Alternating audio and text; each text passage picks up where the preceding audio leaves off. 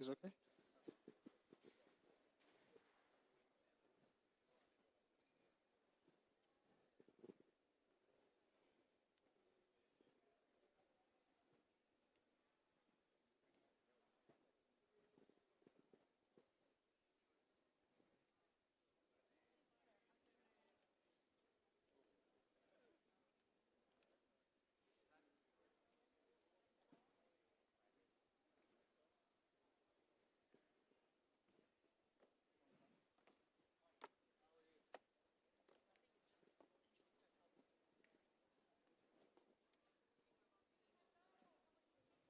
Ladies and gentlemen, I wish to ask that we please settle down and we rise for the national anthem of Nigeria.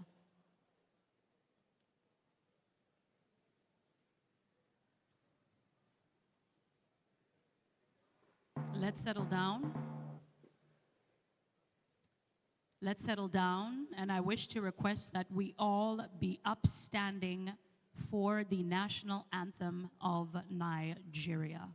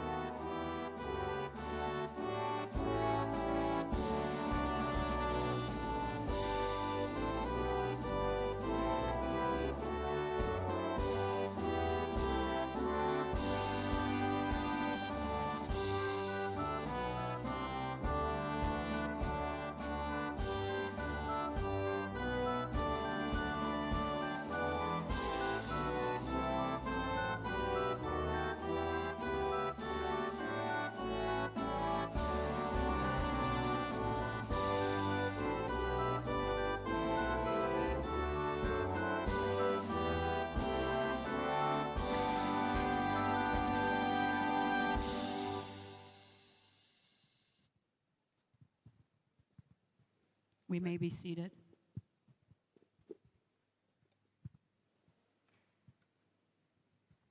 Ladies and gentlemen, distinguished guests, ambassadors, ministers, all protocol observed, good morning and welcome to day 2 of the Omniverse Summit.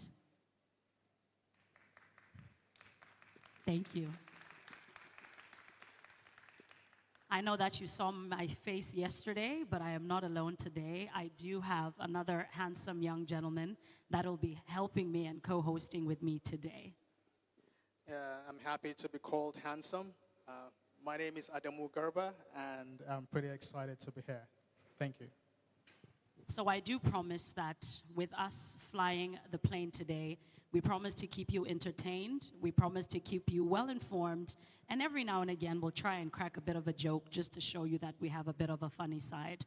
Again, welcome to day 2 of the Omniverse. If you were not around and you missed it yesterday, don't worry. You are in good time. We have a lot packed for you, a lot prepared for you, and a lot for you to experience at the Omniverse.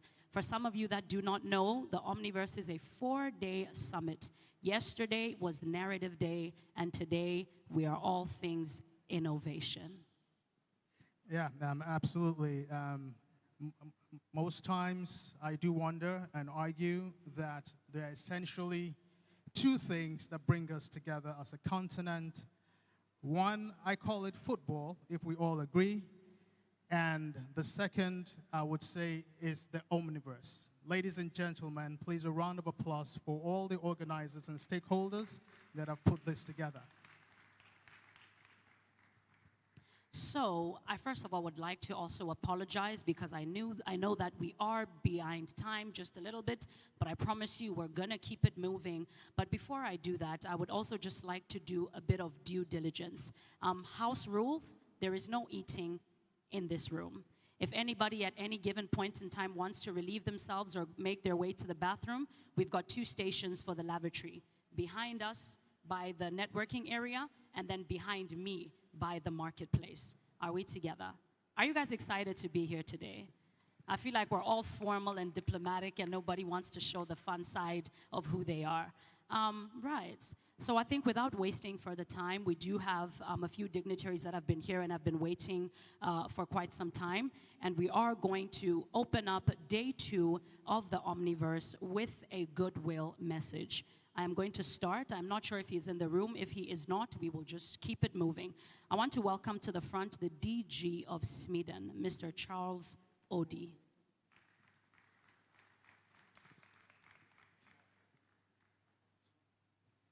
All right, that is not a problem. He is not here at the moment, but he will be joining us. So, another fine gentleman doing amazing things in Nigeria. I'd like to welcome to the front for a goodwill message. He is the Honorable Commissioner of Ministry of Science and of Technology, Dr. Yusuf Ibrahim Kofa Mata, PhD. Let's give him a round of applause as he comes to the front.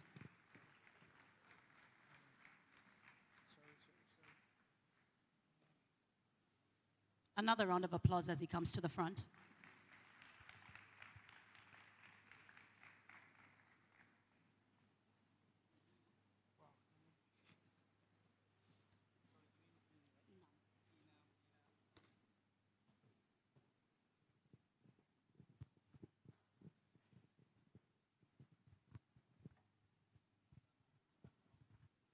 Ladies and gentlemen, when we arrived yesterday, I saw something wonderful, something amazing. I said to myself, wow, this is Omniverse.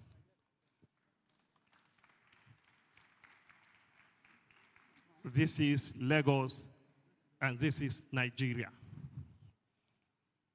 This event is one of the points where friendly partners melt together to form an ecosystem.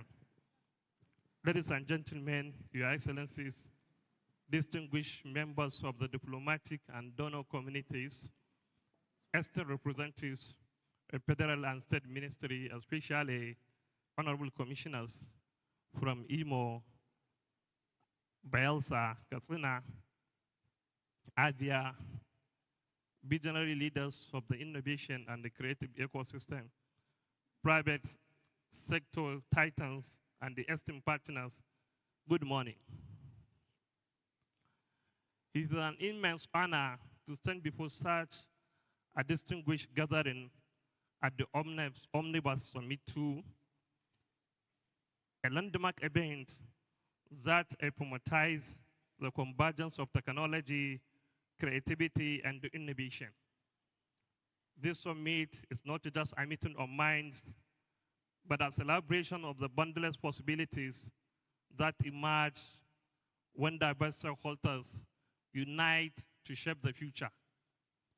As the Honorable Commissioner of Science, Technology, and Innovation in Kano State, I'm here under the visionary leader of the Executive Governor, Abba Kabir Yusuf, whose commitment to leveraging STI and ICT is driving Kano into a new era of progress.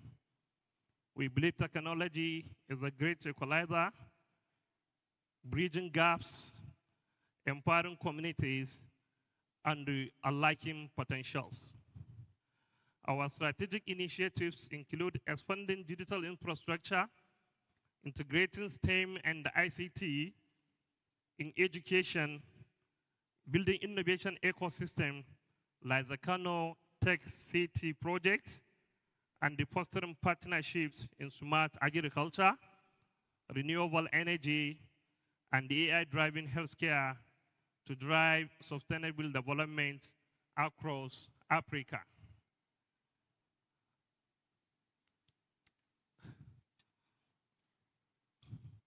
This summit represents a unique opportunity to align our efforts with the global tech ecosystem. Kano State is eager to partner with innovators, investors, and stakeholders from across the world. We therefore invite you to explore collaborations that align with our vision, transforming challenges into opportunities and leveraging technology to create a lasting impact. To the diplomatic community, your presence underscores the global significance of this event and the shared commitment to fostering cross-border collaborations.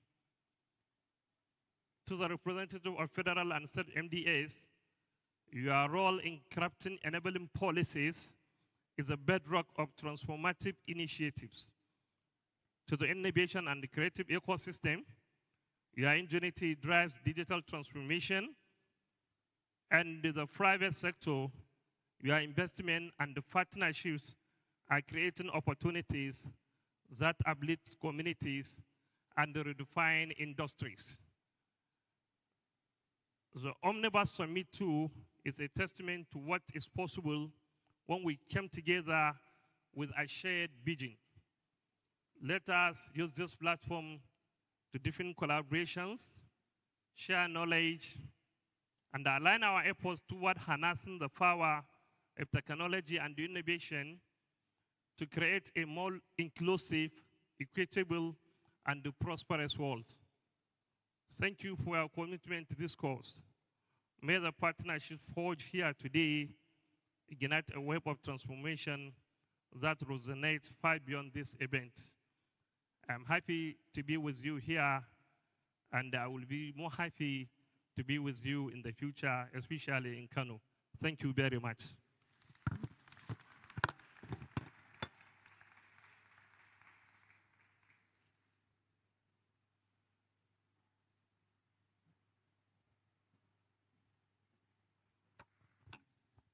Thank you so much, Honorable Commissioner. We can give another round of applause. Just to do a recap, the theme for Omniverse 2025, I don't know if I should ask you or I should tell you. I just want to know if any of us remember why we're here. Can I just ask, can we remember the theme for Omniverse 2025?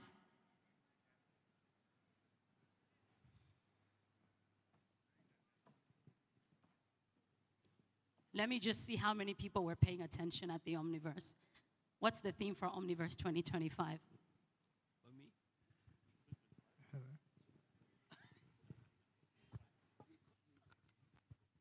The theme for Omniverse 2025. Unified by vision, empowered by collaboration. Can you hear that? Please repeat again, Dr. Tweba. Unified by vision, empowered by collaboration.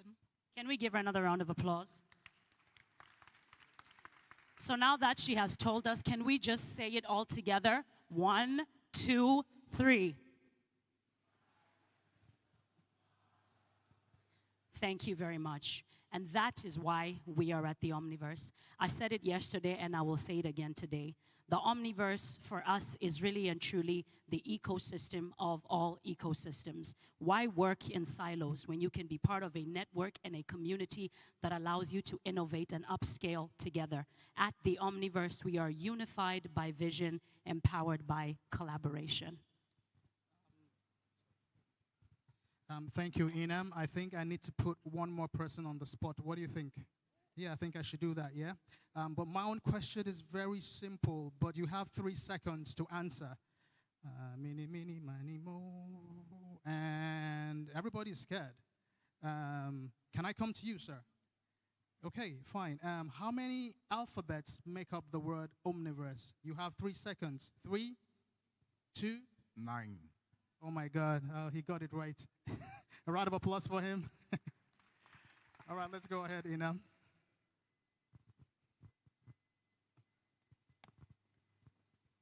I just wanted to make sure our senses were awake. Again, welcome to the Omniverse 2025. I'd like to welcome this morning an astounding gentleman to come up and give us a goodwill message.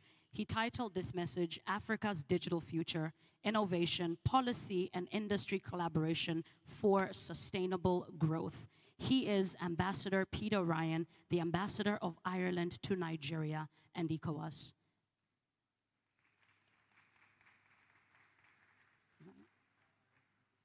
All right, awesome. He will be joining us very soon. I'd also like to welcome for a micro talk, Building Bridges, Lessons from Danish African Partnerships for Sustainable Development. This is the General Counsel, Jetta Jerum, the Consul General of Denmark. Can we give her, she's a woman, can we give her a round of applause? We know the truth. Thank you. Am I audible? Thank you. On an informal note, you said micro speech. It might be a little bit longer than micro, but we have some very important words we want to share with everybody from Denmark. Let me also note that I was not here yesterday because we had a delegation from Denmark. But I'm really happy that we get a chance to share some words from the Danish side today. Formally, of course, I stand on existing protocol. And ladies and gentlemen, distinguished guests, and esteemed partners, innovation and partnerships and collaboration, it's for everybody. Innovation is in everything, and it's not just a high up in the sky, fine word. It's actually what makes something happen for everybody. So every person on this earth, whatever they do, is also somehow part of some innovation microsystem. So I think this is very, very important because it is something that is important for everybody in this disruptive world that we live in. Let me also at the same time bring greetings from our Danish embassy in Abuja and acknowledge also probably today our colleague Hilda, who is here from the embassy as well, besides my colleagues Victoria and Nusa, who is also here from the Danish consulate. But it's an honor for me to stand here today at the Omniverse Lagos 2025. It's a platform that embodies the very essence of collaboration, innovation, and shared progress. And as we stand at the intersection of a rapidly evolving global economy, I think everybody who reads news knows what we are talking about. One thing is clear, that sustainable development is not a solo endeavor. It's not only me, it's not only you, it's everybody. It thrives on partnerships, and Denmark's engagement with Africa offers valuable lessons on how to build impactful long-term collaborations. Let me also already here emphasize that when we talk about the African continent, we cannot overlook the scale and the position of Nigeria. So kindly take a note that when I speak about the continent, Nigeria also is at the very heart and position in that space. Denmark has developed a new Africa strategy, which is not just a rhetoric, but it's backed by tangible commitments. It's expanding diplomatic presence, and we're opening new embassies also in Senegal, Rwanda, and Tunisia, besides expanding our activities in Nigeria. We are expanding our embassy in Abuja, and we are also expanding our teams and the way we work at the consulate in Lagos. We have stronger political dialogue to enhance trade, security, and investment. We have greater support for green energy and climate resilience, and we have programs in the strategy to curb with irregular migration by creating better economic opportunities. And lastly, we also strengthen the cultural and business exchanges between Denmark and African nations. I want to share with you 5 important pillars in terms of collaborative engagements. And I think that hopefully will make sense for everybody. The first one is mutual respect and trust. It's the foundation for growth. Here, successful partnerships are not just about transactions. They're about relationships. And Denmark's Africa strategy underscores the equity and fairness and recognize the strengths and capacities present across the continent. Trust is built when partners listen, learn, and create solutions together. An approach that has been driven by successful Danish collaborations in sectors like agriculture, energy, healthcare, and digital innovation. The second part is co-creation and local ownership, which drives real impact. The most effective partnerships, as we see it, are those that are co-designed and co-owned by all stakeholders. And that involves local communities and businesses in designing, implementing, and scaling up solutions. Danish companies like Arla Food and Dairy Farming, APM Terminals in logistics, to Vestas in renewable energy, prioritize local partnerships, ensuring adaptability, capacity building, and cultural integration. The third pillar is long-term commitment, investing in sustainable growth. This is not just a hit-and-run activity, and we talk about that with the Danish stakeholders as well. If you come here, you need to look at it long-term. Danish investments in Nigeria is built on a long-term engagement. And for example, APM Terminals, as I just mentioned, they handle 60% of all container shipments in Nigeria. They have been consistently investing in workforce and infrastructure in Nigeria. And also Danida's support, which is the Danish government support programs in agriculture and green businesses, strengthens Nigeria's food security and industrial base. The fourth pillar is climate adaptation and green growth, and that is a shared responsibility. Denmark has one of the first global laws in terms of neutral targets for climate adaptation. We understand that you cannot go from 0 to 100% in 5 minutes. We are in an oil-producing country. We understand that, but we want to figure out how we can support the ambitious targets that are already present at the continent and in Nigeria, and then find partnerships around that. Because by 2050, Africa will be home of most significant portion of the world's climate-displaced populations, and yet it also holds 39% of global renewable energy resources. This represents a challenge and an opportunity. And we partner with a number of African nations to support a just green transition, and we invest in projects like Lake Turkana wind farm in Kenya and clean energy access initiatives in Nigeria, Sierra Leone, and Congo. And we have also committed our country and the government money and private money to spend significant time on optimizing the cold chain, value chain in Nigeria, Ghana, and Kenya with some collaborative partnerships, and they are currently being developed. The last pillar, and sorry for taking a bit of your more time than micro minutes here, but I think it's really important. That is an area of transforming the future that we cannot overlook. This is how we interact, this is how we make decisions, and this is how we keep ourselves accountable. Of course, we talk about the digital innovation and the future of trade and governance. Without data, we can't do anything. And without energy, we can't do data. So these are automated, interlinked enablers. With over 420 million Africans active on social media, digitalization is reshaping the way we trade, the way we do governance, and the way we deliver service. So Denmark recognizes this shift and is actually collaborating with Nigeria's public and private sectors to enhance e-governance, digital trade platforms, and smart infrastructure for a more connected and efficient economy. Denmark is one of the most digitalized countries on earth. We are 6 million people. We can be in Ikeja, but we think we can bring something to the table and inspire around that sense. So collaborative pillars like these 5 pillars I mentioned to you have guided Denmark's strategic engagements on the African continent. And Africa is certainly not just a continent to watch for its potential for development anymore, but definitely where collaborative implementations of the future are already starting, and we need to talk much more about that also back in our home country. What makes these activities worse is the engagement is when we can be at a platform such as Omniverse and discuss not only success stories, but definitely also the impact. Now time is running, so I'll not share the specific examples.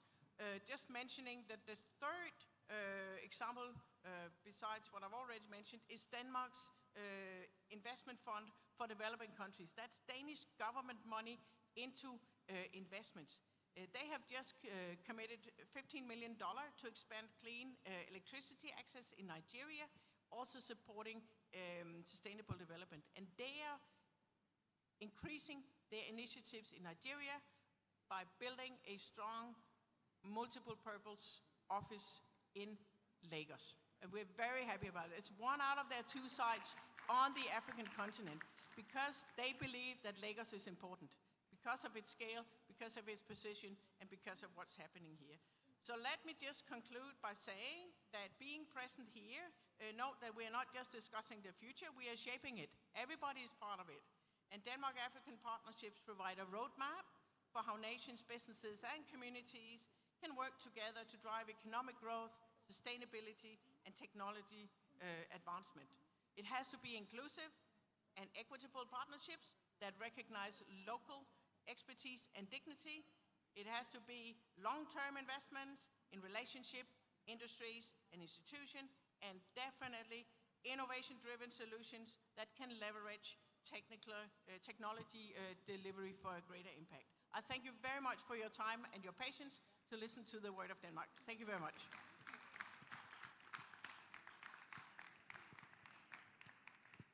Thank you. Thank you one more time for the Consul General of Denmark. A round of applause for her, please. So I think it's time that we fire things up with a fireside chat, which would essentially be speaking to innovation meets education, shaping Africa's future through technology and learning.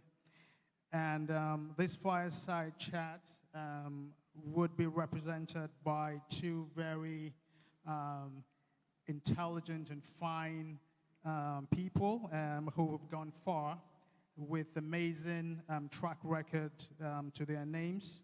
The moderator for the fireside chat has got 16 years experience with CNN and 25 years, experience as a journalist. Ladies and gentlemen, please let's welcome Stephanie Busari. A round of applause for Stephanie Busari. And the speaker is a fine gentleman who has done amazing things globally with initiatives and projects that have spanned across the continent and beyond. Distinguished ladies and gentlemen, please let's make welcome Mike Ferrick, the founder of Allison. Thank you very much. So I'll hand over the mic to the moderator, Stephanie. Thank you. Please have a seat.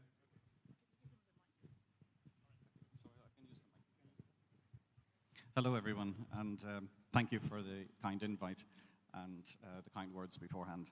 Just before we sit down and have a chat with Stephanie, I just thought to say a few things about Allison so that some of you who don't know of Allison will find out. So just as a beginning, could I ask those, anyone in the room that actually has studied on Allison, could you please put up your hand? Okay. Yeah, so thank you for that, and it's great to see you coming.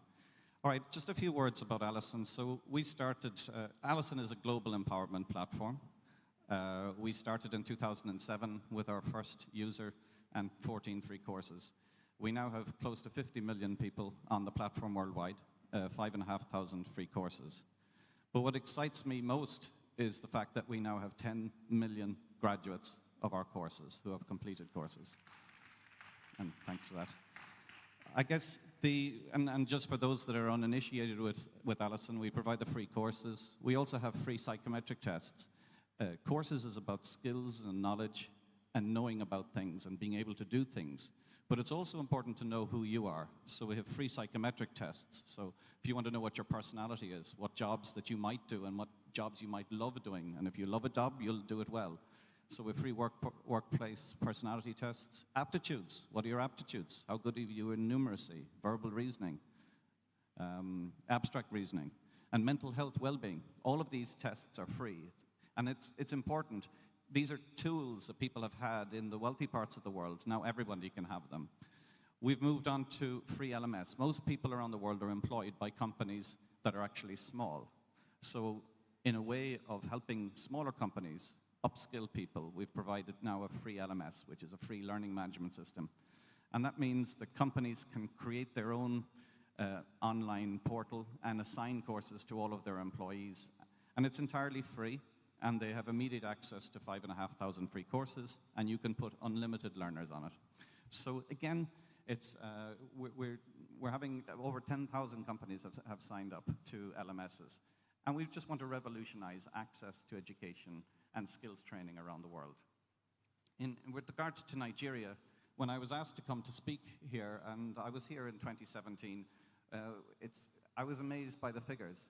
In Nigeria, as of last week, we had 864,000 graduates in Nigeria. and if you add on the assessments, we're close to 1 million graduates in Nigeria. And that's phenomenal. It speaks to the fact there's something in what Alison provides that's really, really powerful in Nigeria. And part of my reason being here for this week is to listen to learners and to find out more of that. The other thing exciting is that when we came here in 2017, we had no staff here. Now we have an engineering team here, and now we have a publishing team here. And this engineering team is not just an add-on. Believe me, Alison, as you might know, sends a lot of emails around the world. We send 3.5 billion emails a year. With 50 million users, you actually do that. And all of the engineering for that was actually built in Nigeria. So, yeah, Nigerian engineering is as good as anywhere else in the world. And it's something that I want to talk to Stephanie about, is just having the confidence that you can do things that is world-beating.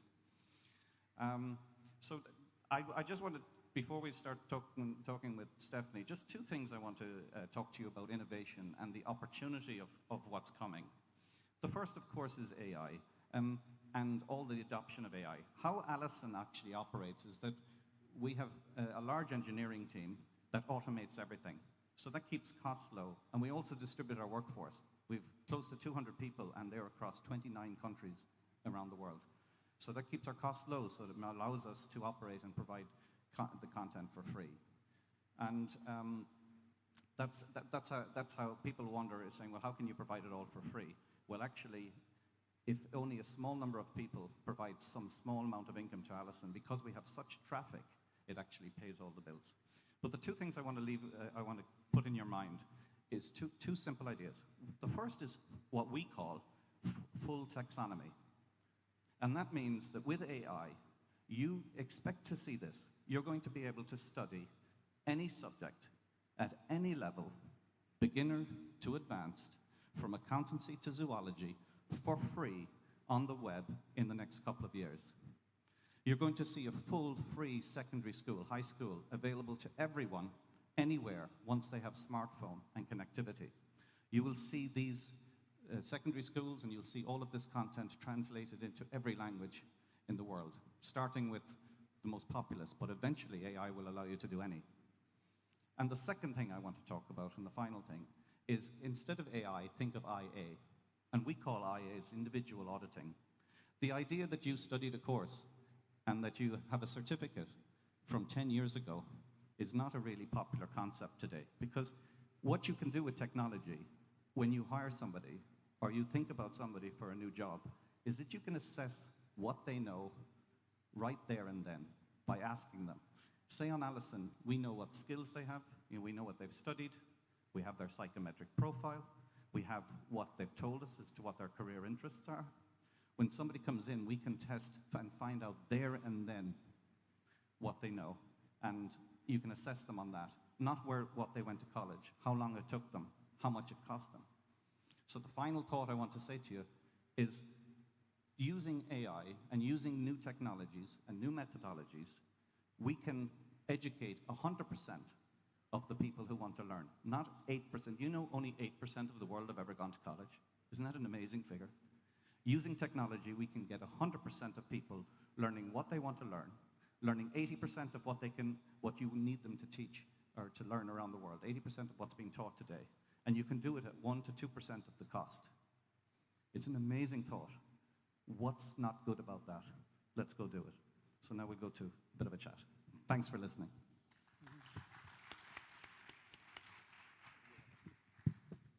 Good morning, everybody. Another round of applause, please, for Mike. So thank you, Mike, for joining us, all the way from County Galway in Ireland, by the way. So is university going to become obsolete with platforms like Alison and the way that AI and other technology is shaping education? What's your take on that? Well, universities have to change how they work. The idea that people go for 4 years to learn a certain amount of education, do a certain amount of education, that is wasted time. There's an awful lot of attrition in universities now. People don't learn enough, quickly enough, and in a broad enough thing. So they're charging too much for what they offer. If you're doing a certificate or diploma or a degree in most colleges around the world, you can learn 80 to 90% of that online. So that is going to become redundant. And universities today, you need to think of what they actually provide. I know that we looked at the Irish universities some years ago, and we looked at their balance sheets, and we looked at what they spent money on. In fact, they spent more money on accommodation, bringing people to the university, than they did on education itself. And my argument to the university presidents is that they're actually in the tourism business, and they're in the social development business. They're not in the learning business. Where you do need universities is obviously if you're teaching a medical doctor, you don't want somebody learning online about how to operate, okay? Or a vet or anything like that. So in that way, so the universities have to redo their businesses, and they have to figure out where they actually are providing unique value. They are not providing unique value in just disseminating knowledge and skills. So they have to get out of that business, and that will be taken over online. Where they do bring in real value is having on-site, the laboratory, or the actual practical experience, or meeting the professor, or meeting in groups. So that there is still a role, but they take up too much time. And yes, we need to, and of course, as I was saying there in my few words, is they don't address enough people. There is a phrase I heard once that Nigeria needs 20 new universities every year for the next 20 years to meet current demand, okay? It's like, so hello, the system we have is not working. And I guess that's the challenge to Africa in general, not just to Nigeria, is to use the opportunity of technology and not to be afraid to do things differently. If everyone was starting around the world to start again, they would do things differently, and Africa has that opportunity. Okay, great, thank you. So let's talk about Nigeria. 864,000 graduates. And, Nigerians are big learners. That it's not uncommon to have people here with 3 or 4 degrees. So why do you think your platform is so popular? What do people tell you? I know you've met a lot of your graduates here. What do people tell you about the platform and why they're so engaged with it? And also, can you share a success story from here that illuminates the work that you do? Okay. Why does Alison? Yeah. Yeah, What do why they it's tell popular. you? Well, there's no question that people in Nigeria like free. Okay, so that's a main thing. I guess the other thing is just about modern learning, is that when people sign up to a particular course in university, they're kind of, once they've paid a certain amount of money, they're stuck to do that course. Whereas in Alison, if actually you're doing a course and you say, you know what, I thought I liked this. I thought I liked psychology or something like that, but I've now studied a bit, and you know what, I'm not so interested. You stop and you start another one, no cost to you. That flexibility is great. And I think that goes to where we're going with learning generally. People are better learners if they're studying what they want to learn. So when we have a limited system, it stunts learning. Whereas if we can study anything that we want to study at any time, at any level, we allow our curiosity to follow us. And I think that that's a trait that I've seen in Nigeria. People like learning here. And people like learning for the sake of learning. They're not just learning it to get the certificate. And I think that long-term, like an innate entrepreneurialism, which is also in Nigeria, will allow Nigeria to be a phenomenal force globally in time.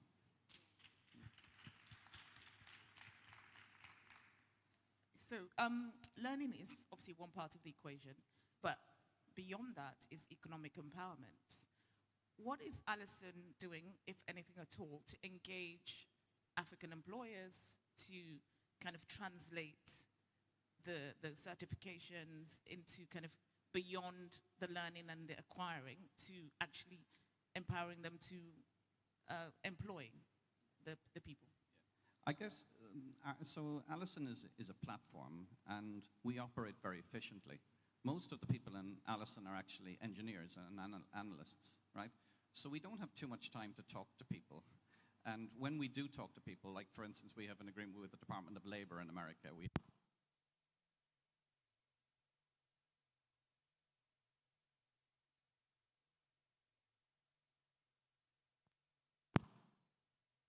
Again? Yes, We're back again. Okay. So we will talk to the Department of Labor, but we really need to talk in Nigeria to government level.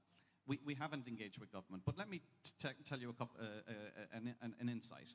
So in Nigeria last year, we at Allison provided 2 million hours of free learning in Nigeria. Okay, so on average, if you look at how much that's worth, if you look at, we've done some research, and most researchers would say that it's worth for the government to pay $5 to $10 for completed learning. So that's about 15 to 16 million euros worth of learning that's provided in Nigeria alone. Now, I'd love to build the Nigerian government for that, so if any of you know who I should send an invoice to, let me know. I think Obiasika knows. Yeah. No, but I'm only joking. But in America, we have 3 times that. So, and then if you value learning at $20 to $25, that's about $150 million of free learning that we've provided in America. But if you look at worldwide, I looked at the figures. So last year we provided 3,103 years of free learning globally. So on an economic basis, that's around $350 million worth of learning. So we're providing that, but no governments are really approaching us because it's hard to work with them, and they usually require long conversations, and we're just too busy getting on with it. Yeah. So you've said in the past that people here need to be more assertive. What do you mean by that? Are you talking about the government level? Are you talking about kind of individuals? What did you mean by getting more assertive? Okay, so I really like this question. Let me tell you that at Allison, we are translating all of our courses into 75 languages. We're using AWS, Amazon, so they have a translation tool. Can I ask you, I let you think about this. Of the 75 languages that are provided, do you know how many are African? There's Afrikaans and there's Swahili, okay? Just 2 of 75.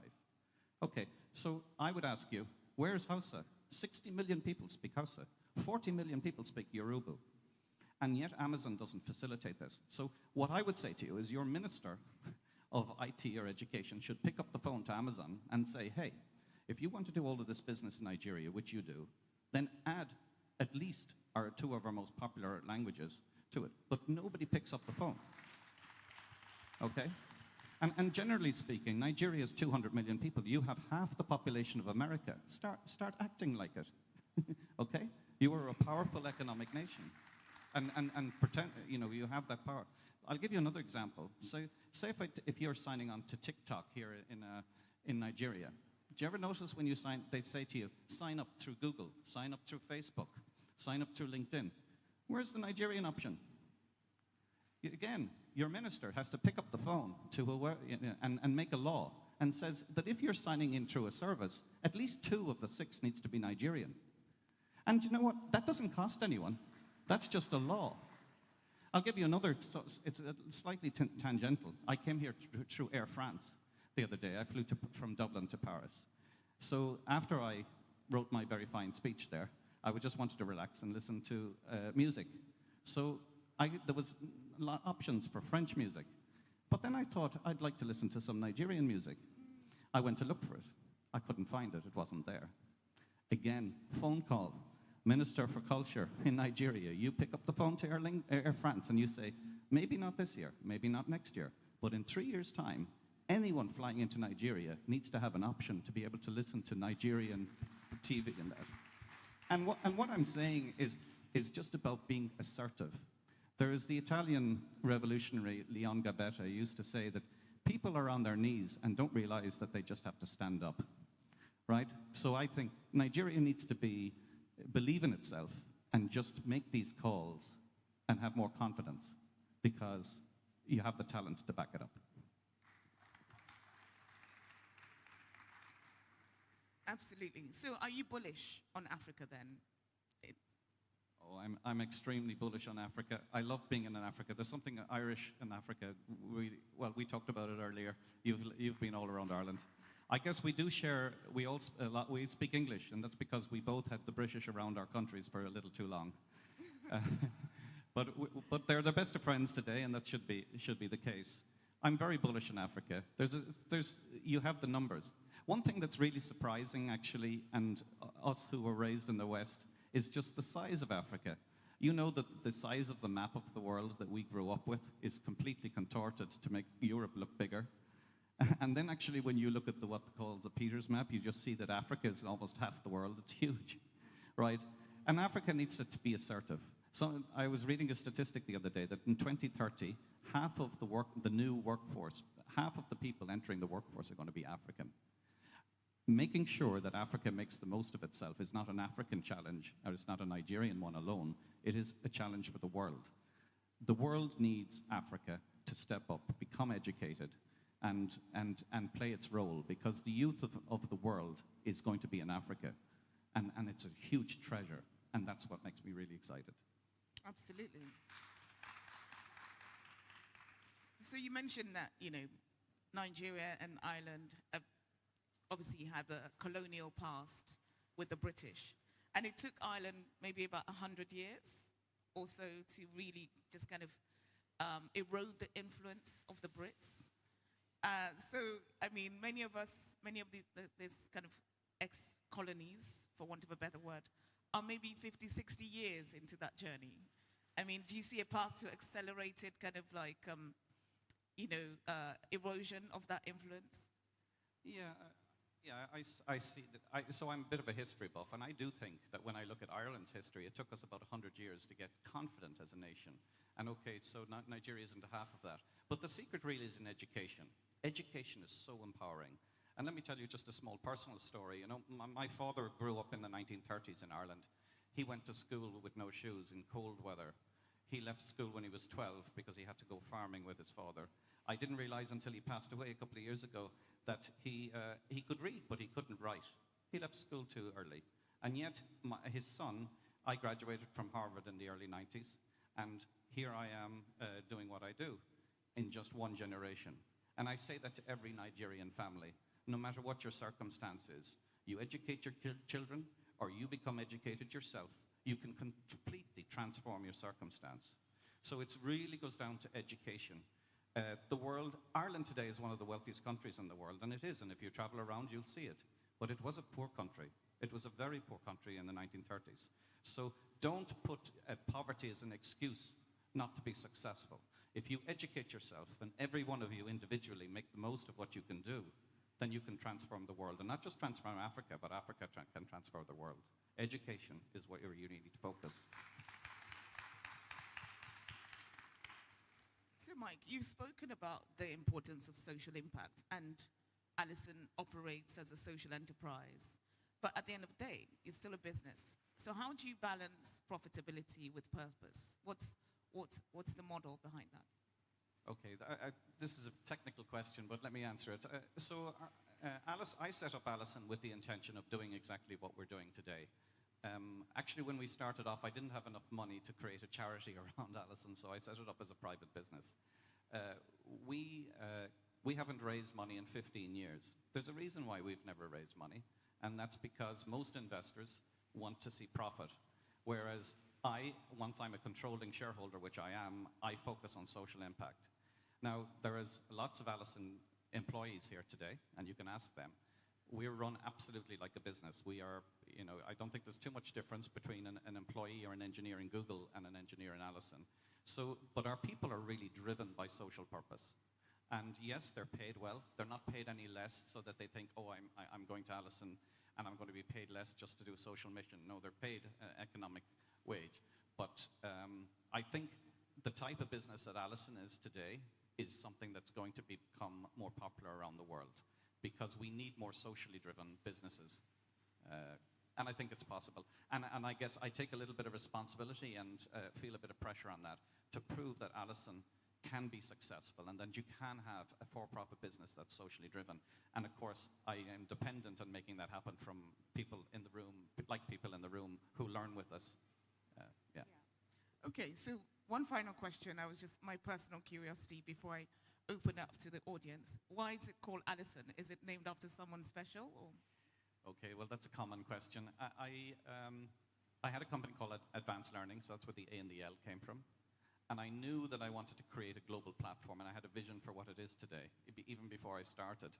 So I tried to get a short name that could be like Alibaba or Google, that could morph into lots of different things. So I came up with Alison, and it was cheap. So then I had to find out who owned Alison. And of course, there was a lovely lady in New York whose husband was an engineer and had booked Alison.com, and she had lots of her cats on it.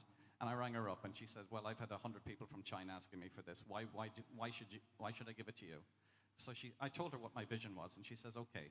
So we did a deal. She says, okay, for $10,000, I'll sell you the domain, but you have to come to New York, and you have to bring me and my husband, Earl, out to dinner and to a Broadway show. and I did that, and I bought Alison in 2004, that name. And it's worked well, because before we bought it, we just checked it. It has to be roll off people's tongues in every language, so Chinese, Arabic, and we're very happy with it. It works. Yeah. Fantastic. $10,000 and a Broadway show. That's a bargain. So now I'm going to open up to the audience. We'll take 2 or 3 questions. Please keep your questions brief, no commentary, because we are running out of time, but I want to give you an opportunity to ask Mike a question. So we have one hand over there. Is there someone with a mic that's going to help us to steer this? We have one question over here. Another hand in the middle row, 3rd seat or 4th seat over here. So we'll take 3 questions. I think we'll be able to do that with our time.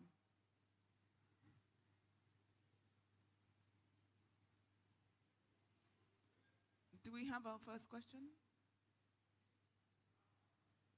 Okay. Is there someone with a mic? You have a question? No. I'll come to you. Is there someone with a mic? I can't. Oh, okay.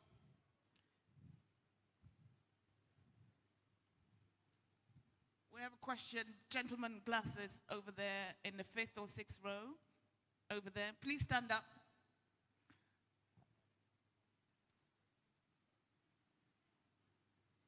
Hear me? Good morning, everyone, and good morning, sir. I really enjoyed your discussion. My question is, what is Alison doing to democratize education for persons with disabilities? Both, physical, it's an online platform, so they don't have to move about, but people with learning and other forms of disabilities, what is Alison doing to ensure that they have access to the hundreds of thousands of materials and courses that they are? And I'm also an Alison graduate, so thank you very much for what you do. Do you want to take that quickly? Yeah. Okay, well, thanks for being an Alison graduate, and that's delightful to hear. I guess there's a European standard called the EEA standard, and it's actually becoming law this year, where the presentation of the website has to be done in such a way that it is far more accessible for people with disabilities. Okay. And we're in the process of applying the rules for that. There's always a challenge in that the website has to look attractive, because it's a competitive world out there, but at the same time, we're very, very conscious of people with disabilities. So one of our core tenets is all about inclusion. So I can assure you that in everything that we do, we have that in mind. But sometimes there's technical limitations on what we can do. So I won't say that we can redesign. I guess my dream would be that the website is accessible in every way to everyone. We're doing what we can, and I think more than what we have to do. Fantastic. Gentleman in the middle row over here. I have the microphone. That's a microphone. Hello, everybody. Okay. Yeah. Hello. My name is Jobina. I'm from Edo Innovate. So I wanted to ask if Alison is open to partnerships with my organization for online learners, because what they do is kind of what we do, but our trainings are in person and on site. So I wanted to see if there's a way we can collaborate and they can also offer our learners some of their certifications. Well, very much open to collaborating, and we do. You know, the learning management systems that I mentioned earlier. We have tens of thousands of companies using them, but there are many NGOs using them as well. And I guess what we think we provide is that we provide the learning to anyone who has a smartphone or an internet access, that you can organize your learning through the LMS, and rather than you investing in content, let us do that. And if you're missing courses and you want them, you tell us, because we can create courses for you very quickly. So absolutely, you know, just talk to me afterwards or just connect with us online. But always open for partnerships, I assure you. All right, that would be great. Okay, great. Next question. We have a gentleman here in the middle row. Can we get into the middle row here?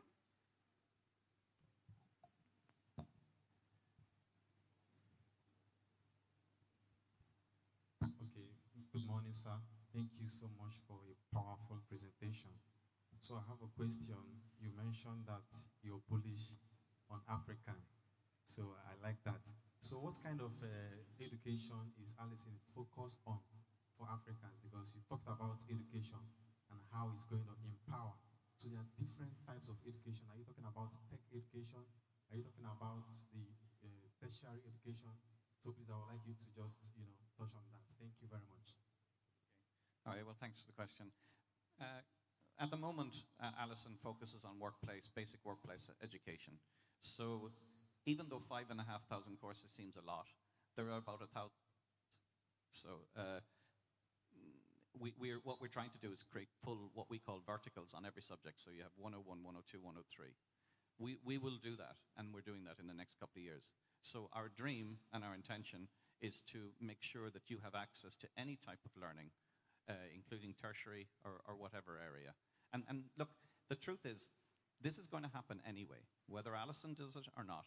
I guess what our determination is to figure out a business model that allows you to access it for free. Because too much around the world, education is treated as a way to make profit, when actually my view is that it is a public right. I have in my office the United Nations Declaration of Human Rights, and it's hanging on my wall for 20 years. Article 26, education shall be free. We're making it happen, and that's our goal. So my answer is we want to fulfill every requirement that you have, and we will do it. Just give us time. Thank you. Questions? Oh, Consul General. All right, thank you. Good morning, everyone. My question to you, thank you. My name is Oladmeji Lawal. I work with CBAC. CBAC is an agency of Nigerian government under the Ministry for Federal Ministry of Art, Culture, and Creative Economy. So my question is this: what do you think, or what would be your advice to the Nigerian government in do better in helping social enterprises in Africa? What do you think African government can do rather to help social enterprises? What do you think we can do better as a government? Thank you. Okay, I'm not sure I heard all of the question, but just in terms of helping social enterprises in Nigeria, I guess our expertise is really about education and skills development. So there's an awful lot of capacity building in these organizations. Are they organized properly? Do they have proper boards? Do they have proper governance? Are the people who work in these organizations, are they properly trained in everything from accounting to project management to whatever? They can learn these skills. So we can't go out and do the work for them, but we can train them to do whatever job they take on to do it better. So in that way, I see it. And also, every NGO in Nigeria should be using Allison because it's free. And the courses are there, and it's unlimited users. So why wouldn't you use it as a resource? I would say spend your hard-earned and got money on something else. Use the learning that is there, because resources are hard to come by. But when they're free online, use those and focus on spending on something else. Great. Consul General, you had a question. I think this is a very, very important initiative and work you do. Because the thing is, how do we develop sustainable business models? So, for example, we have technical schools in Denmark. We even talked with one of the states last week, and even one of the schools have hundreds of different technical education programs, vocational programs. We build it modular. You do practice. You go to companies. How much can you do virtually? All the things. It's back to talking about what skills levels do you need, for example, if we want to get them back into the European space. So, for example, doing work in Nigeria, but delivering for European companies, as one example. We have technical companies here. It's the private business who is financing it. They work with ICMPD. They work with the Nigerian Board of Technical Education. They try to change the curricula. It's just your platform into that space would make a lot of sense to understand how do we include that, but also what is the business model when you say it has to be free. We know that has to also be incorporated in some kind of a model. So I'm very interested to hear more about that because, education is everything. And if we don't do anything about it, we all know what will happen. Thank you. Hello, so I am delighted you asked that question, and thank you. I guess my way of looking at it, you said an interesting thing there that, there is a market in Europe for hiring trained Africans to come to Europe and help our businesses. I would say, well, that's not exactly what Africa wants because you're draining your people out. One thing is, so you talk about all of that expertise that is in Denmark. Governments have this, have expertise all across Europe. My challenge to them is to release the education that they have and make it available to everyone in the world.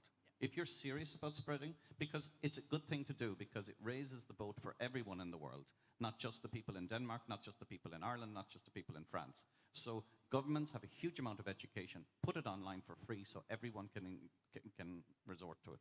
Yeah. Can I just specify, I do not mean that people have to go to Europe. They are educated here. People come here. They create jobs here. That's what's happening. Okay. So let me rephrase it, because that's very important to understand. I'm not telling them to do the other way around. But if you have to export more in Nigeria, and you have to hire people who fit those criteria, you need to know that the education and the curriculum fit that, and that's the scope that we're trying to match. But in Nigeria or in another African country, that's the point. So let me be very clear about that. So thank you. Okay, point taken. Thanks. Okay. So one final question before we... Okay, we have a hand up in the middle here. Please stand up.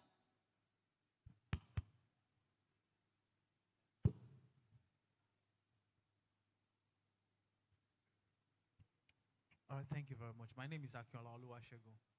I work on a radio station. So this is my first time hearing about Allison, actually.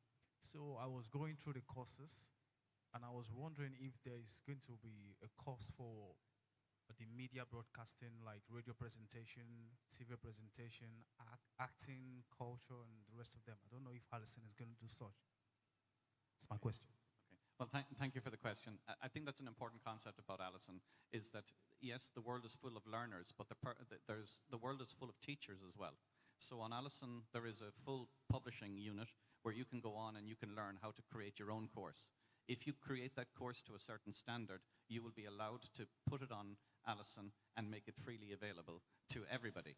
And there is about 400 to 500 publishers on Allison. All of them make money, because when we make money through certificates, Hello? Yes. Hello? Yes. Just one final comment.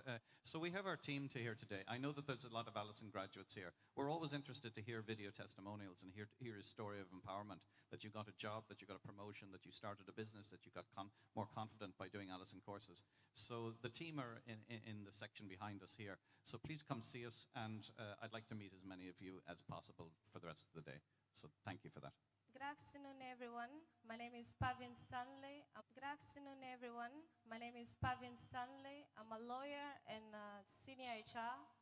So my question this afternoon is, what are the future plans for East Africa? For countries like Rwanda, Tanzania, we believe we have youth who are eager to learn and gain new skills.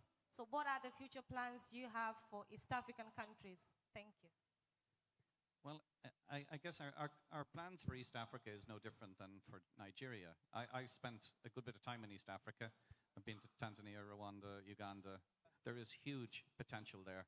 So we're only a small company at the end of the day. I know we have very large figures, but we're less than 200 people. So for me, I certainly travel there to listen to what the needs are. But I think that the needs for learning are universal, and we're trying to provide a universal solution. That's what we can do efficiently and in a sustainable way. It's very hard for us to focus on any one country in particular, or maybe we can as we get larger. But for now, we just focus on the same solution to create universal solutions for everyone. That's what we're capable of doing today. That's what we're capable of doing well today. But who's to know as we grow globally? Like we would hope, we have 50 million users now. We look forward to getting to 100, and hopefully by 2030 we'll get to 1 billion. So we'll be doing more in Kenya and other places like that by then. Thanks for the question.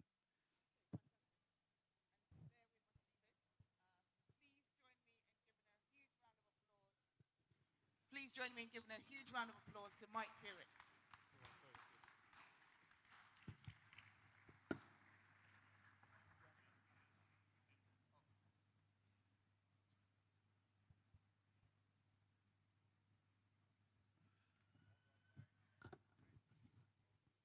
Another round of applause for Stephanie Bussari and Mr. Mike Ferrick. I'd also like to welcome the Omniverse staff and stakeholders to join them in this photo op. Can we have DG, Mr. Obiasika? Can we also have heads of GIZ?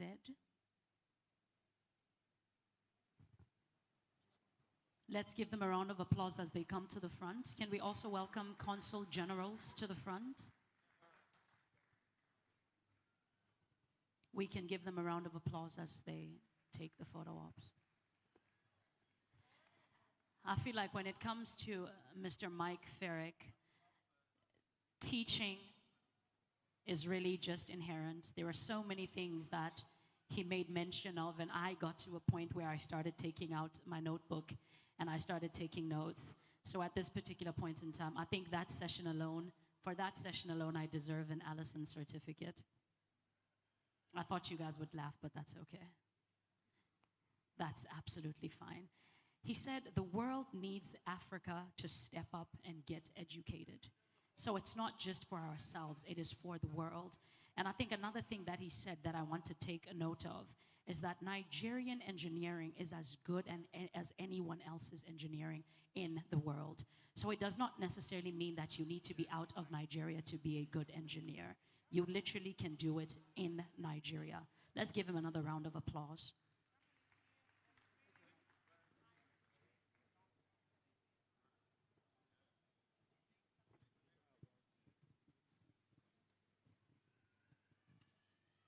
Another round of applause as they go back to their seats. For some of you that walked in while the conversations were taking place, today is day 2 of the Omniverse, and the theme of the day is innovation. So we are all things innovation. We are all things collaboration. So I also just want you guys to give yourself a round of applause for actually making it here today. I know it's not easy. I know it's not easy, but for the mere fact that, I think I need to talk to Mr. Ferrick after this, just for the mere fact that you came here needs to be certified in one way or the other. So we thank you for taking time out of your busy schedules, out of your studies to be at the Omniverse 2025. And just quickly, while they are doing the photo ops and they settle, I also just want to make mention that the Omniverse is supported by the GIZ. Yesterday I tried to pronounce it. I'm going to try and do it again today because I feel like I'm getting the hang of it little by little. Yes, the Omniverse is supported by the Dutch Gesellschaft für international Zusammenarbeit. I'll get it right. By 2026, I'm going to get it very right. And that is the GIZ.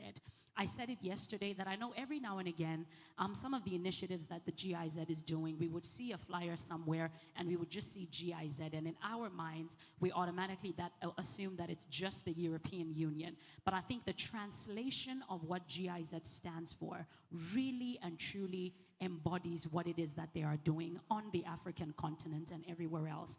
I want to translate that very quickly. So the GIZ, translated in English, is a group of people with shared interests or purposes working together collaboratively. I would like us to give them a round of applause for that. I also want to mention that it is not just the GIZ alone. Along with its co-founders, the German Federal Ministry of Economics, Cooperation and Development, the European Union, and the Swiss Agency for Development and Cooperation. I also want to take time to thank all of our other partners and sponsors that are in the room today, such as Smeden, such as the UNDP, such as Genius Hub. We will mention all of them later going on, but I just want us to take our time and I appreciate our partners and our sponsors for coming on board Omniverse 2025. They are actually the reason why we are in this room today, and without them, we wouldn't have been able to put together this event. So let's just go ahead and give them a round of applause. All right, I think we should give NM a round of applause as well. And I don't think I'm going to attempt to pronounce what GIZ means. She's already done a fantastic job in trying. So we're going to delve into the second panel session, which will be speaking to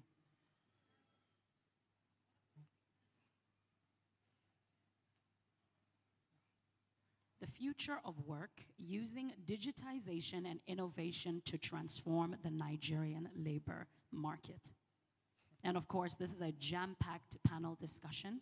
And as we go about it, this is our first panel session for the morning. Of course, after the fireside chat, we will call the speakers and the panelists to the front, and please, let's show them a bit of love. It's not easy to come up here and stand and speak. So as we call them to the front, please just give them a bit of a round of applause and just encourage them onto the stage. Okay. All right, thank you very much. All right, Mr. Samuel Oka, who is CEO Siteworks. Are you here? Please, we a round can clap of applause. Better.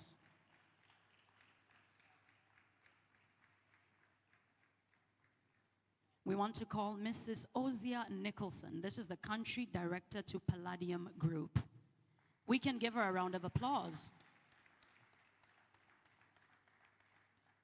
Mrs. Feisayo Alayande is Executive Secretary, CEO, Lagos State Employment Trust Fund, LSETF.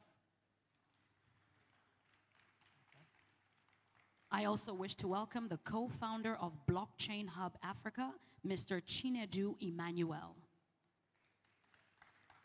Please come up to the front and take your seats as we call you. Let's also make welcome on stage Country Manager, Powerland Project, Ayo Balogun. And then last but not least, the moderator for this session, partner and... Now, according to the World Economic Forum, the world of work has been revolutionized over the past 2 decades. Mobile devices, e-commerce, and social media have dramatically reshaped how and where we work. But today, we find ourselves on the cusp of something even more profound, of an even more profound change, one that is driven by artificial intelligence. Now, AI is not just altering jobs, it is creating new roles, redefining skills, and sparking unprecedented innovation across every sector. Here in Nigeria, the digital transformation we witness is accelerating rapidly, and from the rise of remote work to the emergence of AI-driven efficiency tools, traditional labor structures are being disrupted and reimagined. So the question before us is no longer if change is going to come, but how we can harness this revolution to strengthen our economy. how can we leverage these innovations to enhance employability, empower our young workforce, and build a resilient future for our nation.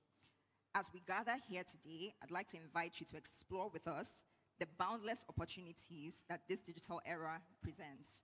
I want us to leverage this dialogue session to challenge ourselves to think boldly and act decisively in retooling skills and creating sustainable growth. And now we're going to kick off the panel session. So I'd like to thank our speakers for joining us. I believe it's going to be a very enlightening session. And I'm going to start with, I think it's important that we start the conversation with workforce readiness. As an employer, I tend to, as an employer of labor, I tend to find that it's a big thing. You hire someone and you're even wondering, are they ready to even do the work? Are they ready to be in the workforce? So I think let's start with around that premise. So I'm going to throw this question to Mr. Samuel. Mr. Samuel Okwa, yes. So my question is around Nigeria's blue-collar workers and artisans, and just around them being often left behind in digital transformation. The question I have is, how can AI-driven platforms create meaningful employment opportunities for this sector, especially given that they make up majority, the informal sector, they form majority of the workforce? All right, thank you very much. Okay, I'll start by saying that construction is one of the slowest sectors to catch up with technological evolution, especially when it comes to software technology and AI, right? In Nigeria, presently, there's a system of recruiting construction workers. That's number one. Number two, the system for career growth or personal development or improvement for these blue-collar workers is, it's in place, but it's not really broadly implemented. Quite recently, and recently is like in the past 10 years, we've seen that the collaboration between the private sector and the public sector has seen systems being put in place for certification and assessment for these workers, right? But then post-certification and assessment, there is little data as to how these artisans are actually doing and what kind of jobs they're able to get, right? So recently we had put up a platform. First off, we started by just collecting the data and information of construction workers, and then just reaching out to construction companies or real estate firms or repair companies to be able to outsource these guys, to them. But that's a very, very slow process and it's very inefficient. So we thought about what kinds of platforms can enable these artisans to be independent and then to be accessible to the public. So we thought of something like an Uber-like application, because you just need to enter your location and then it pulls up the kinds of artisans that are there. But the good thing about these platforms is that we collect the profiles of these construction workers. We collect a bit of data about their skill sets, right?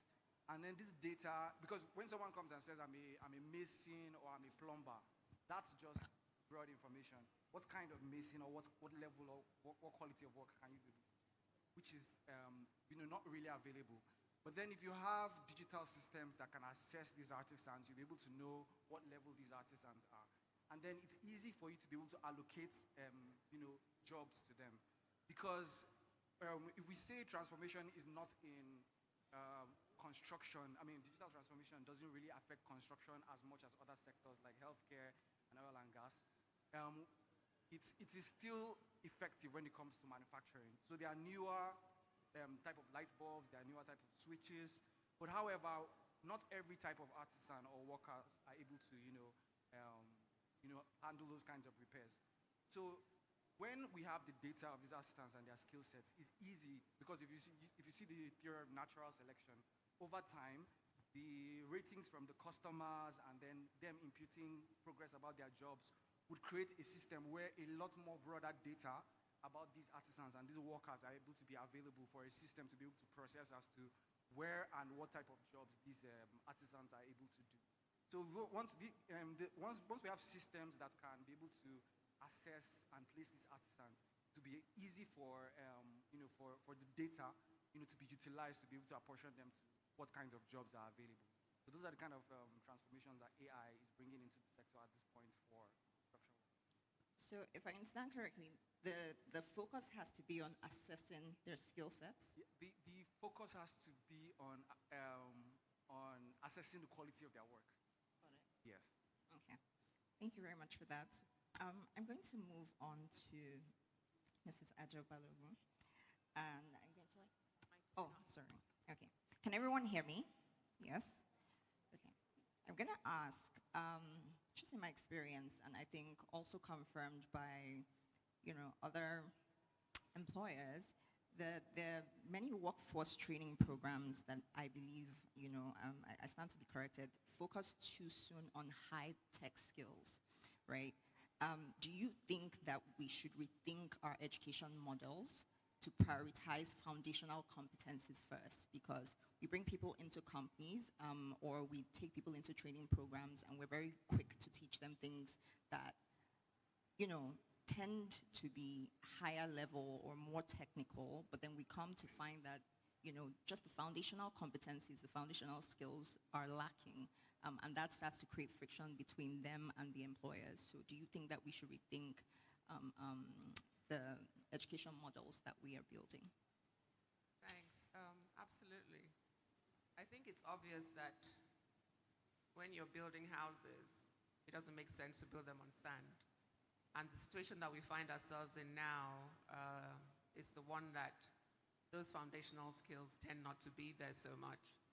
I think it's important for us to be thinking about not just what we are teaching, but how we are teaching it.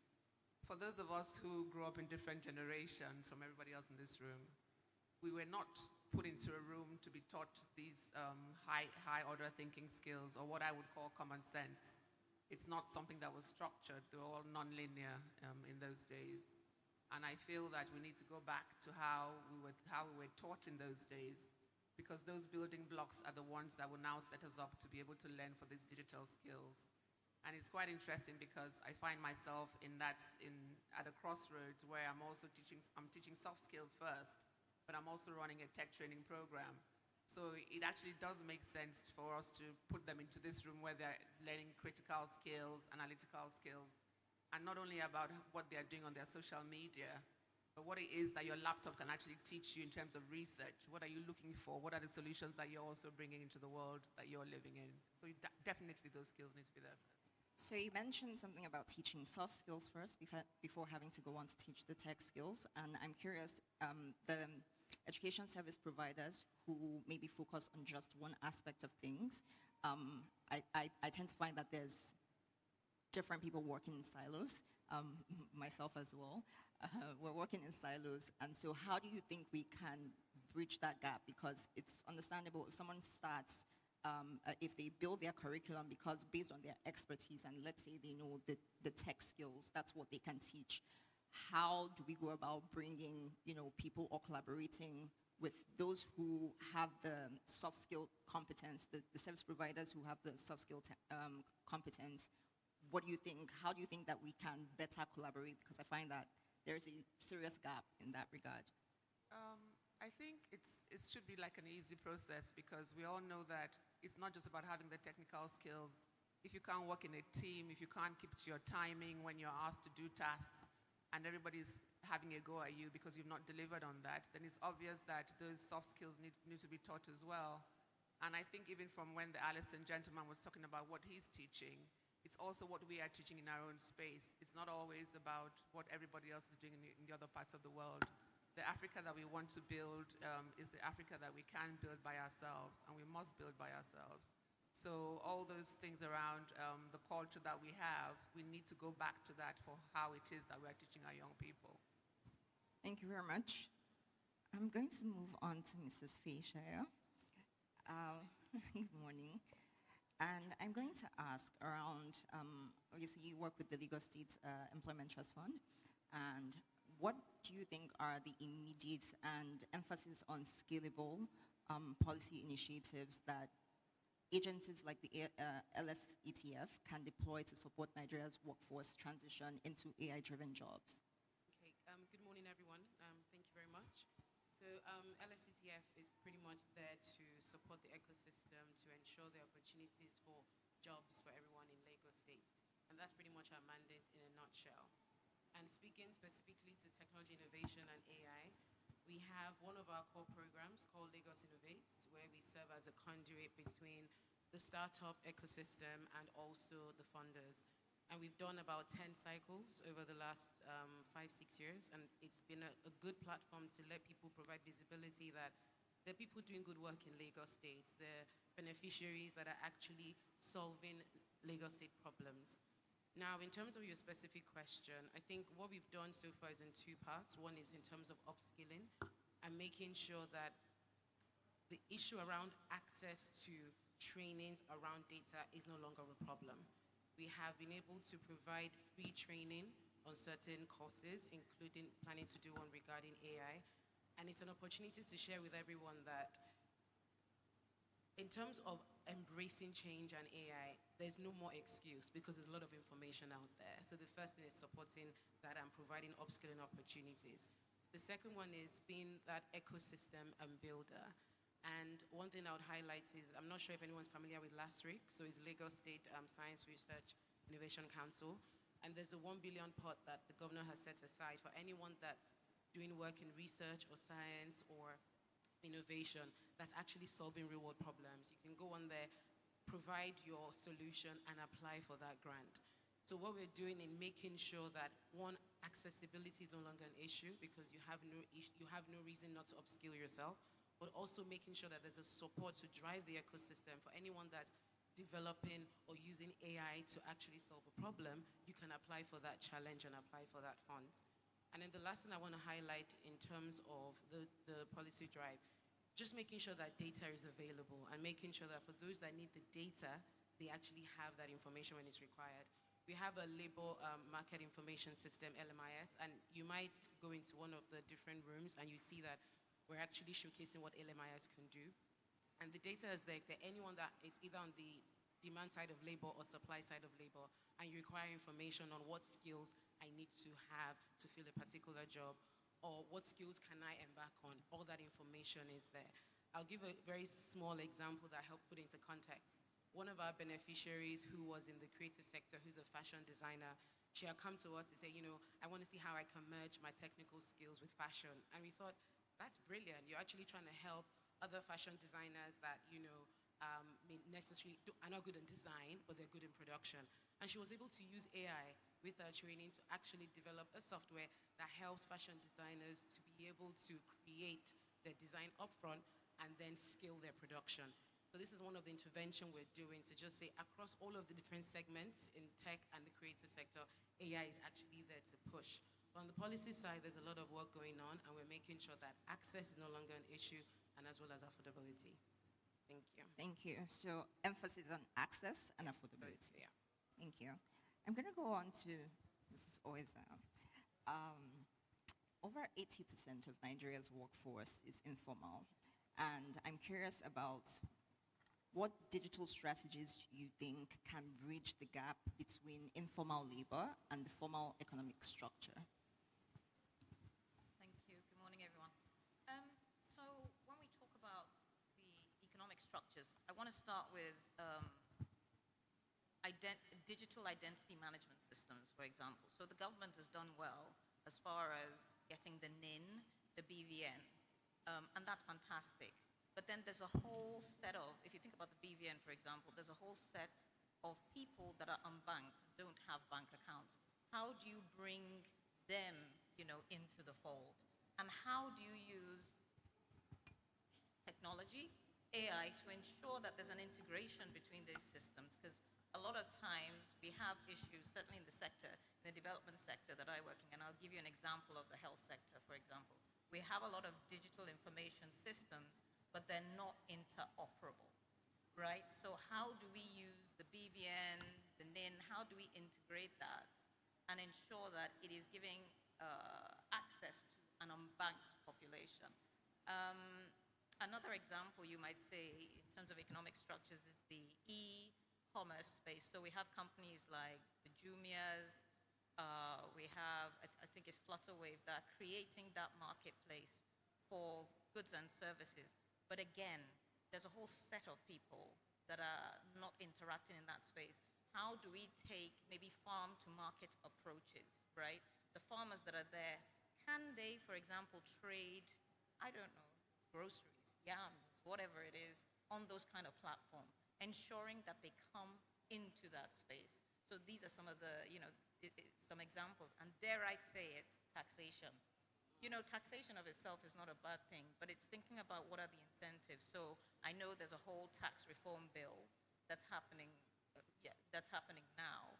And I know the government is grappling with how do you bring the informal sector into that net. But if you flip it and think about what are the incentives, right? How do you make it easy for the informal sector to get registered? The government has done a lot around business registration. I think now you can do it in 4 weeks. It used to be about, I don't know, a couple of months. But imagine if you could bring that informal sector into registration. Now you might ask, well, what's the incentive for them? If they're able to build a whole, I say, financial history, then it means that they're able to access loans from banks, they're able to access insurance, they're able to access, so many other things that they wouldn't have previously been able to access. And then I think the gentleman that first spoke talked about, there's a whole gig economy, isn't there?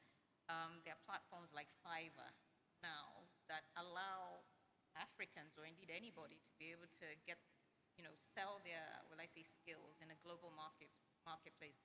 You can as well have something like that is local, right? And whether it's artisans it's bringing in, or whether it's very sector specific. I think in countries like Ghana, for example, they have, so the cocoa farmers, they have an online kind of payment platform, that system. How do we replicate those sort of things? So I think there's quite a lot of opportunity as far as digital strategies and how they can bring in that informal sector.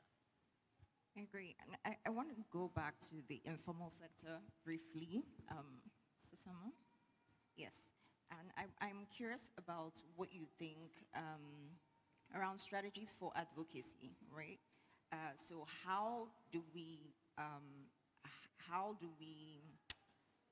what are feasible strategies for advocacy that we can implement or deploy that, would encourage, because I also find that mindset is also a huge blocker, right?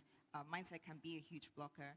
And so what are these advocacy strategies that can be implemented so that these people can also better accept, the digital transformation innovations like AI, and also so that it enhances their productivity and earnings? Okay. All right, thanks for that question. First of all, I'll say that there's a demographic shift when it comes to construction skills in particular. So the majority of the people who stick to construction, like if you meet your plumber that is 45 years old, right? He's probably been doing the same thing since he was a teenager, right? So there's been no change. But then we have the Gen Zs and the ones coming behind them. But when you ask them, how many of them want to be plumbers and masons or want to be foremen? Very, very few of them, right? So if you do not find a way to glamorize these trades, it's going to be very difficult to get people to, to subscribe to those jobs, right? So let me first start from Hollywood and Nollywood and those producers who reflect blue-collar jobs as less than white-collar jobs. First off, we have a whole generation who feel that if you're not holding a laptop, right, or a digital device, you are backward. Probably yes, because companies that develop both software and even the cultural background for some of these industries, they are tilted towards certain sectors, right? But for the construction sector, that's, it's brick and mortar, right? It's work, right? But however, we need other types of initiatives, like there's the iCreate, there's the Construction Artisans Awards. Those kinds of initiatives, right, kind of like put those skill sets in the front of people who need to see them and who need to like look at them as, a career direction. That's one. Then secondly, the career transition from, through the blue-collar lifeline for their career growth needs to be properly put in front of people who are, taking those skill sets. Like, for example, like I made an example about plumbers, yeah. I mean, there needs to be a way that the educational institutions are actually marketing these particular skills, right? Like we tend not to, when you see like the billboard of a university or a technical school, they'll probably want to give you somebody in a suit, right? And not present someone that is blue collar. So we need like an entire collaboration when it comes to the media and advocacy to be able to put blue collar skills as one of those skills that young people should go after. Yeah. Thank you. Agreed. I'm going to switch things up quickly just so we touch a little bit on Web3, the blockchain space. Yeah. And my question is, for Web3 and blockchain, we can see that it's reshaping global employment. What are practical applications of these technologies, and how can they directly benefit Nigerian workers? Okay. I was trying not to go to tech. Okay. All right. Directed to him. Yes. Okay. Right. Thank you very much. I think you're in the moment. Okay. So for Web3, I think let me just call it blockchain. I think one of the biggest things that we have going in Web3 is the decentralized nature of the technology, right? In that there is something for everybody as far as Web3 goes, right? It has created that opportunity for a lot of Nigerians to tap into the global market via remote work and stuff like that. Now, basically, what we've championed from our own end as Blockchain Hub Africa is to help train individuals to be able to tap into this global market. And of course, there are two categories of players in this space, the people that provide the services, and of course, in the service side, there are non-technical roles and technical roles. The other category is the people that build these Web3 applications and stuff on the blockchain.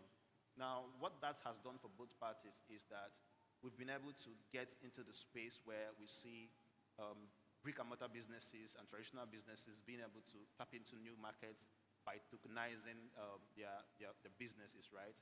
And that is captured in the asset class that we call real-world asset.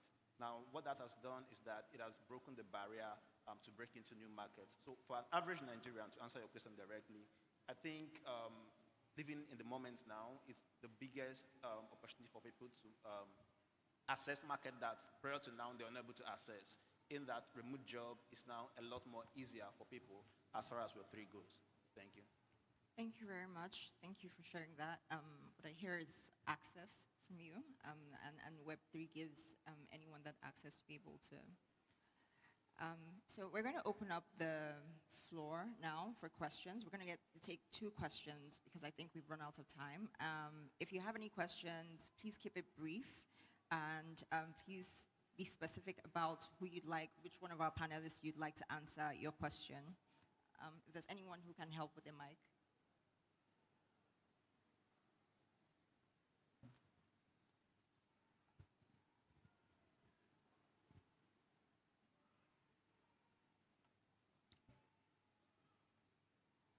Do we have any questions? Okay, there's one over there.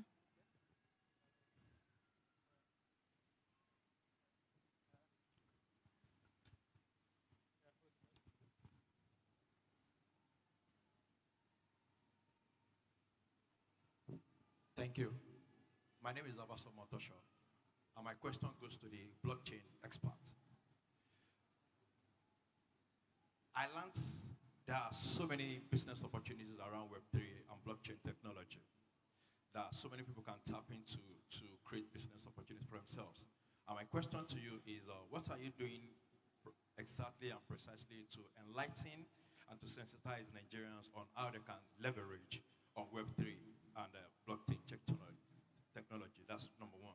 Then number two, sometime last year we were able to verify our wallet on Telegram successfully as a Nigerian.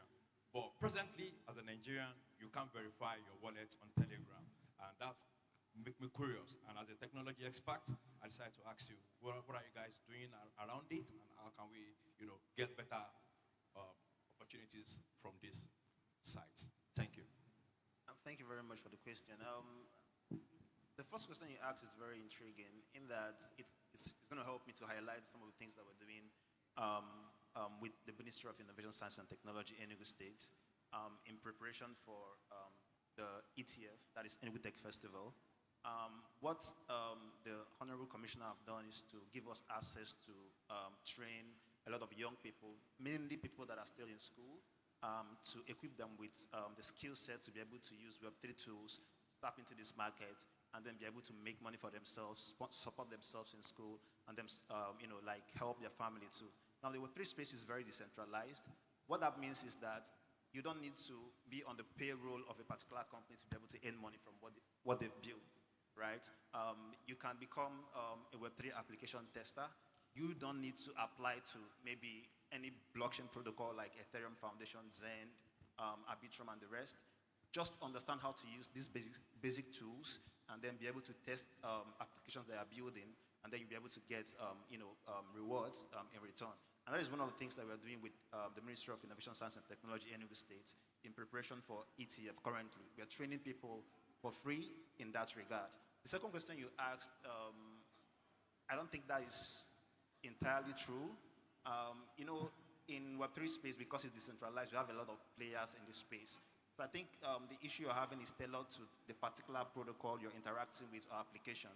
But for Ton blockchain, which is owned by Telegram, the open network, you can actually verify your wallet and do whatever you want. You don't need actually to verify your wallet, just to download the application and set up your wallet. So I think the issue you had is with a particular application, not Ton blockchain in itself. Thank you. All right. Thank you very much. We have time for one more question, if anyone has. Yeah. We'll take the gentleman.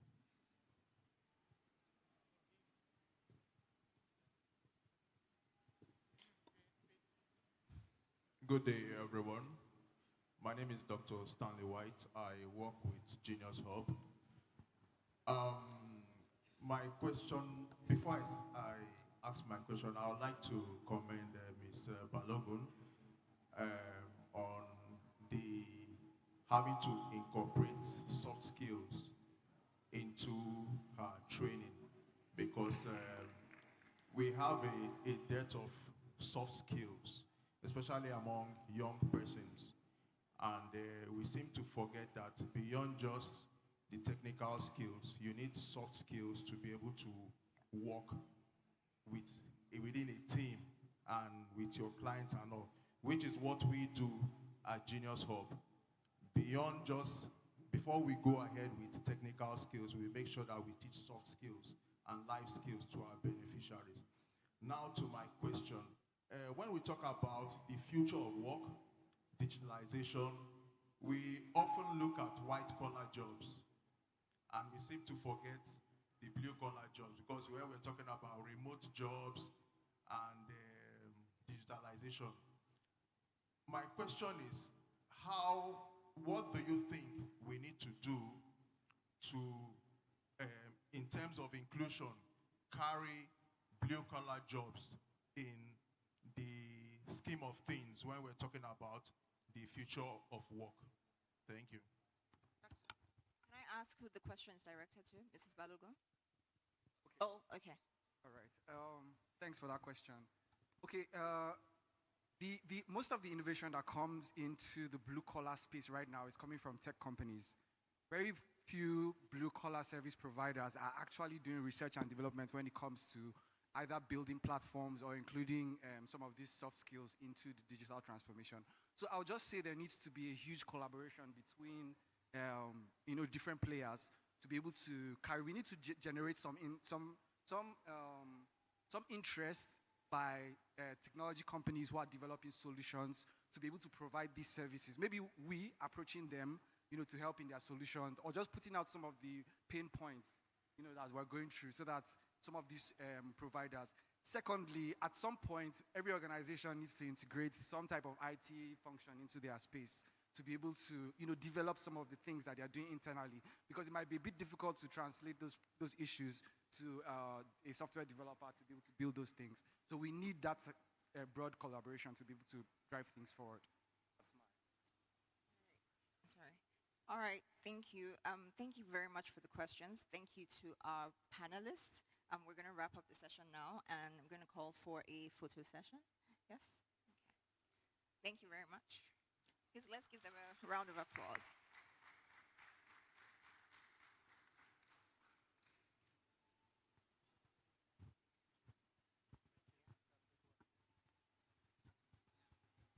Please, a round of applause for the panel.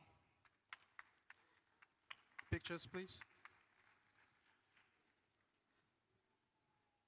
I strongly believe that we cannot overemphasize the need and relevance of digitalization and innovation in driving work.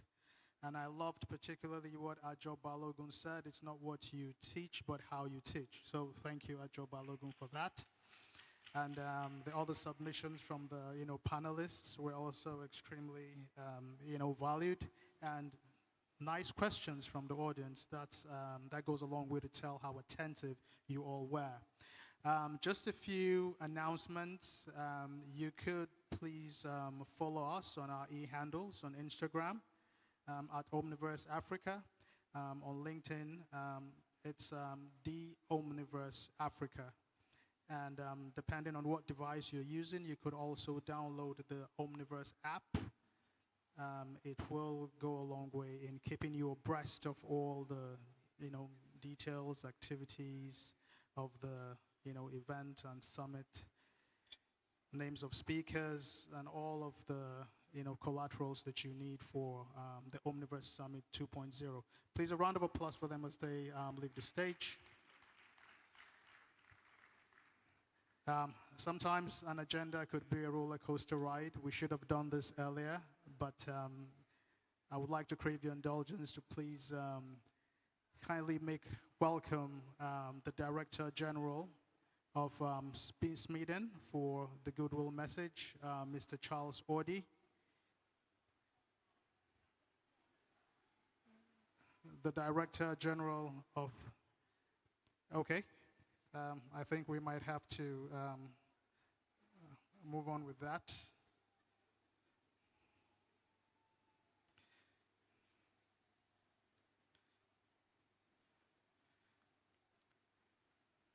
We would like to call on Honorable Aisha Adamu Agiu, the DG, Central Center for Black and African Arts and Civilization, to provide for us a perspective of unity, peace, and progress, the FESTAC 77 perspective. A round of applause, please, for Honorable Aisha Adamu. Please, we could do better. Thank you. Hello, Omniverse. Are we falling asleep? Don't we have some young people in the room? Hello, Omniverse. Hello. May I be allowed to proceed on existing protocol? First off, I would like to appreciate Omniverse for what they've done so far and for a successful event. As we can see, we've brought a lot of Africans in the room because it's a reminder that this is Omniverse Africa. So I would like to introduce myself. My name is Aisha Adamu Aogi, the Director General at the Center for Black and African Arts and Civilization, aka CBAC, to make it easier. And at the center, we are mandated to preserve, promote, and propagate African art, history, and culture. We are the Cultural Diplomacy Unit of the Ministry of Arts, Culture, Tourism, and Creative Economy. And who's heard about FESTAC? FESTAC, the location. Who knows where FESTAC? Let's have our hands up. FESTAC, the location, okay. And then FESTAC 77, the event. So our agency came about after Nigeria hosted 59 nations, 59 Black and African nations, right here in Lagos. And that brought together most of the Black community, most of the African community, to discuss the future of our arts, history, and culture, civilization. So our center was mandated to keep all of the artifacts, the music, the sound, the movies, and everything that came to Nigeria from these 59 nations in trust right here in Lagos at Marina. And FESTAC, what it did for Nigeria was that it wasn't just an event. Just like we have this room representing Africa and non-Africans, just a few of them, like we would say about Africa, what that event did was that it allowed us to build and create infrastructure that needed to match the hosting of that event. And it has created so many aspects that have still continued to be beneficial to Nigeria. So you look at the National Theatre, you look at Festac Town, Festac Town is like the home of the greatest musicians we've had in Nigeria. Back in the day, if you didn't go through Festac, you wouldn't most likely make it as fast as you would, unlike today, right? So what Festac gives us is an ideal as Africans, that we can be united. We can have peace, we can have mutual understanding and cultural cooperation between ourselves. And in all of these years, since 1977, we've not had another event that culturally has brought that number of representation in the same room. And guess what? We are 48 years in right now. And everything in that building is still intact. For those who are here and haven't had the opportunity to check out our Shared Heritage exhibition, that's probably just 0.1% of what we have in store at the museum. Bigger and better things ahead. So the main essence of having this discussion is to remind ourselves as Africans that we can continue to support each other. The ideals of Festac was for us to come together to see how we can progress as a nation and as a community. And we're talking about places like Cuba, Trinidad and Tobago, Australia, places that had indigenous peoples. They were all represented here. The likes of Stevie Wonder was here, Miriam Makeba. In fact, Stevie Wonder got his Grammy, the first telecasted version, right here from Nigeria, instead of going back to attend to receive his Grammy in the US. So I think we should clap for Nigeria for being a leader at that point in time. And with the renewed hope agenda of this administration, our hope is for Nigeria to lead in uniting and reuniting us as Africans when it comes to understanding. There's so many conflicts happening in Africa, and having peace and progress allows us to grow. And I strongly believe that having events like Omniverse, as you can see the slogan, what does it say? They made us say it yesterday. Unified by vision and empowered by collaboration. Let's say that. You can read it off the side of the building. Unified by vision and empowered by collaboration. It's no longer time for us to think of things from the perspective of just me, me, me. And that happens also with regards to the industries, the various subsectors that we have in this room. We should be able to collaborate. We should be able to connect with each other without seeing each other as competition. The rest of the world is seeing Africa for the taking. And the likes of Omniverse bringing all of you, it's so important for us to be united. You sat next to different people. Did you ask them, who are you? What do you do? You never know how the next person next to you can support your business, support your growth. And anybody who decides to do certain things, don't understand, they also have a personal value chain. Just because you decided to be something, it creates a value chain of jobs, a value chain of opportunities for various people, right? So I think let's not take that for granted. Let's stick to the ideals of the likes of Festac. And I'm very happy to say that in 2 years, Festac will be 50.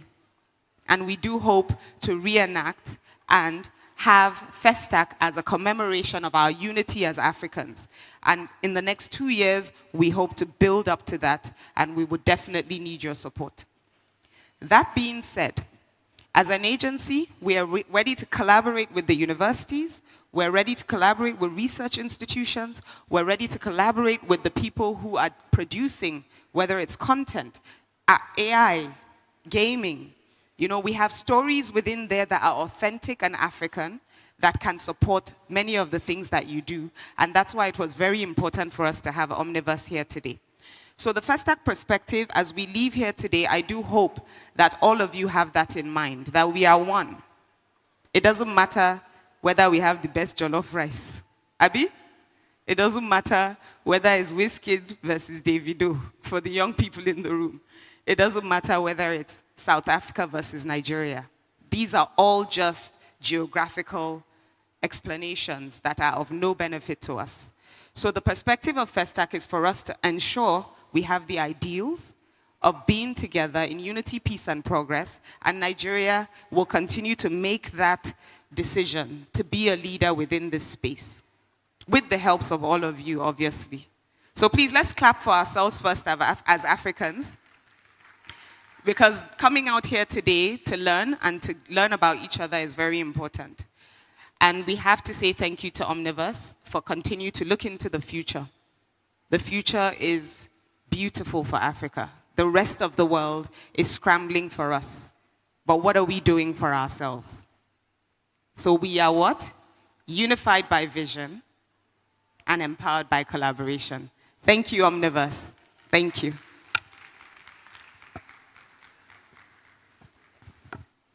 All right, thank you very much. A round of applause for Honorable Asha Adamu. A round of applause for her, please. So I think we are going to close the main stage and reconvene by 3. But you are, allowed to visit any of the roundtables for day 2. For room 1E, that's you in policy. Room 1A would be Nigeria Digital Literacy Framework, Bridging the Digital Divide and Building Digital Capacity. Room 1D would be Revolutionize Live Entertainment in Africa, Trends, Challenges, and Opportunities. Conference Room 2A would be Sub-Nationals, Digital and Creative Sector. Roundtable, Lagos, Abia, and Kano, Bridging Regions, Unlocking Opportunities. And for the workshop, you have the role of innovation support organizations in digital transformation of Nigeria. You have various stages for that. You have Career Center, you have the Digital Transformation Room, you have the Gaming Room and the Deal Room. So you could just veer to where your interests, align. You've been a fantastic audience. Once again, please a round of applause for yourselves. Thank you very much for your time so far. We would reconvene by 3, and at this moment, we're closing the main stage. Thank you very much.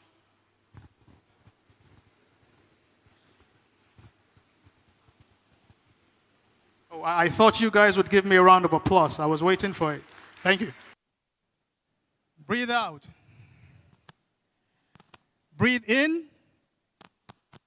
Hold. Don't cheat. Hold. And breathe out. Now, this is where it gets interesting. Move to the left. Move to the left. And then curve your hands up to the right. And then push to the right. Don't dance. This is Tai Chi. Let's come back to the middle. And breathe in. Breathe out. Now in the opposite direction. You push to the left. All right? Curve your left, not your right, your left. And then pull back. And then push to the left. And let's come back to the middle. We breathe in. And we breathe out. You raise your left leg up, don't fall down.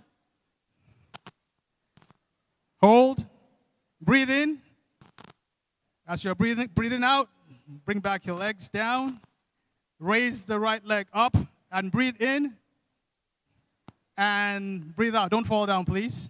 There's no ambulance outside.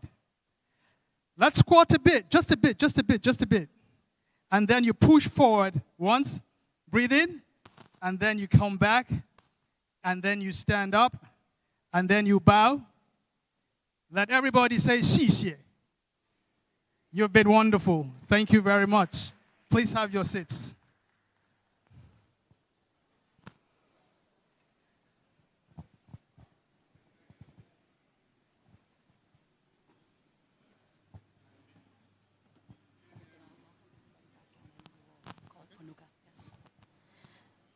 Ladies and gentlemen, again, please, I think we're all energized now. The blood is circulating, moving in all the right places that it is supposed to move into. So for the sake of protocol and respect, I will ask everybody to get seated. Let's get seated so we can continue with the rest of the program. If you are just coming in now, I want to welcome you to the Omniverse. This is where we talk innovation, we speak collaboration, we are unified by vision, and we are empowered by collaboration. Welcome to Omniverse 2025. If you are just getting into the room, you are welcome. Please find a seat and get ready to be educated, informed, and of course, empowered with the right kind of information for you to do what you need to do.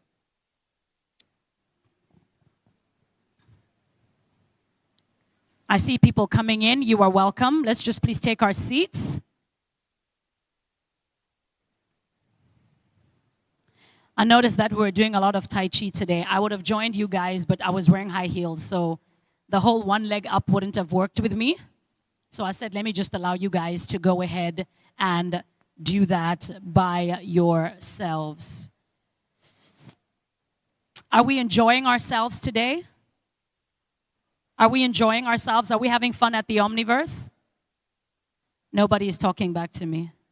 That's absolutely fine, I understand. I know that we've eaten and we've done all of those things, so some of you guys might be a bit unwilling to talk back to me. You are welcome. If you are coming in, please just take a seat so we can get started with the agenda. This is the afternoon session. We've got a lot of things lined up for you. We've got panel discussions. We've got micro discussions. We've got women forums. We've got another panel discussion. And of course, these are all jam-packed sessions. So it definitely will prove to be informing and worth your while. So as you are coming in, ladies and gentlemen, again, I am your host. I am not by myself. I am accompanied by my colleague, Mr. Gerba, who, of course, was doing all of that motion and movement for you.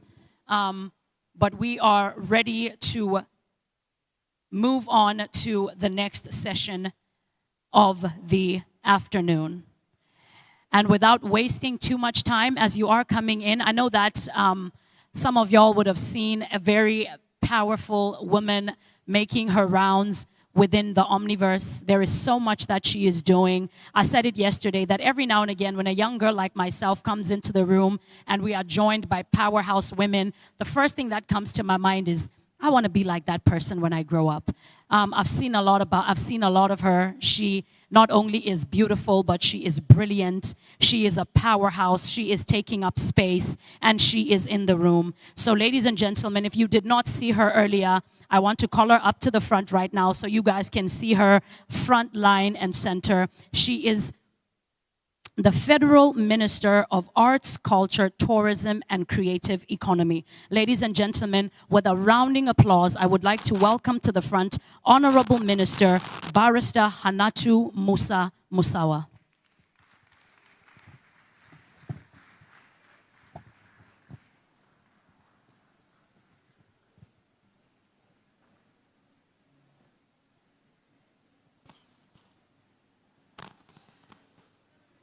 Good afternoon, everyone. So they gave me a speech to read. I really don't think it's necessary to really read when I'm talking about the Omniverse. You know, last year we were at the Omniverse and it was an amazing event. This year is even bigger and better. I'm hoping that moving forward, Omniverse will really make its stamp in the trajectory of the development of this country, and I believe it will. One of the things, and I've said it in many of the engagements that I've had today, so at this point, those who have seen me in the other engagements may think it is rather banal that I'm saying it again, but it really is comforting for me as a Nigerian to see young people so engaged in how we move this country forward. You know, with young people so innovative and looking at how they can really open the envelope to their creativity is something that really is the future of Nigeria. When you go outside this country, there's a lot of interest and excitement about Nigeria. Of course, we know as Nigerians, we're very vivacious, we're very spirited, we're very dynamic. But I really think it's really something more. And they talk about Nigeria being the most populous black nation in the world.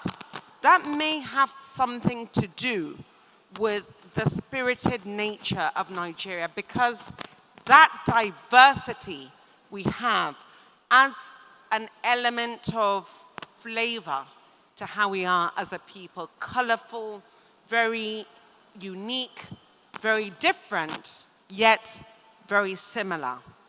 And the best way we can cultivate the brilliance of that diversity is working to see how we can do something different in the future. What are we doing? What baton are we passing to the next generation of Nigeria? I've said it earlier on that what I have seen today in the engagements that I've been part of, honestly, and I'm not saying this, I'm not just saying it, it's not just rhetoric or words. What I have seen is Nigeria in the vision of our forefathers. Nigerians working together for the benefit of this country. Using innovation, using creativity to really see how, using innovation and using creativity to see how we can open the envelopes. Yes, this Omniverse has been innovatively creative and creatively innovative, honestly. What you have done, Mr. Charles, with Omniverse is create that enabling environment. And I know we continue to use this word enabling environment, but I do believe that is what the industry has been waiting for. Government has been late to the party. Nigerians have organically grown the creative industry and have organically grown the digital industry. And this government has been very intentional in ensuring that government does a handshake with industry stakeholders and players to see that we really are able to leverage on the great potential that we have. Early on, when we came on board, Mr. President, even during his manifesto, he really wanted us to do a diversification, whereby we diversify away from oil. The future of Nigeria does not lie in our oil. It doesn't. It doesn't lie in anything, but it lies in the digital industry, and it also lies in the creative industry. There's a huge overlap between the digital and the creative, and what we're looking to do, and I'm working together with the Minister of Digital Communication and Innovation to ensure that we give you the support, the platform, we use our access and our network to ensure that you are able to extract the best value and best worth for the benefit of this great nation. Honestly, with the likes of Aisha Augi, with the likes of course, the great Obi Asika, and of course, the likes of Ali Nuhu, Tora Akerele, so many of the people that I'm working with the likes of Mr. Charles that creates networks such as the Omniverse.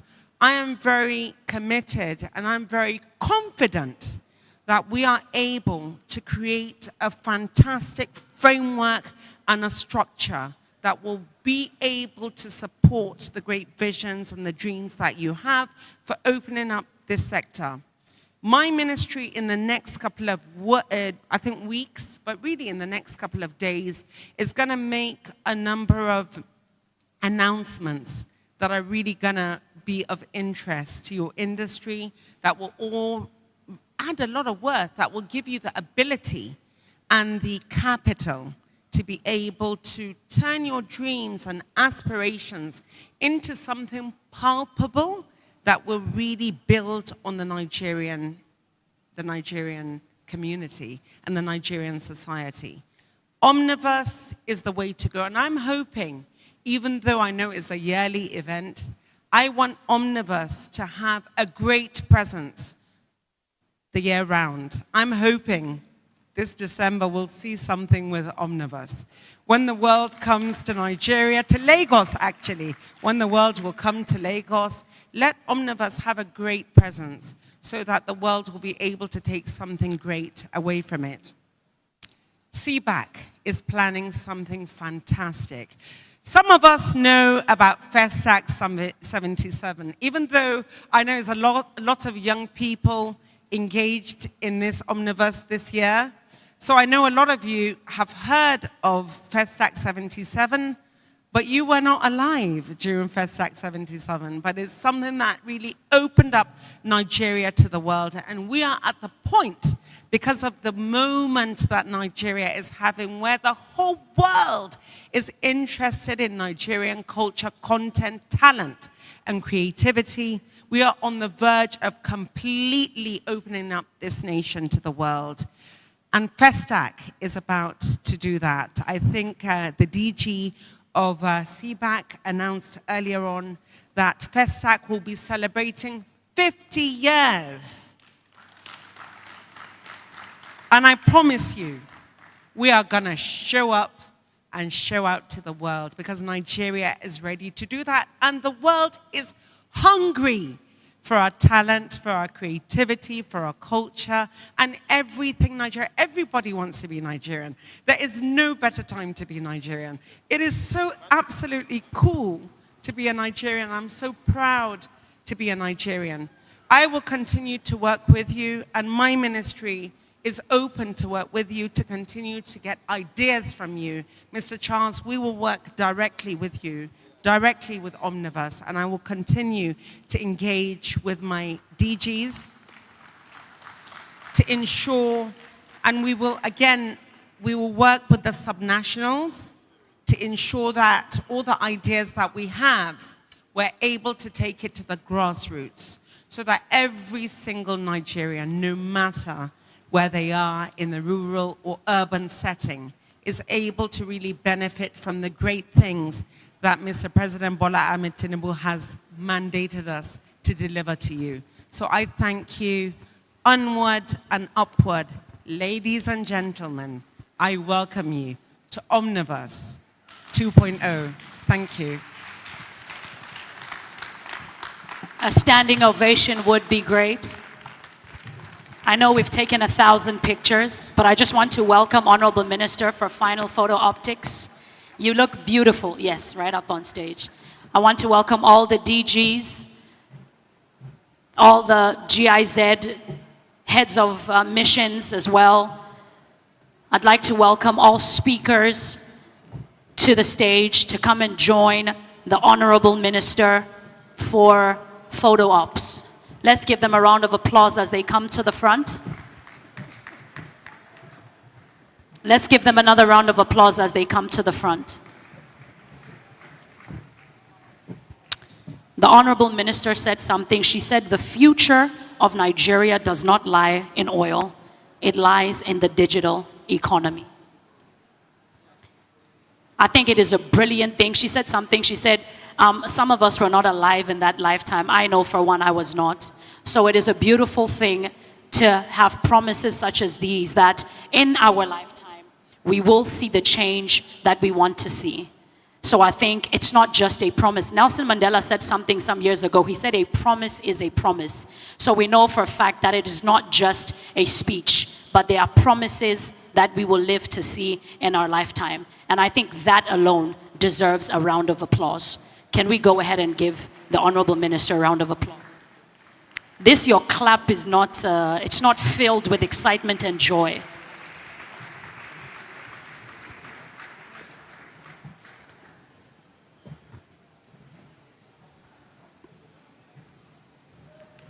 Another round of applause for them. It's so funny. I feel like we are, the youth is, this venue is full of youth, but, oh, so sorry. The youth are in this room, But it's just so strange how we are so tired. We just did a workout, and it's like this workout did not work. Or maybe, could it be that when my colleague was doing a workout, you guys were still outside? Is that possible? So I just want to ask for something. I just want to make sure that everybody is awake. Can you just lift yourself up of your chair? Lift yourself from your chair for a moment. Lift yourself. Don't stand. Lift yourself from your chair. Let's stand up all together. I just want to make sure that we're all together. They don't want to, the NYSC doesn't want to work with me.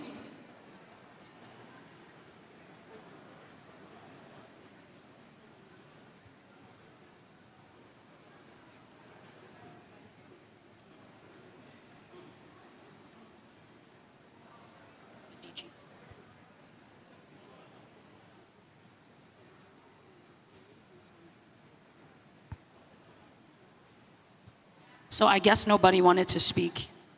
I feel like y'all might be tired of me already. Can we give her a round of applause as she leaves?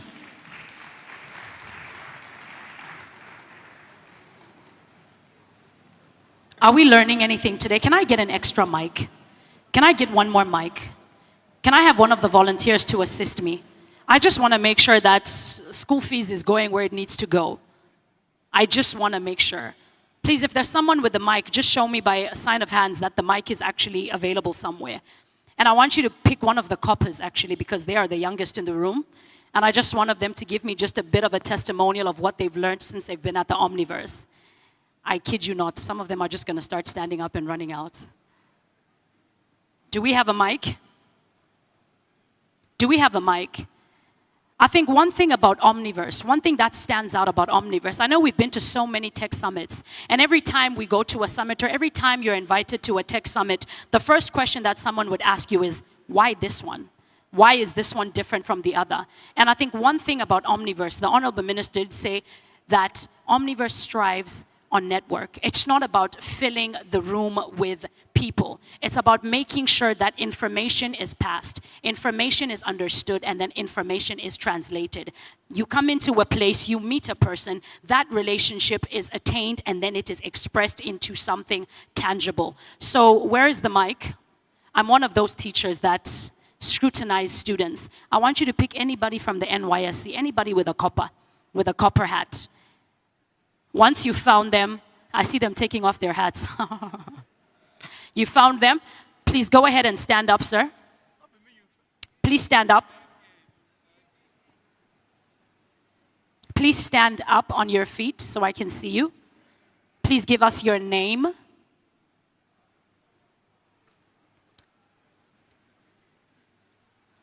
Your name.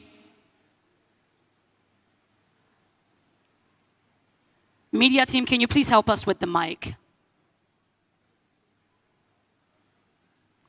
Your name?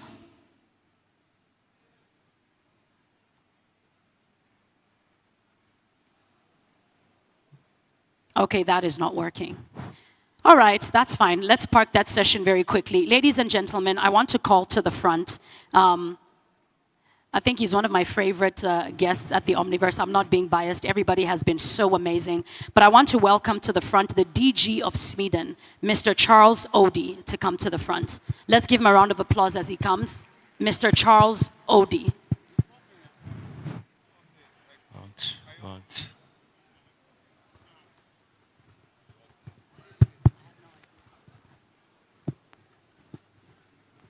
Thank you. What do coppers live in? Coppers.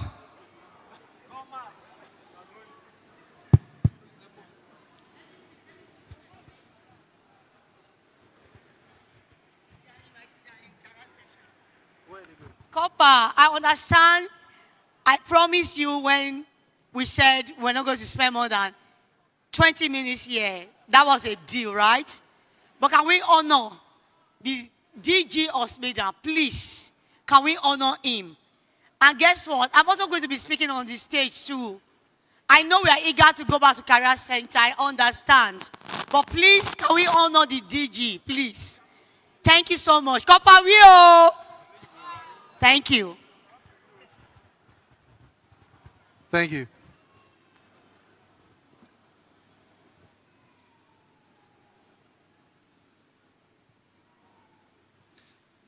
I'd like to talk to the coppers, but before I go ahead, let me please stand on already established protocols.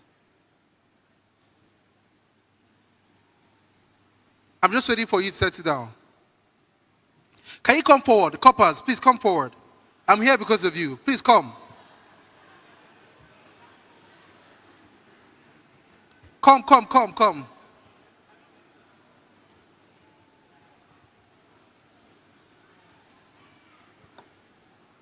Come fill the spaces in front.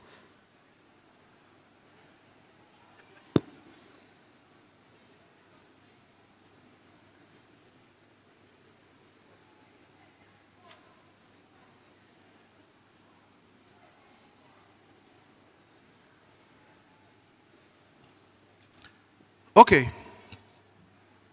My name is Charles Oddy. I'm the Director General of the Small and Medium Enterprises Development Agency of Nigeria. How many of you coppers have heard of SMEDAN?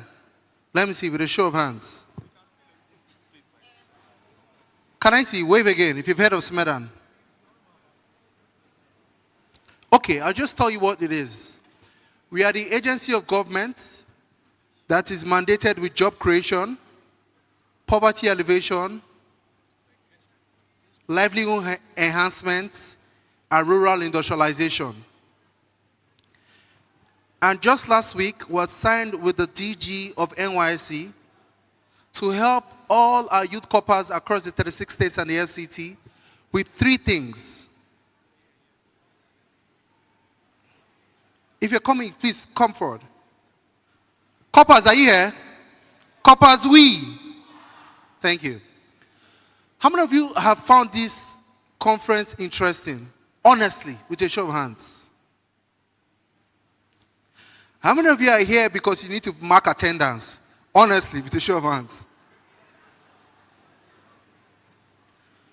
I love the honesty. I will make it worth your while. So what we've done as SMEDAN is come up with our mandate for the ecosystem. As at our last count, there are 39,654,308 nano, micro, small, and medium enterprises across the 36 states and the FCT. How many of you are business owners, coppers? Let me see. How many of you would like to start businesses? Let me see. Let's do that again. If you're business owners, can I see with a show of hands? Just wave. And if you'd like to start a business after this conference, let me see with a show of hands. Okay, so we are the agency of government that is supposed to help you with your entrepreneurial journey. So those of you that have started a business, some of you need grants, some of you need loans, right? Coppers, talk to me. Talk to me. I'm here for... Okay, so we have our SMEDAN stand just opposite this hall. Please just go there and register. What we need is your name, your phone number, email address, nature of business, how many employees you have, etc. Because we want to make a lot of resources available for you. We've come up with something called GROW, and that is our mandate for the MSME ecosystem. GROW is G-R-O-W. G-R-O-W. Tell your partner, grow. Say grow. G stands for guidance. R stands for resources. Please just write that down. R stands for resources. O stands for opportunities. And W stands for workforce support. This is our mandate for the MSME ecosystem.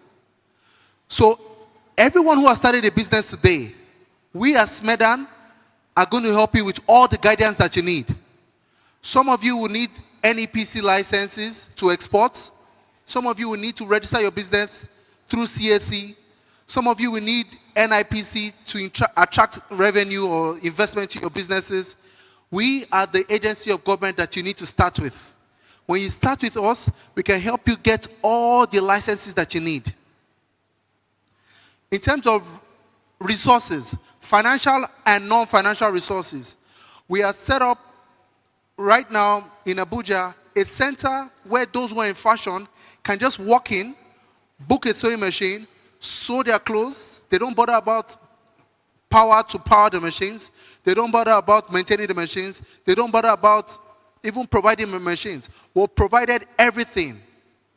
All you need to do, please, you can make that louder. All we need to do is just walk into those centers, book a time, and you can start to make money for yourselves. Because I was a copper, I'm very, very concerned about each and every one of you. So when we're done, our stand is just there. We'll be waiting for you to talk to you, to guide you properly, so that your coming here will not be a waste, even though some of you are mandated to be here to mark attendance. So for NYSC, what we've done is, how many of you here would like to be business owners again? Let me see, with a show of hands. So we have something called Business Development Service Providers. There are 774 local governments across Nigeria, and we as Medan cannot be in all the local governments together. So what we are doing is we're accrediting NYSC corpers to be Business Development Service Providers. So in your own local government areas, you will go there and help the retailers, you will go there and help the fashion designers to make sure that they are running businesses effectively like they should. How many of you would like to be one of our business development service providers? Thank you. So we will train you. We will give you all the resources you need to become business development service providers. And we're going to be working with Genius Hub, to helping to equip some of our business development service providers. Also, we have grants to the tune of 10 million naira for you that want to start businesses. And because, the resources are limited, what we will do is we're going to run pitch competitions every month. Are we together? Coppers. Coppers, we. So we're going to run pitch competitions for all the coppers in the 36 states and the FCT. So everyone, every month, will be a winner for the pitch competition, and you have access to a lot of mentoring, a lot of training, a lot of workshops, but more importantly, you're going to get access to grants from 250,000 to $1 million naira to add to start your business. Do you like that? Also, some of you, one of the things that we're doing here is to make sure that all the businesses here actually leverage digital tools. So we're working with one of our partners, Flutterwave. How many of you know Flutterwave? We're working with them to build e-commerce stores for everyone who's a small business owner. But we understand that not a lot of people know how to use e-commerce tools or e-commerce stores. So we would like to license some of our corpers here to go into the local government areas to help train the small businesses to put in their businesses online. Because that's the only way that our small businesses can actually scale, leveraging digital tools. Do we agree? How many of you would like to be a part of that? Let me see, with a show of hands. Okay. And last but not the least, we are running a networking session this evening for some of you who want to be business owners. So just go on our website, register. The networking session will be happening, I think, somewhere in one of the halls. But we need you to register, because if you don't register, we won't know you. We won't know anything about your business. So we need to help you, but we can't help you if we don't know you.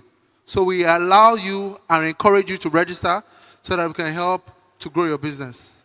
Thank you so much, and God bless you all. Thank you.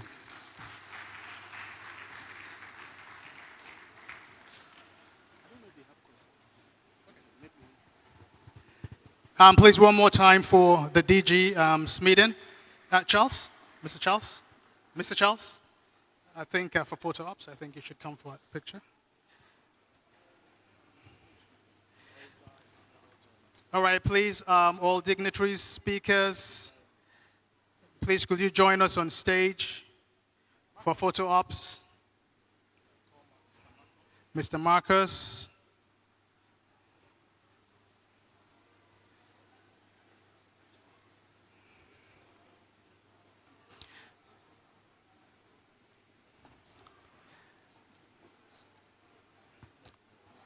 I think this session was particularly very important for the youth corpus. And I would like to crave your indulgence to please remain in the hall for the remaining sessions that we have for the day. Please, one more time, a round of applause for the DG of Smeden, Mr. Charles Wardy.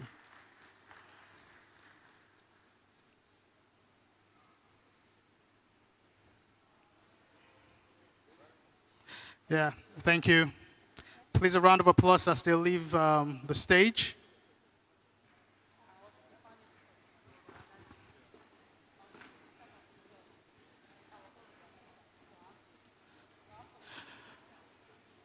All right, distinguished ladies and gentlemen, let me make a small announcement. All the coppers who would remain in this stage until we're done, I would personally give each and every one of you 100,000 handshakes.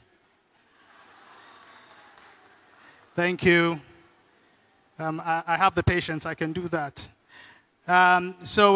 We would just delve onto the next item on the agenda. We would like to call on Punuka for a research announcement, which will be done, in conjunction with Google and the Federal Ministry of Arts and Culture. Punuka, are you here? Okay.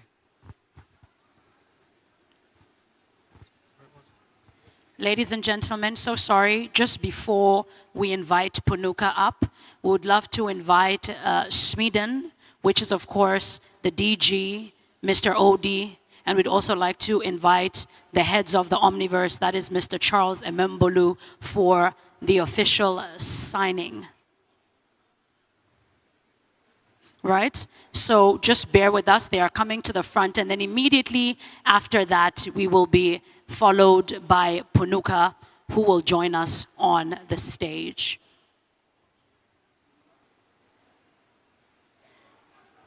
Okay. So I'd like to welcome them up to the front.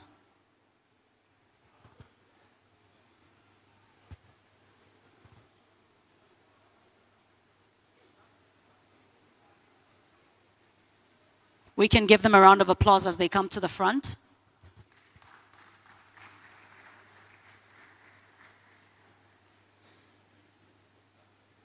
All the way to the main stage. Just give them a round of applause as they come to the front, please.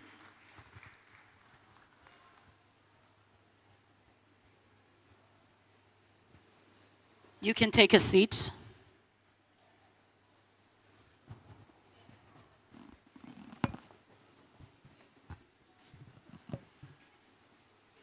Can we give them really good pens to make sure that this signing is actually solidified? We've got a table for you, right at the center.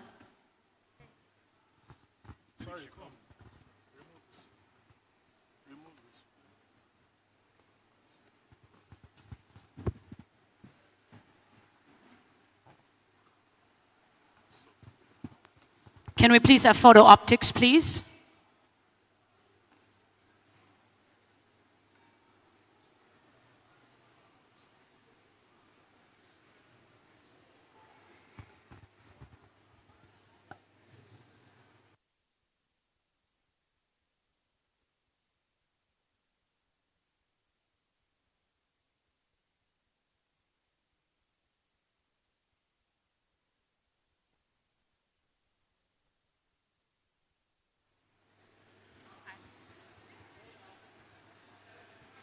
Can I get the same volunteer, please, to come and help us on stage?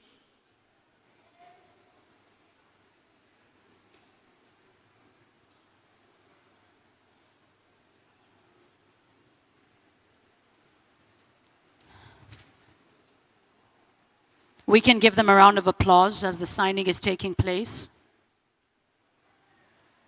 I know that the coppers are leaving, but we can go ahead and put our hands together.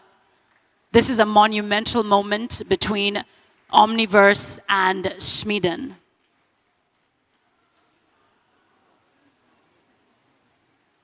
This solidifies partnership. It speaks to growth. It speaks to collaboration. It speaks to innovation.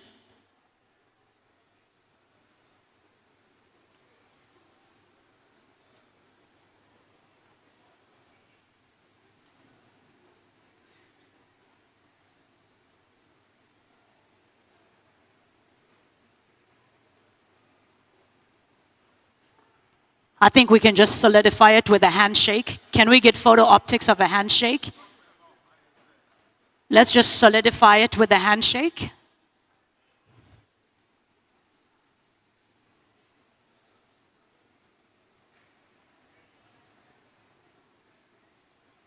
We can give them another round of applause.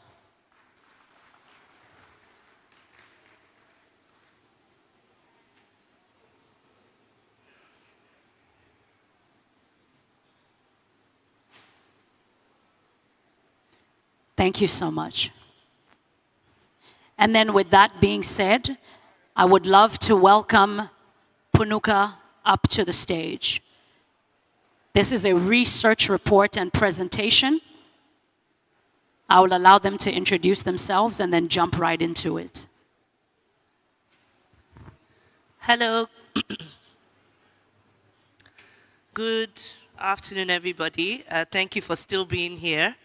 My name is Isioma Idibe, and I'm a partner at the law firm Punuka Attorneys and Solicitors, heading its media, entertainment, intellectual property, and technology practice. And we are grateful to the Omniverse for giving us the opportunity to present the reports of our recent research on the impact of artificial intelligence on the creative industries. This research was done in collaboration with the Federal Ministry of Arts, Culture, Tourism and the Creative Economy, as well as Google Nigeria. And we are grateful for the partnership of the Federal Ministry of Arts, Culture and Creative Economy, as well as Google Nigeria. This will be very brief.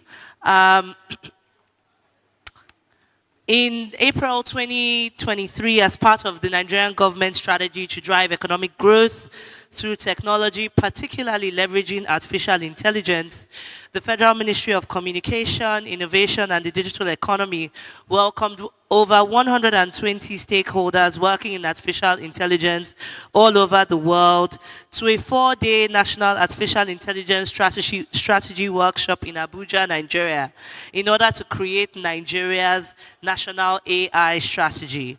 Following the workshop in October of the same year, the Federal Ministry of Communication, Innovation and Digital Economy launched the Nigerian Artificial Intelligence Research Scheme to provide grants to support researchers and startups focused on using AI to accelerate a number of sectors in the Nigerian economy. However, AI acceleration of the creative economy was not included as part of the priority sectors that would receive funding from the grant. However, it is important to note that of the 45 recipients of that grant, there was one researcher that received funding to research on the intellectual property of dancers using AI technology and economic incentives.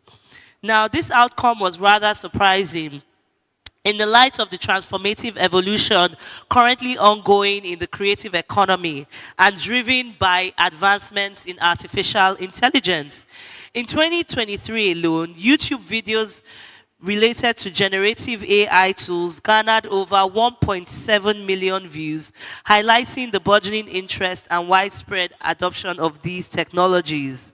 Generative AI, a subset of AI technology, is democratizing creativity within the creative industry by making it possible for anyone with a smartphone, laptop, and requisite knowledge of artificial intelligence tools to explore opportunities within the creative industry. According to Forbes, this shift is leveling the playing ground and enabling a diverse range of individuals to become creators. The barriers of language and location, which once restricted market opportunities, are being dismantled as AI tools facilitate global reach and engagement. Now, in Nigeria, this democratization holds significant promise, and it is critical, which is the premise of our research, that the Nigerian government aligns its position on AI to prioritize the creative industry as a key sector that can accelerate growth with the use of artificial intelligence. With a young tech-savvy population and a burgeoning creative sector, AI can empower more Nigerians to participate in the global creative economy. The ability to overcome language barriers through AI-powered translation and content creation tools means that Nigerian creators can reach and resonate with international audiences more effectively. AI can also streamline production processes, enhance creative outputs, and offer new avenues for innovation. However, critical concerns need to be addressed. The rise of artificial intelligence brings forth issues of attribution and copyright infringement as the lines between human and machine-generated content blur. There's also the potential impact on jobs, with automation posing a threat to certain roles traditionally held by humans. However, ethical considerations around the use of AI and the data it relies on cannot be overlooked. And as the creative economy continues to stretch and diversify, it is imperative that Nigeria deals with not just the opportunities, but the risk concurrently and responsibly. And so the key question that our research sought to answer was, how can Nigeria boldly balance bold exploration with responsible management to drive growth and foster a sustainable and inclusive creative economy using artificial intelligence? So the objectives were to explore the potential and current applications of artificial intelligence in the creative economy, to engage stakeholders, both public and private, and to develop strategies to maximize AI opportunities whilst mitigating associated risk, and to really just continue to ensure that the creatives themselves are the thought leaders and integral voices in the policy conversation around the creative economy, particularly as it pertains to artificial intelligence. So we conducted a survey which we started in October 2024, and actually this survey is still an ongoing concern. So we consider this report an interim report, and you would receive, I think some of you have already received a message from Omniverse sharing that survey link. I'm sure that that link will be reshared. Please endeavor to participate in this survey. And we've analyzed those responses.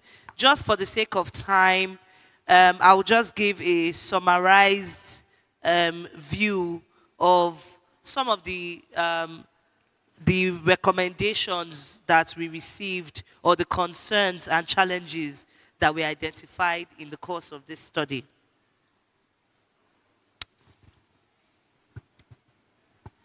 There were significant concerns.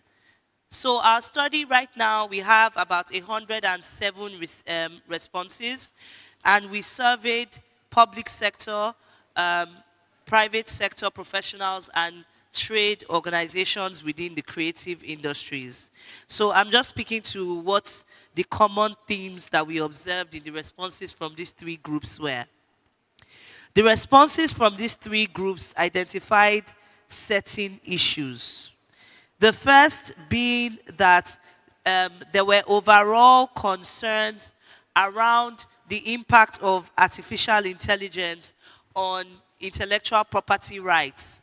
And in fact, particularly the associations asked for reviews to our current copyright laws to accommodate the impact of artificial intelligence, specifically dealing with the issues of attribution rights, in terms of ownership of intellectual property that is generated with artificial intelligence. And we had a stakeholder roundtable yesterday, right here at the Omniverse, where we had stakeholders, where we presented these reports to stakeholders, and some of the comments that were also raised there were concerns around this transparency of the platforms who are creating these AI tools in terms of their research, their data sets, whether or not they have collected the right licenses from the copyright owners to use those data sets. There were also concerns around data privacy and protection, and and the respondents in general were of the opinion that we may need to update our data protection regulations to accommodate for the impact of artificial intelligence on that. There were also concerns around loss of jobs, but in the same time, there was also a view that the jobs that could be lost would likely be replaced by new jobs that are coming as a result of the impact of artificial intelligence on the space, and there was a need for more training programs to train the workforce to be able to function within these spaces, and also to reskill workers to allow them to transition into what the new workforce would look like. There were issues around the cost of artificial intelligence. Some respondents, quite a number of respondents, talked about not being able to adopt AI tools due to the issue of cost, and several other things like that. So in terms of recommendations, the recommendations from the respondents and that were indicated from our research was the need for there to be an AI policy for the creative economy, to establish collaborative stakeholder networks. That means that on the issue of AI policy, it must be a collaboration between all the relevant stakeholders, which include public sector and private sector stakeholders. There was also a consensus recommendation that the government should encourage the investment and incentivize the investment in AI adoption. There were also concerns, I forgot to mention, around cultural biases in artificial intelligence. And so as part of the recommendations, there were recommendations that there must be a prioritization on the promotion of localized AI training sets to manage the risk of cultural misrepresentation that you can find in current AI systems, and ensure that AI in Nigeria is representative of our diverse culture and peoples. There were recommendations around providing skills training and reskilling to address job displacement, and strengthening the transparency and accountability of not just platforms but users of artificial intelligence, to ensure that there is accountability, and also to generally foster the integration of artificial intelligence in our overall education sector, particularly in creative industry inclined curriculum. So we're thankful to all our respondents, to our partners, the Ministry of Arts, Culture, Tourism and Creative Economy, as well as Google Nigeria and the Omniverse. And we hope that after hearing some of our interim reports, that a lot of you would share our survey and encourage more people to engage in this research. Just to make it clear that the research is not the end of this process, we would also be preparing a white paper policy proposition to the government as to some of these recommendations and how to action them in terms of policies regarding artificial intelligence in the creative economy. And it's also important to note that there are currently 2 bills at the National Assembly, one at the House of Representatives, and yesterday one at the Senate that are things to do with artificial intelligence. So the point is that the time to get involved in policy making around artificial intelligence and its impact on the creative economy is now. Because if we, as the creatives and people in the creative industry, do not get involved in these policy conversations, then we'll be victims of policies that are designed that do not take the peculiarities of our various subsectors within the creative economy into consideration. Thank you for your time, and do enjoy the rest of your time at Omniverse.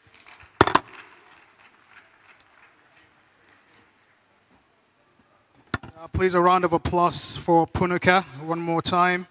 We cannot overemphasize the AI drive across various verticals. Distinguished ladies and gentlemen, thank you for your resilience, for staying back. We would be delving into the 3rd panel session of the day, which would be speaking to breaking barriers, redefining innovation in Africa's unique context. And I would call the panel, and please, when I call you, do make your way to the stage with a round of applause, of course, from the audience. I would like to call on Napa Eze Onwusa, who is a managing partner, Placid Code Labs moderator.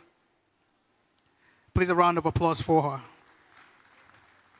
We could do better, or else I'll force you to do some exercises. Thank you. Let's call on Esimeme White, who is the Chief Innovation Officer, Genius Hub Global. Are you here? All right, please, a round of applause as she makes her way to the stage. Please let's make welcome Marcus. I am so sorry. I wouldn't want to call that, but I do appreciate your helping me out. Cluster Coordinator for GIZ, Sustainable Economic Development Center. And I would like to call on Mariam Lawal Gwedebe, Founder, Blue Sapphire Hub. Please a round of applause for Mariam.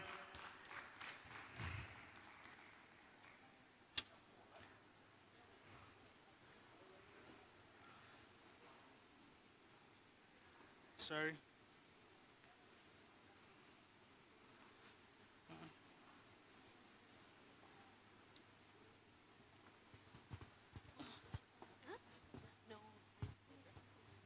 Are your mics okay? We're using the decks.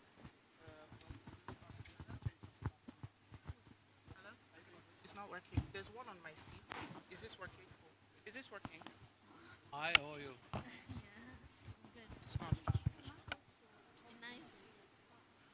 Marcus, I think you need to come a little closer. I thought we are four. Okay, hello everyone. Welcome to our panel. We're going to be talking about innovation in Africa, really looking at how we can use our local roots to grow globally. Very honored to be here. My name is Napa Onwusa. Some people call me Nepa. Please don't, it's Napa. And I really want this to be engaging. We're here for just 30 minutes, so we'll take the first 20 minutes talking to our amazing panel. And then if you have questions, we will do 10 minutes afterwards. So please engage, and let's have a good time. Should we maybe start with introductions? Just a quick sentence, name, what you do. I think it will be helpful. Okay, my name is Isimeme White. I'm a social entrepreneur. I'm the founder and the Chief Innovation Officer at Genius Hub. Always very excited, honored to be here again this afternoon. I'm passionate about the future of work. I'm passionate about TVET. I'm passionate about job creation. Thank you. Thank you. Let me see if I can beat this. My name is Mariam Lawan, and good evening, everyone. I am the founder of Blue Sapphire Hub, an innovation hub based in Kano State, also the consortium partner for Women Venture Studio, Digital Innovation Hub, and also the corporate director for ISN Innovation Support Network, and also the special advisor on innovation, entrepreneurship, and capital to Honorable Minister of Communications, Innovation, and Digital Economy. Mouthful, right? Yeah, good afternoon. My name is Markus Wauschkun. Sorry for all the moderators struggling with my name. I'm with GIZ. I'm coordinating GIZ's programs in the area of sustainable economic development. GIZ is Germany's agency for international cooperation, and we do our work on behalf of various commissioning parties, in particular, of course, the German government, but also the European Union, Switzerland, here in particular. And we are quite present here at the Omniverse in the area of digitalization, but also support of micro, small, and medium enterprises and skills development and financial system. Thank you.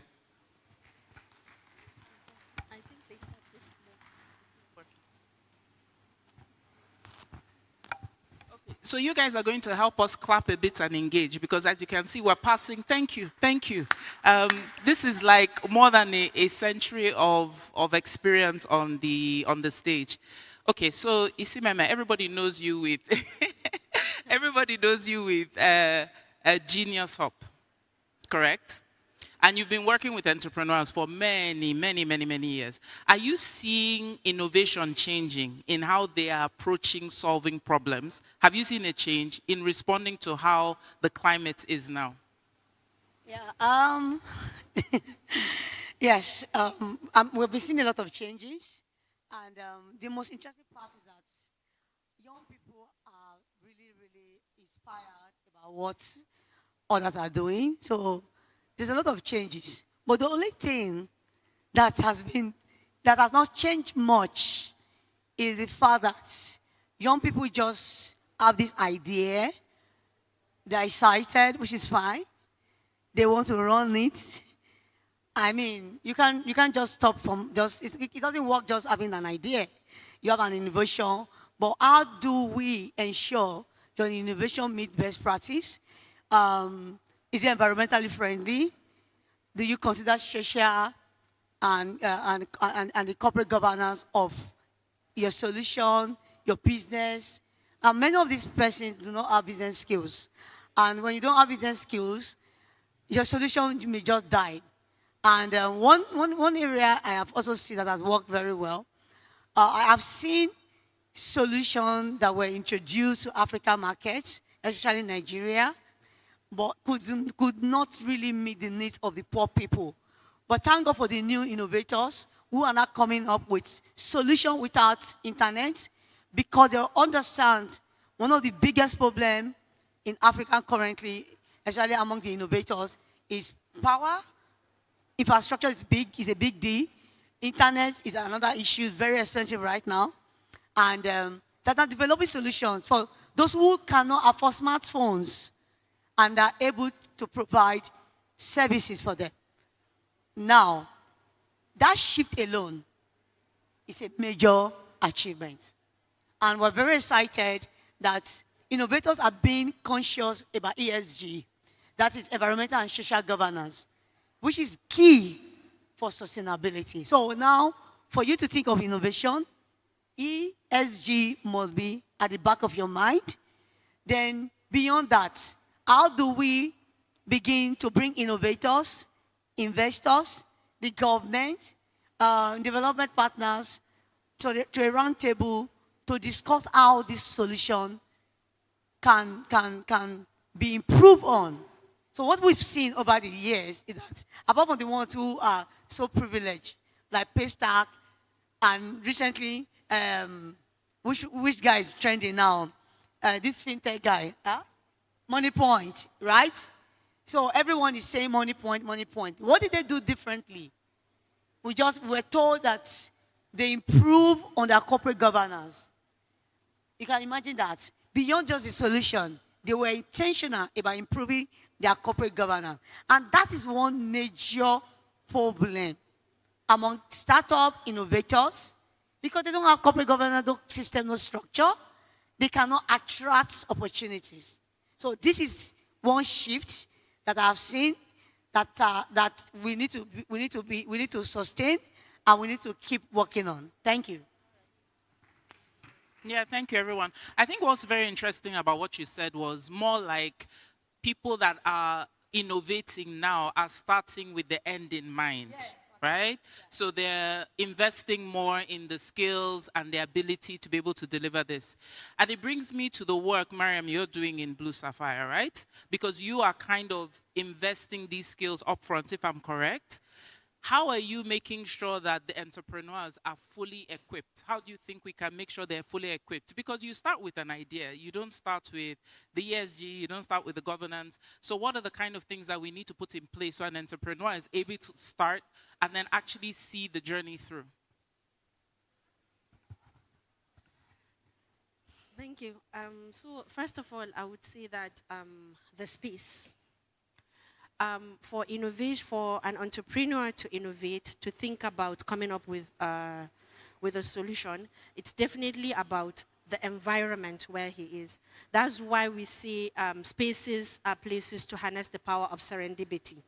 Just like we are here, the way the place is well set up, it gives you, you begin to think of so many things. I think ever since I stepped into this place, I've been thinking of, oh, there's this thing that we should do. There's this. So the space And this is why innovation hubs are very crucial. They are not like normal classrooms where you just go and sit like this.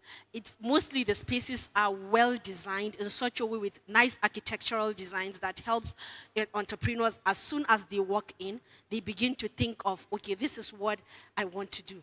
Even if you don't have an idea, by walking up into that space, you begin to have inspiration of what you want to do. That's one. Then the next thing is actually access to mentors. Mostly entrepreneurs, the approach is training, sitting down in class and training. But mentorship is about getting response from that person that is thinking of building a solution. So when you have access to that kind of mentorship in such a way that it is not about the training approach, but the way you are the one communicating. As an entrepreneur, they are the ones communicating, trying to share their challenges, trying to share what they aspire to do to a mentor. It's not the way the other way around, where we sit them in class and train them. They are able to, it sets the foundation of how they think about coming up with their solution. And this is very, very important in any innovation spaces or any business development environment to provide mentors. Then the other thing is actually enabling them to access networking, peer-to-peer support. It's always important to say that once I sit down, I am sitting next to a Simeme, we are discussing. We have already started discussing, okay, after this event, we need to do a career fair. We need to do a career fair in Kano, and this is how we should. So it's a peer-to-peer support. As an entrepreneur, you already align with your peer. You already understand. He has already gone through that. She has set up a career room here, and I already started thinking that we need to do something as a career fair in Kano. So that's also an avenue, peer-to-peer support.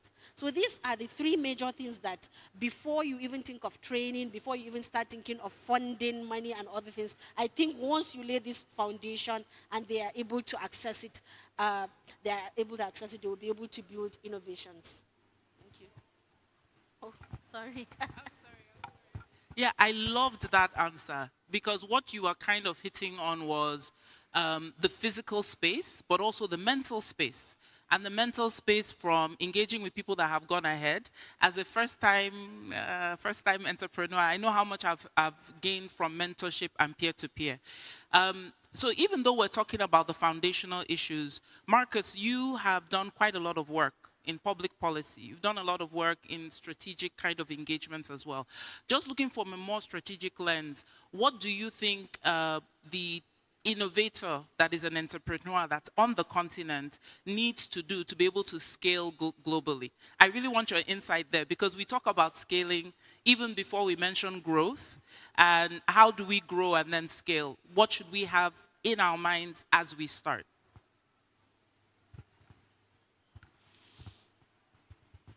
Yeah, thank you. I guess the first and most important is to have scaling in the plan, because we have so many good ideas, great innovations, which never see the market, which never scale.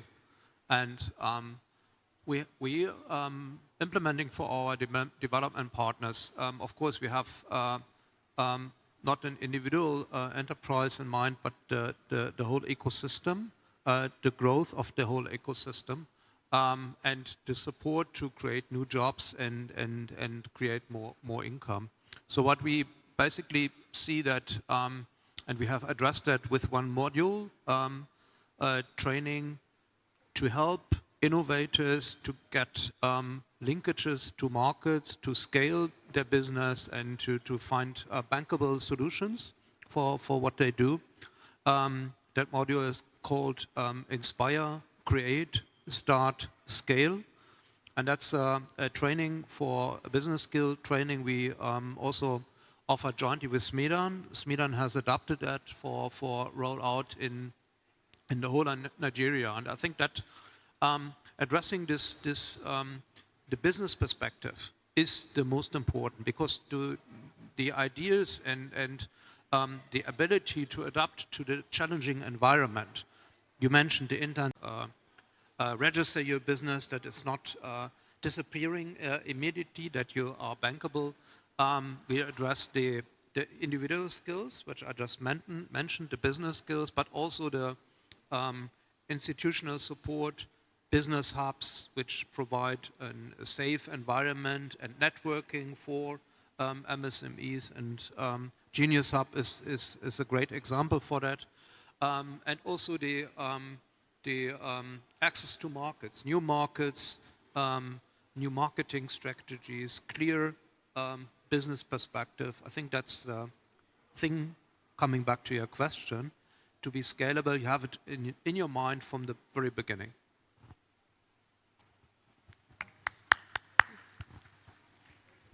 And Marcus, that's such an important point, right? We call it product virality, that if you build the thought process of your product will scale, then you'll be able to implement accordingly. And so many great programs. I mean, listening to the DJ of Smidan, all the things they're doing and everybody's doing on this stage. But there's something that stood out. I think you mentioned it like 3 times. You said access to markets. And this is something a lot of entrepreneurs struggle with. How do I scale into another country that I'm not really comfortable or I know enough about? And something that comes to mind is partnerships. Yeah? So what are your thoughts on how an entrepreneur can actually start building those partnerships to be able to scale, or even not to scale, to grow? Because Mariam mentioned a very great point around mentorship. But now, how do I access that market with my product and my great idea? Thank you so much. I got very excited when you talked about partnership. Whatever Genius have become to, whatever we have become today, is purely partnership. And this is how it works. We're very big on networking. We are here at the Omniverse. We are one of the partners. We are in charge of Career Center. We have 32 team members from Genius Hub in this Omniverse. What are they doing? Strategically, they are in all the rooms, listening to conversation, identifying areas of opportunity and partnership. We have another set whose work is to network with people who align with our mandate.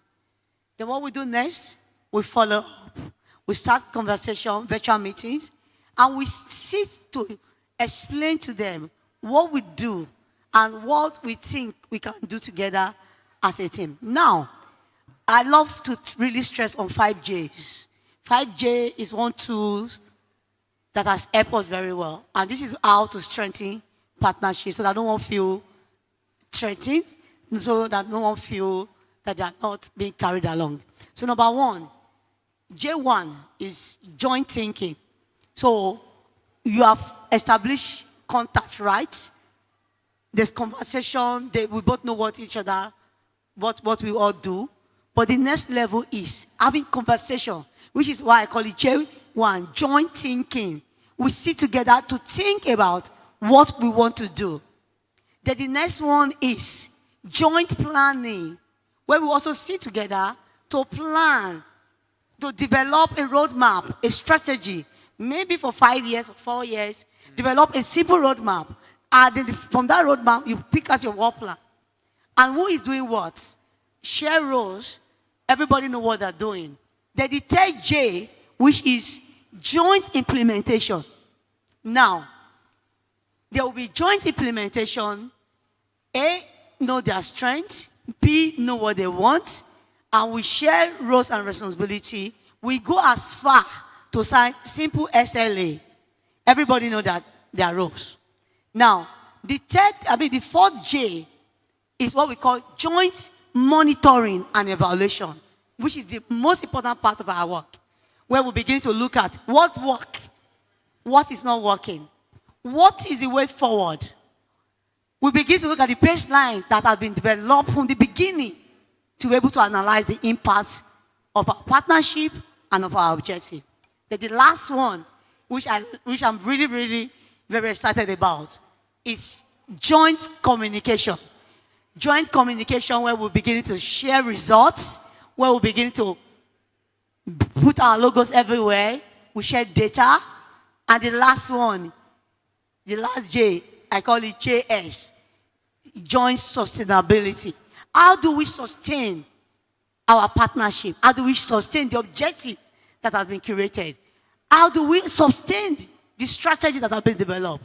So for all, that is exactly how we play in this ecosystem. That's exactly what we do at Genius Hub. So I think I should stop here. Thank you. Yeah, you guys can put your hands together for the 5Gs. I think you just delivered a little course there for us to use to kind of align. And I like the fact that you were so passionate about partnerships, right? In terms of how you've even used that yourself. But that's why, exactly. But Miriam, what a young entrepreneur will say is that, yeah, I want to partner, but there's a perception about me as an African entrepreneur. How do I overcome that to be able to use partnership to scale and to grow? So I think what I would say is starting with ability to prove yourself. When you have a track record of you doing something, definitely when someone comes and sees that, okay, you have already set standard, you have already done it before, they are willing to actually align and support you. It's very important for a young entrepreneur that it's starting afresh to know that nobody just come and partner with you just because you shared an idea. And this is something that you have not tested. This is not something, you don't have any digital footprint. You don't have anything that that the partner can be able to check me to see that you have presence, you have done something. It's very important to know that you start something small. So we always have the notion that before we start something, it has to be perfect. It has to be perfect. You keep on procrastinating. You keep on rumbling from one to the other. You started something, but you haven't built a footprint. You haven't built a portfolio around it. You move to the next one. It's important that when you build that set standard, first work around that what you're working on. Work around, I mean, is go through each and every process, understand it, and then make sure you share your story, impact story. That's why the social media is there. Have your digital footprints. You have done these things. You have never had a partner. You have done it alone for some time, and then after some time, you have that footprint that you can share when you are submitting your concept note or you are drafting your SLA agreement with a partner. Definitely, you would see that, okay, you have done this thing before, and I would like to be part of this journey because you have documented your success story. You have documented, you have communicated, as she clearly iterated that the last G is communication. You have clearly communicated. So you have done it, you have implemented, you have monitored, and you have communicated, and then you share it. So just take it out of your mind that people will just meet you, like you, and just partner with you. It's all about you have done it before, and you have been able to create a digital footprint that they can check and to prove that you have done it, and they would now decide to work with you. So it's a journey. Share your progress, and then make sure you're not discouraged as you're moving along, right? I just want to check, are there any questions that we'll have from the audience? Okay. So Marcus, you mentioned quite a number of challenges that the typical entrepreneur faces. The ideas, you say, isn't the problem. The problem sometimes is the environment. Are there any examples of those problems and ways you think that they can be solved that can kind of encourage innovation? Because they are significant. When you mention funding, infrastructure, have there been any models that you've seen that have worked that an entrepreneur could potentially use to keep the innovation flame going?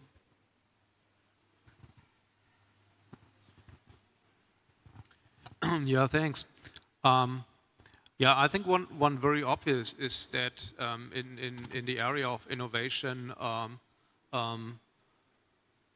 producers of innovation, academia, startups, and investors live on different planets, and it's hard to even make them understanding each other. So what we do is do business plans you mentioned and strategy that we bring also together the language. And events like this, the Omniverse, where you have this summit where all the different groups come together as a ecosystem to develop something new. And we have the career center and we have the deal room where actually this is happening, this the form of exchange which usually is not happening outside. And I really like the theme of the Omniverse very much, and this is why we are here in full force, unified by vision, empowered by collaboration. I think that's really the spirit where this can move on.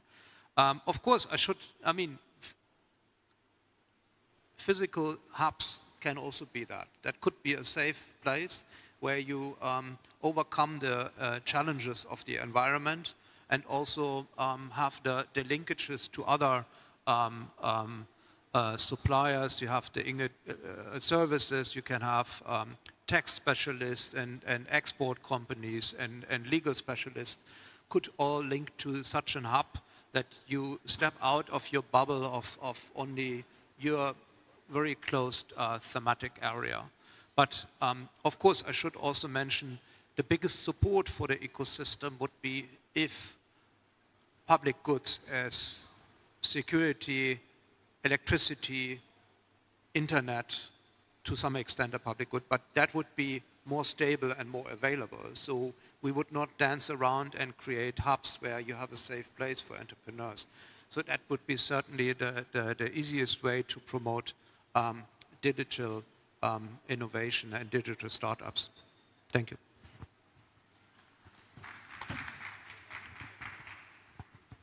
Okay, so I'm just asking the audience, are there any questions for our panelists? Okay, please can you state your name, what you do, and who the question is directed to, please? There's no mic. I think you may. I don't know how to do. There's no mic around you. Sir, can you please oblige us? Okay, all right, thank you so much. Yeah, thank you very much. My name is Isaac Moses, and I'm the convener of the Ajegunle City Youth Marathon, and I'm also the CEO of Sohai Sage Solution, and I'm the secretary to the Youth Council in Nigeria Federal Local Government. So I come from a local government that have the highest population density in the whole of Nigeria and in the whole of West Africa. And of course, it's a youth community, and where we have a lot of talent, a lot of creatives and startups. And my question goes thus. In this modern ecosystem where we have short attention span for young persons, you have minimum wage that could not even buy a bag of rice, young startups are struggling with sustaining workforce. And for young people like us that are starting up, for a resource-limited environment, how do we navigate managing youth workforce for startup organization, and how do you also source out funding to sustain this kind of startup that are not just digital inclined? Because most of the startup, a lot of investors will always want to look at startups that are more digital, that have more large profitability margin, not necessarily looking at the fact that we're still in Africa where digital literacy is still very low. So who is looking at the click and brick model in terms of physical interface for hard to reach and remote communities? Because I'm also passionate about the vulnerable populations that may not have the strong buying power. So some of us as startup, we are still in that domain to ensure that people get access to service. So how do you manage this where your profit margin and then sustaining the workforce to ensure that you remain on business, and even starting up such kind of business in such resource-limited environment? Thank you. Okay, so when you, as a startup and someone that has built an MVP and has gone to the market and is testing out solution, it's very important to know that you need to have a team of people that believe in your vision, that believe in that solution. So that's why you shouldn't do it alone. When you do it alone, that's where the drain comes in, because you cannot be able to sustain the manpower. The manpower the manpower will demand money from you and you don't have the capital and you have not even gotten an investment to build that enterprise. So the first step for you is actually, do you have the team that actually believe in your vision and can be able to work with you to push it to greater heights? That's your solution. That's number one step. Because most of the time is the dream of having 10 people, 20 people working for you, and then at the end, you are already spending money. I can give you an example with me. When I started my hub, I was young. It's always funny to me because I was young, naive. At that time, I was just 24. And what I did was, the first thing is I went and looked for a HR company to hire good programmers for me to help me in trade, to serve as trainers in my company. And these people at that time, the salary was high. And the first month, I thought I have the money to pay them. First month went by, I paid. Second month came. Nobody stepped into the hub to request for any service, nothing. And before you know it, before 6 months, I've drained everything in my account because I was paying money. And then along the line, I realized that was my biggest mistake. And then during that time, I had someone who believed in the vision of the hub, and he stayed with me, and we were able to pivot to find sustainable approaches. And that's one is at this rate, at that time, there wasn't even opportunities to get access to NGFP fellows who will be paid by UNDP and EU. I hear they are paying them, and you get them for a year to work for you. That's an opportunity for you to actually access manpower so that they can support you. And then another thing, you can also look at the 3MTT fellows. That's also another opportunity to tap into those talent so that they can support your dream. And they are in almost every local government in this country. You can be able to also have access to that. And then another thing is the youth corps members. They are being paid and they're looking for a place where they can start their dream as well. Get them to be part of. They are paid so you have less cost of workforce. So this is just a bit of an advice to work around. Thank you. Yeah, I just want to say another way to go about this is to identify a co-working space. You heard me when I talk about partnership. It's really huge. It is big. I will advise identify a co-working space so that your cost of running costs will reduce. That is one. If you are based in Lagos State give vouchers to MSME startups to go and use in various hubs. And it has been very, very good. So you can take advantage of that so that you can get enough personnel to work with. The MasterCard Foundation also have associate program. See, one of the secrets of Genius Hub is that we are always available to take intern. That is what we have done. And guess what? There are so many international organizations, so many youths, so many students in the final year who are looking for organizations to work with, to intern with. So there are quite a number of them. So go online, look for the MasterCard Foundation through Barbad link. We got 25 associates from MasterCard Foundation, and we're able to retain 15 of them because they are really, really good. Now, if you go online and look for organizations that provide internship, you're going to get a lot. Then the second option is ask for volunteers. See, my husband and I met as volunteers. We're volunteering. So please, there are industry leaders who have years of experience, especially civil servants, who have years of experience, who just want to retire and just support that young startup to scale. They're not interested in your money, but they just want to support you. So you can get volunteers. And the last but not the least is, this woman here can support you. So thank you so much, Marcus. Thank you, Miriam, and thank you, Isimeme. You guys have done such a great job. I hope we're feeling encouraged and we've received a lot of insights. Thank you so much as well to the Omniverse. Thank you.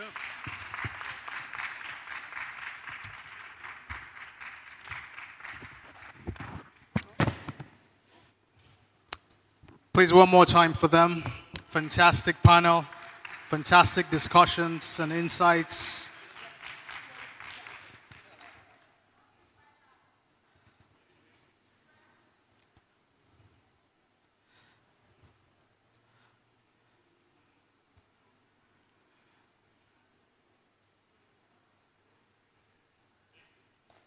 All right, thank you.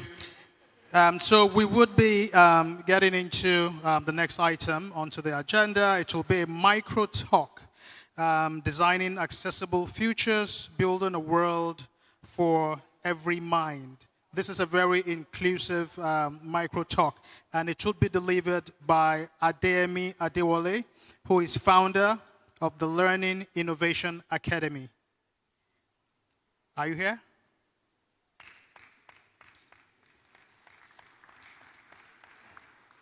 Oh, please, a round of applause for him. He's here. Thank you.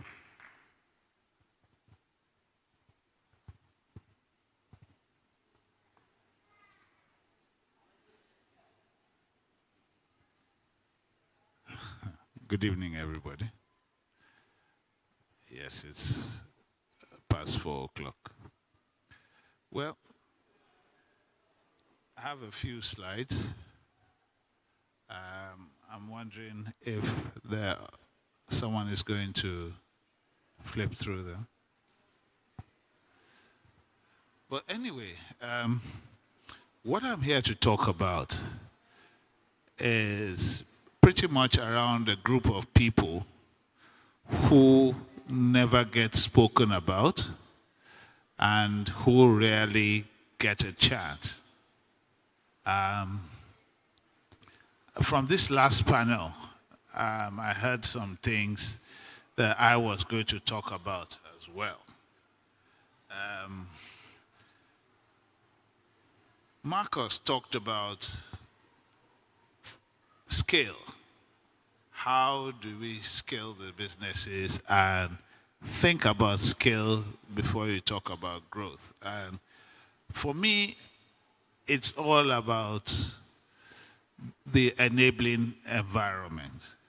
You know, Isimeme talked about the physical environment.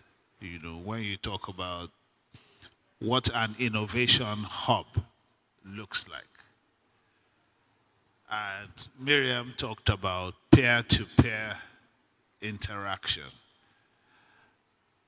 So again, I'm Adeyemi Adewale, Director of the Learning Innovation Academy. I'm here as the director talking about what we do at the Learning Innovation Academy. That's really why I'm here. The neurodivergent, those are people who may have autism, who have ADHD, who have dyslexia, are people who usually don't get the access that we're talking about, but they're usually the most innovative people you can come across. I'm sure most of us know that Bill Gates, Einstein,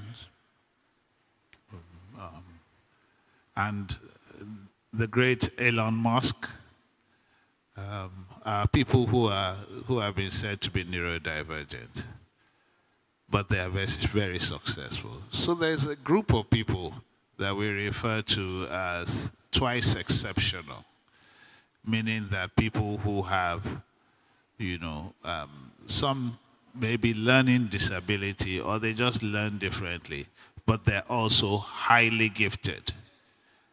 Some of them would be described as savants who can remember, you know, dates, names, and so many calculations that the normal, typical person would not be able to do. But they're also ostracized. They're not given that access because people look at the so-called disabilities, the quirkiness, and so on. So I'm here basically to talk about the future. What Africa needs is the youth. We're told that 60% of the population in Africa are under age 25. And I don't need to go over that because that's why we're here. But then again, true innovation is going to happen from very few people. And these people are going to be those who do not learn in the normal way. I'm very sure many youth here have gone to university, but if they had a chance, they wouldn't. And that's why we talk about talent development in the creative arts. That's what we do at the Learning Innovation Academy, and we say that we're an inclusive environment where the neurotypical and the neurodivergent are in the same space. And that's where the peer-to-peer comes into play, where the so-called normal, that's neurotypical people, learn from the genius of people who are neurodivergent. And that's basically just to show you that those who are neurodivergent are just people who think differently, who process differently, and they used to be said to be disabled. So it just refers to the variations in how people think, learn, and process information. And I already spoke about dyslexia, Down syndrome, and so on. And we talked about the twice exceptional people who really are the geniuses we talk about. They have certain so-called disabilities, but are also very talented, especially in the arts, technology, and mathematics. So how do we solve this? The way forward, obviously, well, I've just chosen about 5 of them. We need to empower individuals by recognizing and nurturing their unique talents rather than forcing them into conventional minds. And we call that strengths-based, talent-focused approach to learning. What we try to do is project-based learning, where we don't try and teach people like they're in a classroom. Of course, the age is young people who are post-secondary, but already have a talent, and we can channel the talents they have into structure. The next thing would be creating alternative opportunity for neurotypicals who want to align their work with their passions. So again, even though I'm speaking from the point of view of the neurodivergent, meaning then we also are conscious of the so-called typical people who learn a lot, well, from our experience, from the geniuses of people who are neurodivergent. So again, we need to bridge the gap through innovative, accessible education, entrepreneurship, and career pathways. At the Learning Innovation Academy, entrepreneurship is the main thing that we really want.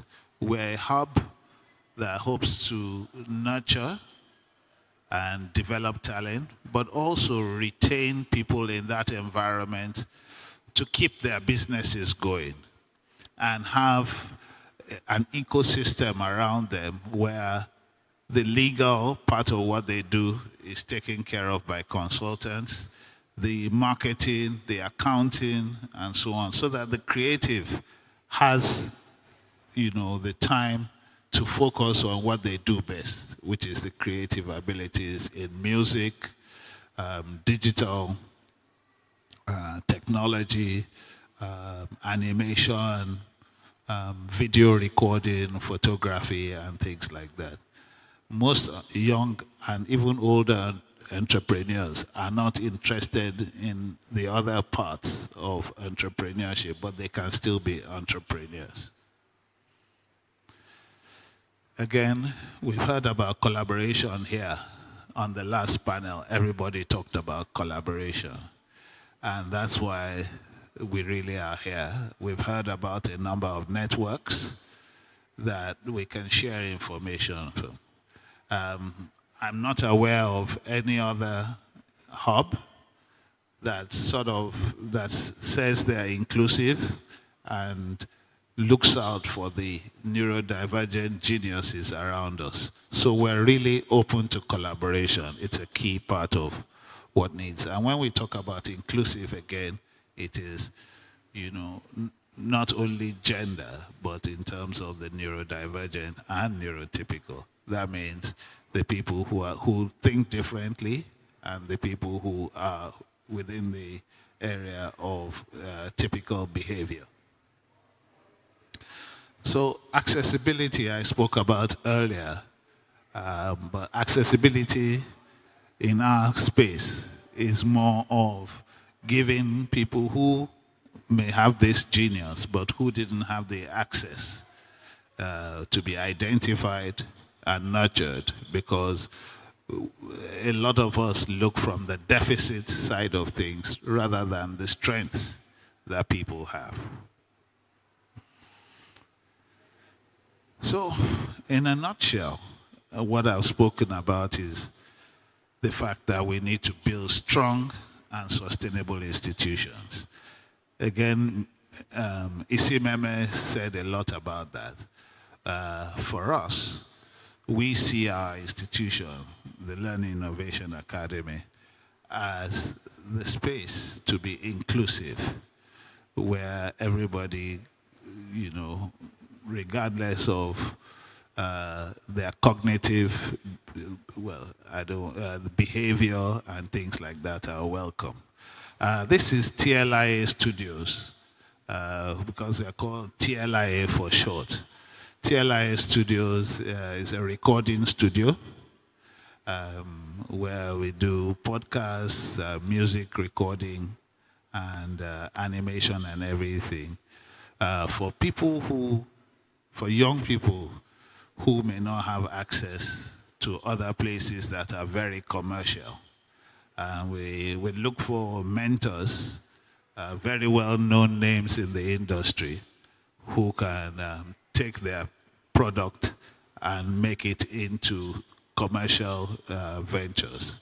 So for the young people out there who may want to develop their music, this is our place to go. Thanks for listening, everybody.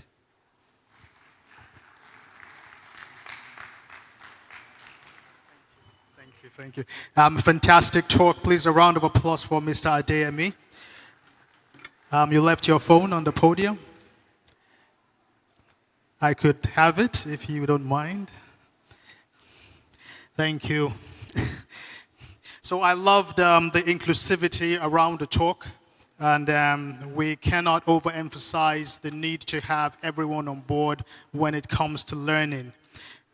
Talking about inclusiveness, we are going to jump into the next panel session for the day, which is the Women's Forum.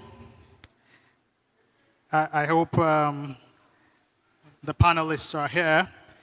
Driving inclusive innovation in Africa's startup ecosystem, and I would call up the panel.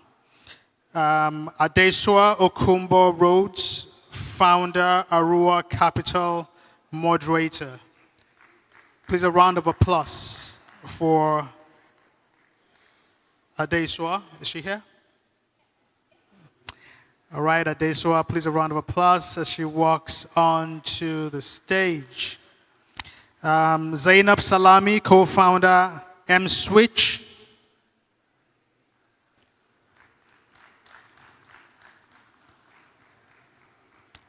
Again, Adesua Okumbo Rhodes, could you please come up the stage?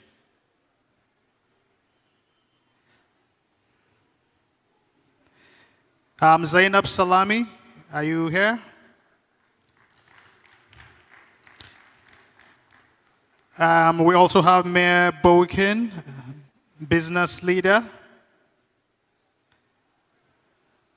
Dr. Osasuyi Dirisu, Executive Director, Policy Innovation Center. And Dr. Tewa Onosanya, Founder, CEO, Exquisite Magazine Services Limited. Please welcome the entire panel onto the stage.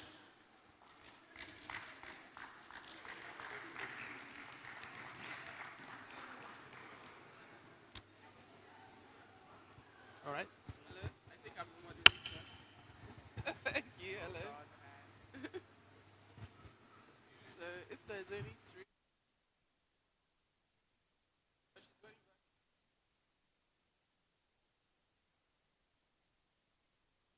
Hello? Okay.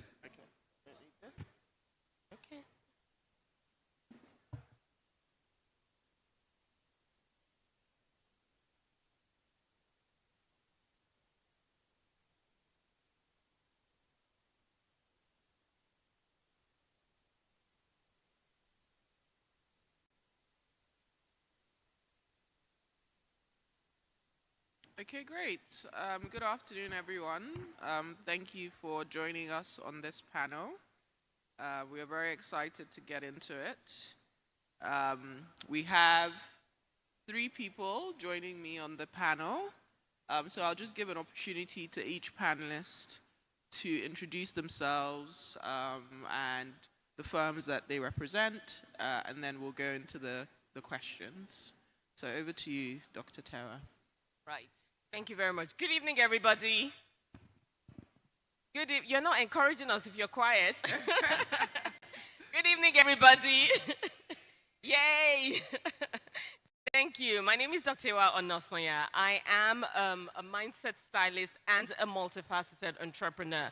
As an entrepreneur, I'm the founder of Exquisite Magazine, which is a fashion, wellness, and lifestyle magazine for the unlimited confident woman. I'm also the founder of the Eloy Awards Foundation, which is aimed at sustaining women empowerment and celebrating women as well. I'm an author. I've written 6 books.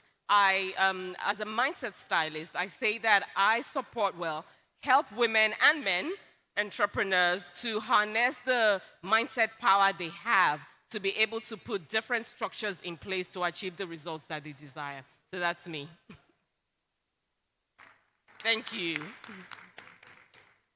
Good afternoon, everyone. I'm Mia Boykins. I'm here all the way from New Orleans, Louisiana, USA. Thank you. I'm happy to be here. So I am a global entrepreneur and speaker. I'm also an award-winning humanitarian and a scholar. So the work that I do as a global entrepreneur is at the intersection of government, international business, and also entertainment. As I said, a scholar. I'm currently culminating a PhD in government and public policy, but I also have 2 international master's degrees in global business and also psychology. So very diverse background. As it relates to government, I'm also the director of partnerships and external engagement for the Georgia House of Representatives. So I'm actively using all of my education, and I'm really happy to be here today. Thank you.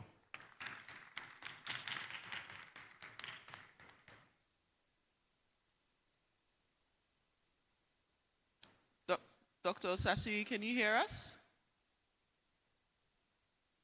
We can't hear you. If the IT can help us.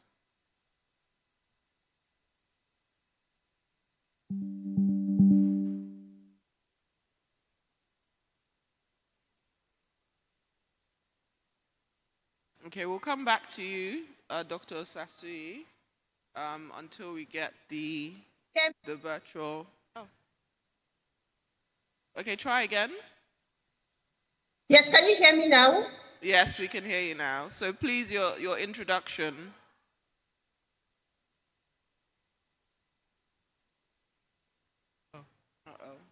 I'm Dr. Osasui Dirisu. I'm the Executive Director at the Policy Innovation Center. We're based in Abuja, Nigeria, and Senior Fellow at the Nigerian Economic Summit Group. I have a first degree in medicine and then a public health degree at master's and PhD level and an MBA. But over the past 15 to 20 years, I have worked at the intersection of gender and issues relating to social inclusion.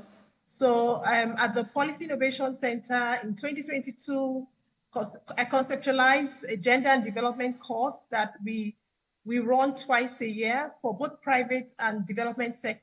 We've trained over 350 people till date. And then also host the Gender and Inclusion Summit, which we have run since 2022. And this is a platform that we developed to advance gender equity, social inclusion, and gender responsive governance in Nigeria and Africa as a whole. But beyond this work, I have led a wide range of research projects addressing vulnerabilities across the spectrum, from rape to gender-based violence to household decision-making for women to intimate partner violence to social cohesion and all the different social issues that you can think about. And we also have a behavioral innovation lab where we keep reflecting, we do evidence-based insights to support innovative policy making and also ensure that solutions that are driving social impact have evidence of what works and would not increase vulnerabilities that we know that a lot of vulnerable populations also already face. I'm happy to be here and thank you so much. Thank you, Dr. Osasui. Thank you.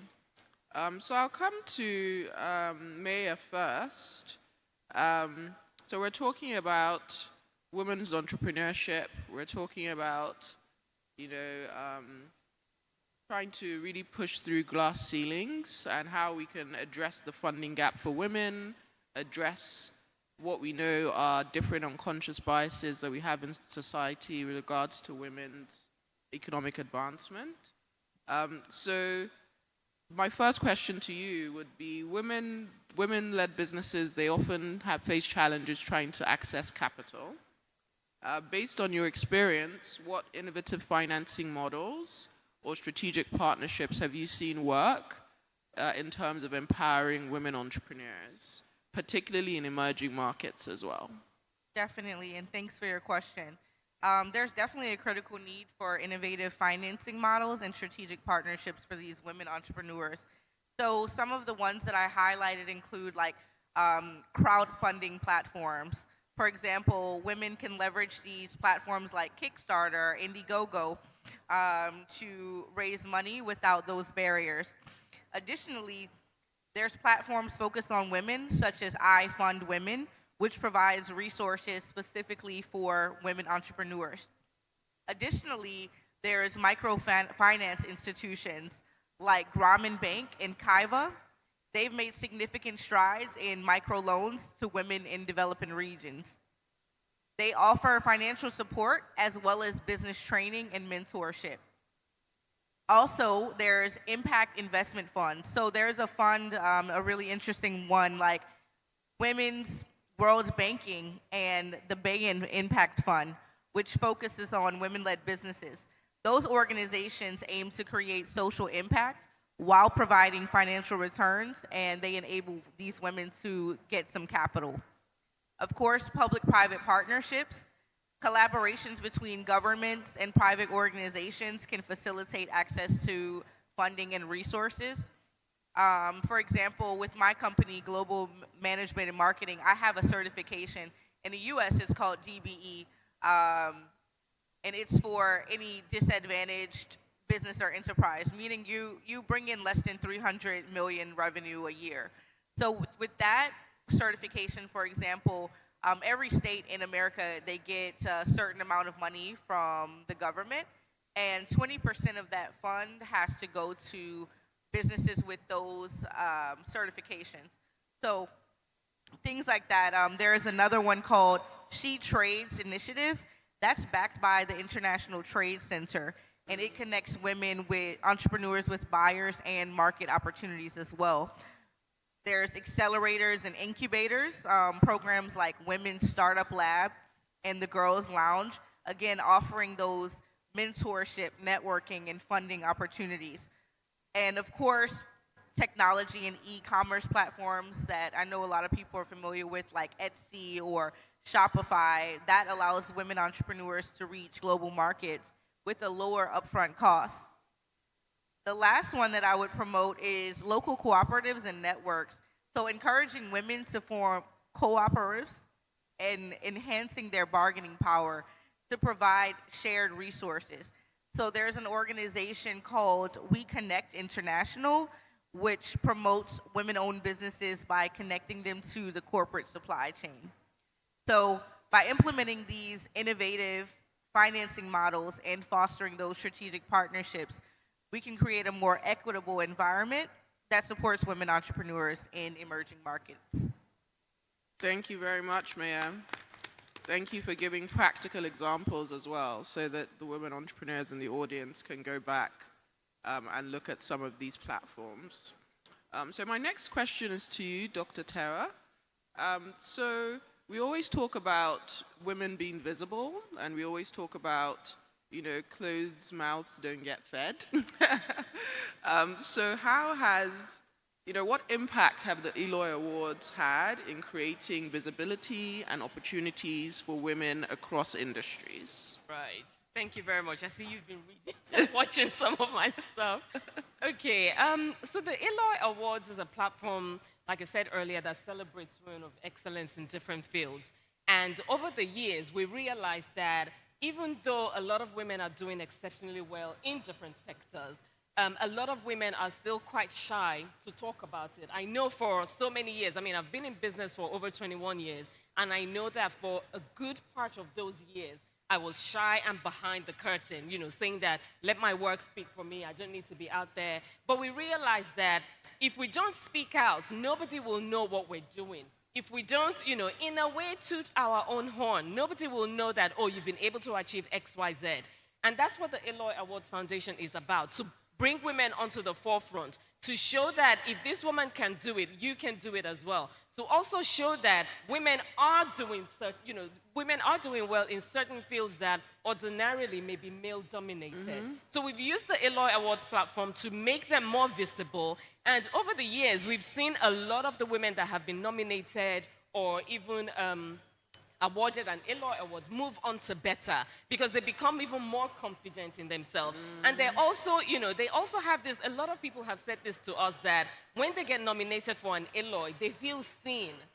Which is, you know, a lot of people don't feel so. You're doing so many things, you know, but sometimes you're not seen by the people you want to be seen by, so to speak. And a lot of these women have come to us and say, you know, I feel seen. I feel like my work is not in vain. So we've created that platform and also work with different organizations to be able to continue to do that as well. I mean, this year, the Eloy is in its 17th year. Wow. So for the past 17 years, we've been celebrating women of excellence, and it has also evolved away from just being an awards company to a foundation that empowers women. So what we do is business owners, we encourage them, you know, we train them about the mindset for success. Being successful means that you have to be proud of what you're selling and go out there. I say to them, you know, carry your market on your head, so to speak. You must be visible. You must use the platforms that are available. You must showcase yourself. And like you rightly said, closed mouths don't get fed. If nobody knows what you're doing, if nobody knows who you are, nothing's going to happen. The business won't grow. And we also use the magazine as a platform for visibility as well. So we're showcasing some of these winners on our platforms. We're showcasing women in business on our platform. Sometimes we do showcase men, so we're not completely biased. We do showcase men as well. But Exquisite Magazine is there for us to be able to for us to be able to showcase people that ordinarily won't even have a platform or would probably think that it's too expensive to be there. But visibility is key. Visibility matters because people will do business with who they know. Yeah, definitely. Definitely. Thank you. Definitely. And wow, 17 years. Yes. That's an amazing achievement. Thank you. So I'm going to come to Dr. Osasui, if she's still on the Zoom line. Is she still there, or should we just... Yes. Yes, I'm here. Okay, great. So Dr. Osasui, we also, going above the capital gap, going above visibility, there's also an element of policy, there's also an element of advocacy that needs to come into the kind of the gender gap conversation. So how has your research over the years shaped policy interventions addressing gender inequalities in our society? Thank you so much. Can you hear me? Yes, we can hear you. Awesome. So I'll start from the most recent example. So in the last couple of years, we've been working to support the Edo State government to develop a digital policy. And one of the things that was at the center of developing that policy was advancing an inclusive digital transformation ecosystem in the state. So we first of all conducted a digital readiness assessment. We had over 7,500 citizens across all local governments participate in that survey. And one important component of that survey and the other interviews that we had as part of that was understanding the inequities that would impact on women having access to digital tools, or creating a policy enabling environment that is making everyone else thrive except women. And so looking at some of the insights that came from that policy, from that research project, I'll give you one or two quick examples. As part of that work and another work we did on research work we did on NIN, uptake of foundational identity, or the NIN, by women. Some of the conversations were, I don't have a bank account because I've had issues with my husband in the past, issues relating to GBV, and issues relating to household decision making. And, but doing that research, we took some of those insights and put that into the policy. So the policy process also was co-created. We invited, despite the insights we had from research, we invited everyone to the table, coconut sellers associations, plantain sellers, market women, rural women, smallholder agricultural farmers. We brought everyone to the table, understood their felt needs, and ensured that the policy, which has now been launched, and we're in a policy advocacy phase, to ensure that that policy would speak to the needs of women. Because we've seen over and over again where you develop policies as a tool, but the policy inadvertently, as an unintended consequence, has elements that actually would drive exclusion further. But just to give a few other examples, on the Nigerian for Women project, I also led the social norms exploration that informed how to empower women without causing a lot more vulnerabilities within their households. Because one of the most important things we need to put in place when you want to undertake a women's empowerment program is, how is this going to impact on the perception of everyone who begins to see the woman doing well? So some of the things some of the pillars we looked at in that research was ownership of productive assets. What are the cultural and social cultural norms around ownership of productive assets, household decision making, a decision about going to the hospital, things that a woman needs to take permission from her husband to do, and just bringing all those insights into the design of the program to ensure that, by the time we start anticipating what the outcomes will be for women, they'll be better off. One quote that never leaves me from that research is, a man who said that, well, you can empower my wife, as much as you want, But if the okra tree is growing taller than the owner, then we have to cut it down. So he was saying, as long as my wife doesn't end up doing better than me, I'm fine. But you see, that's why it's really good to use evidence-driven insights for decision making. And just speaking quickly to so many other things I've done, I also led a research study that informed how to put girls, increase, enrollment of girls in schools without also creating, more harm. And that has informed a lot of policy conversations around, all these conversations about bringing out of school children into schools and ensuring that girls especially are safer in that process. I also led the development of the National Gender-Based Violence Dashboard.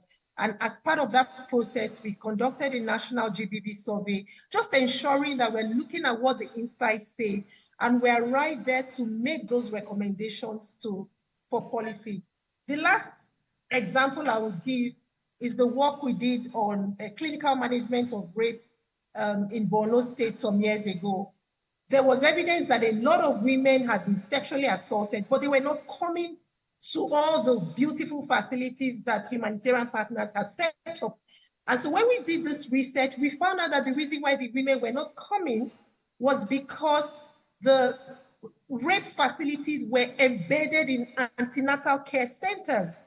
And so the women told us that if anyone in the community or in the IDP camp sees me battered, wounded, injured, raped, walking into an antenatal facility, everyone will suspect that I'm pregnant, and they will start looking for, how to do something, harm me, because, who is the owner of the pregnancy? And I'm supposed to take permission anyway before I walk out of the home and go for rape services. And so that research project informed separating rape care centers from antenatal facilities. In fact, they call the rape centers like well-being clinics where women can just walk in and have a conversation about their health. But within those centers, they were also now getting rape services. So these are just some of the so many examples in the last few years that, weaving evidence and insights into the process of either designing policies or designing innovative solutions for gender equity and social inclusion. Thank you so much, Dr. Osasi, for that very, very impressive answer. You've definitely been very busy, so thank you so much for your contributions there. So I'll come back to Amir, and I want to ask you about the ecosystem shifts that we'll need, because this is not something that can happen overnight. So through your humanitarian and business initiatives, I know that you've worked across multiple continents. So what key policies or ecosystem shifts do you believe are crucial for fostering an inclusive innovation landscape that enable women businesses to scale beyond their local market? Definitely, that's a great question. So there are some key factors for example, the policy interventions for women entrepreneurs. One of those policies definitely would need to be a gender-inclusive investment policies. For example, government should mandate that a certain percentage of venture capital and public procurement funds to be allocated to women-led businesses. There's an initiative like the 2x Challenge, which mobilizes gender-smart investments, and that is an example of something that can be expanded. Trade and export support. Policies that facilitate access to global supply chains. That's a big one. There's one called She Trades Initiative, and it's recognized by the International Trade Center. This one helps women entrepreneurs to export their products and services internationally. And again, legal and financial reform. So removing legal barriers related to business ownership, collateral capital, and credit access is essential. For instance, policies that support alternative credit scoring, they can open a lot of doors for women. As it relates to the ecosystem shifts to support women entrepreneurs, of course, the access to digital infrastructure and technology, women must have affordable internet access, digital payment solutions, and e-commerce tools so they can scale globally. I spoke about platforms like Shopify, but there's also Paystack and Flutterwave, which enables cross-border transactions. Bridging the funding gap is really key as well. So more gender lens investment funds and women-focused accelerators, such as the Cartier Women's Initiative and SheEO. Those are both needed to provide early stage capital. Corporate and institutional partnerships. So large corporations should be incentivized to integrate women-owned businesses into their supply chains. We Connect International already connects women entrepreneurs with multinational companies. Cross-border mentorship and networks. Hello? Uh-oh. Oh, Okay. the mic is still working. That's great. Women entrepreneurs will benefit from these peer-to-peer learning and also mentorship networks like Vital Voices and Albright. And lastly, cultural and social shifts. So advocacy and education, they are crucial in changing perceptions around women in leadership and entrepreneurship. So more women-focused media, like my lovely panelists here, are women-focused media. So we need more of that, and that will definitely help to accelerate the shift. Thank you. Thank you so much.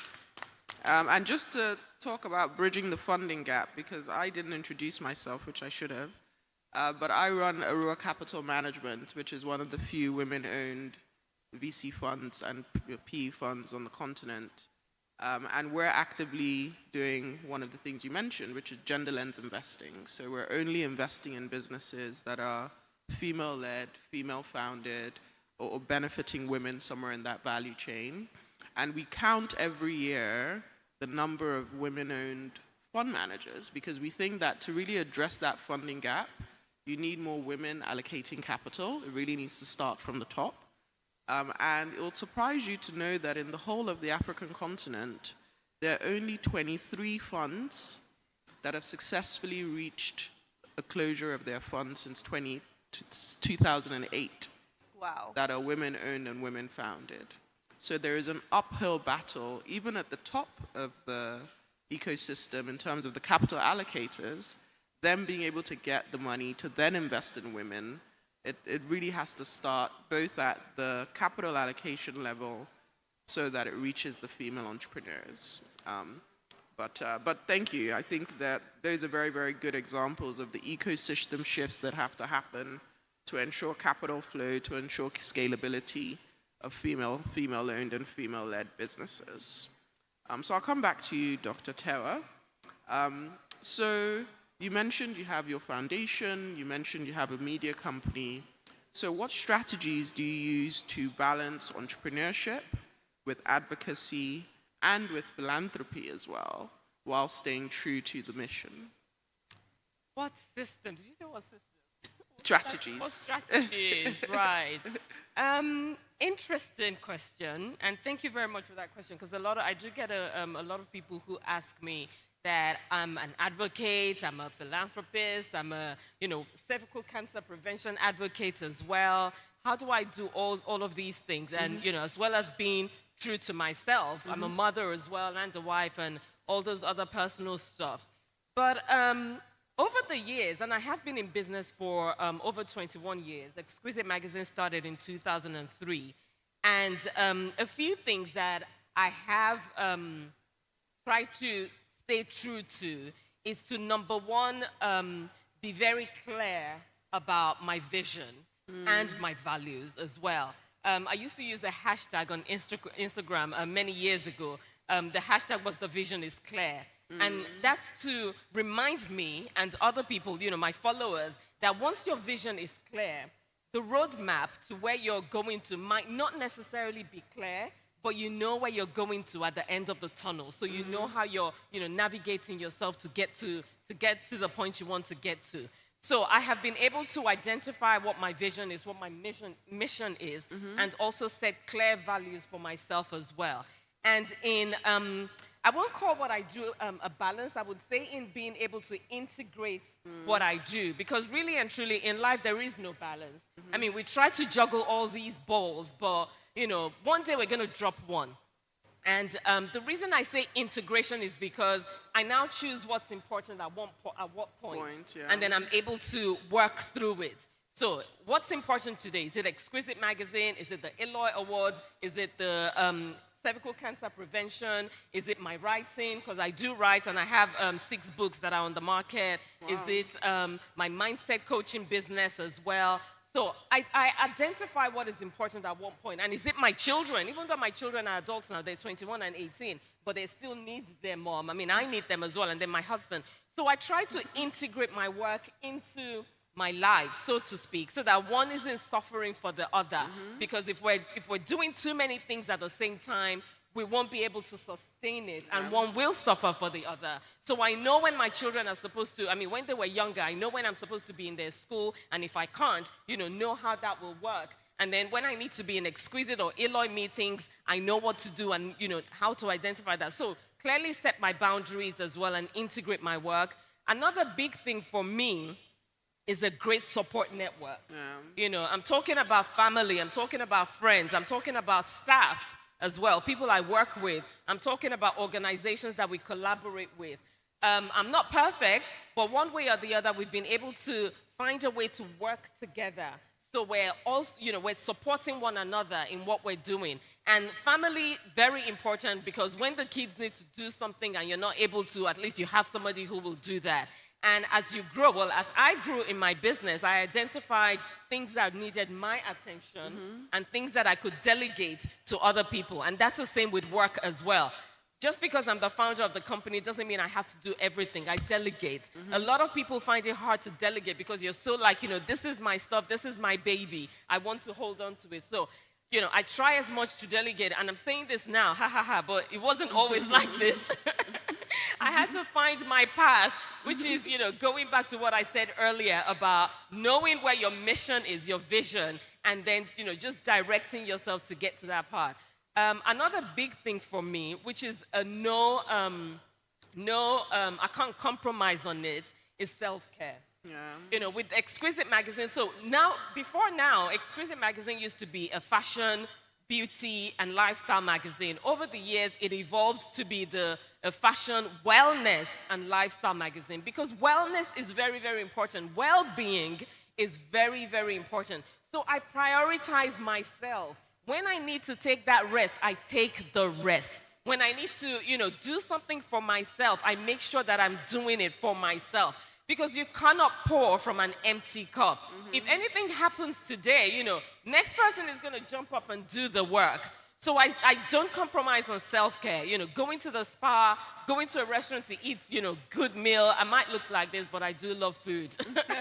Going to the restaurant to eat, a good meal.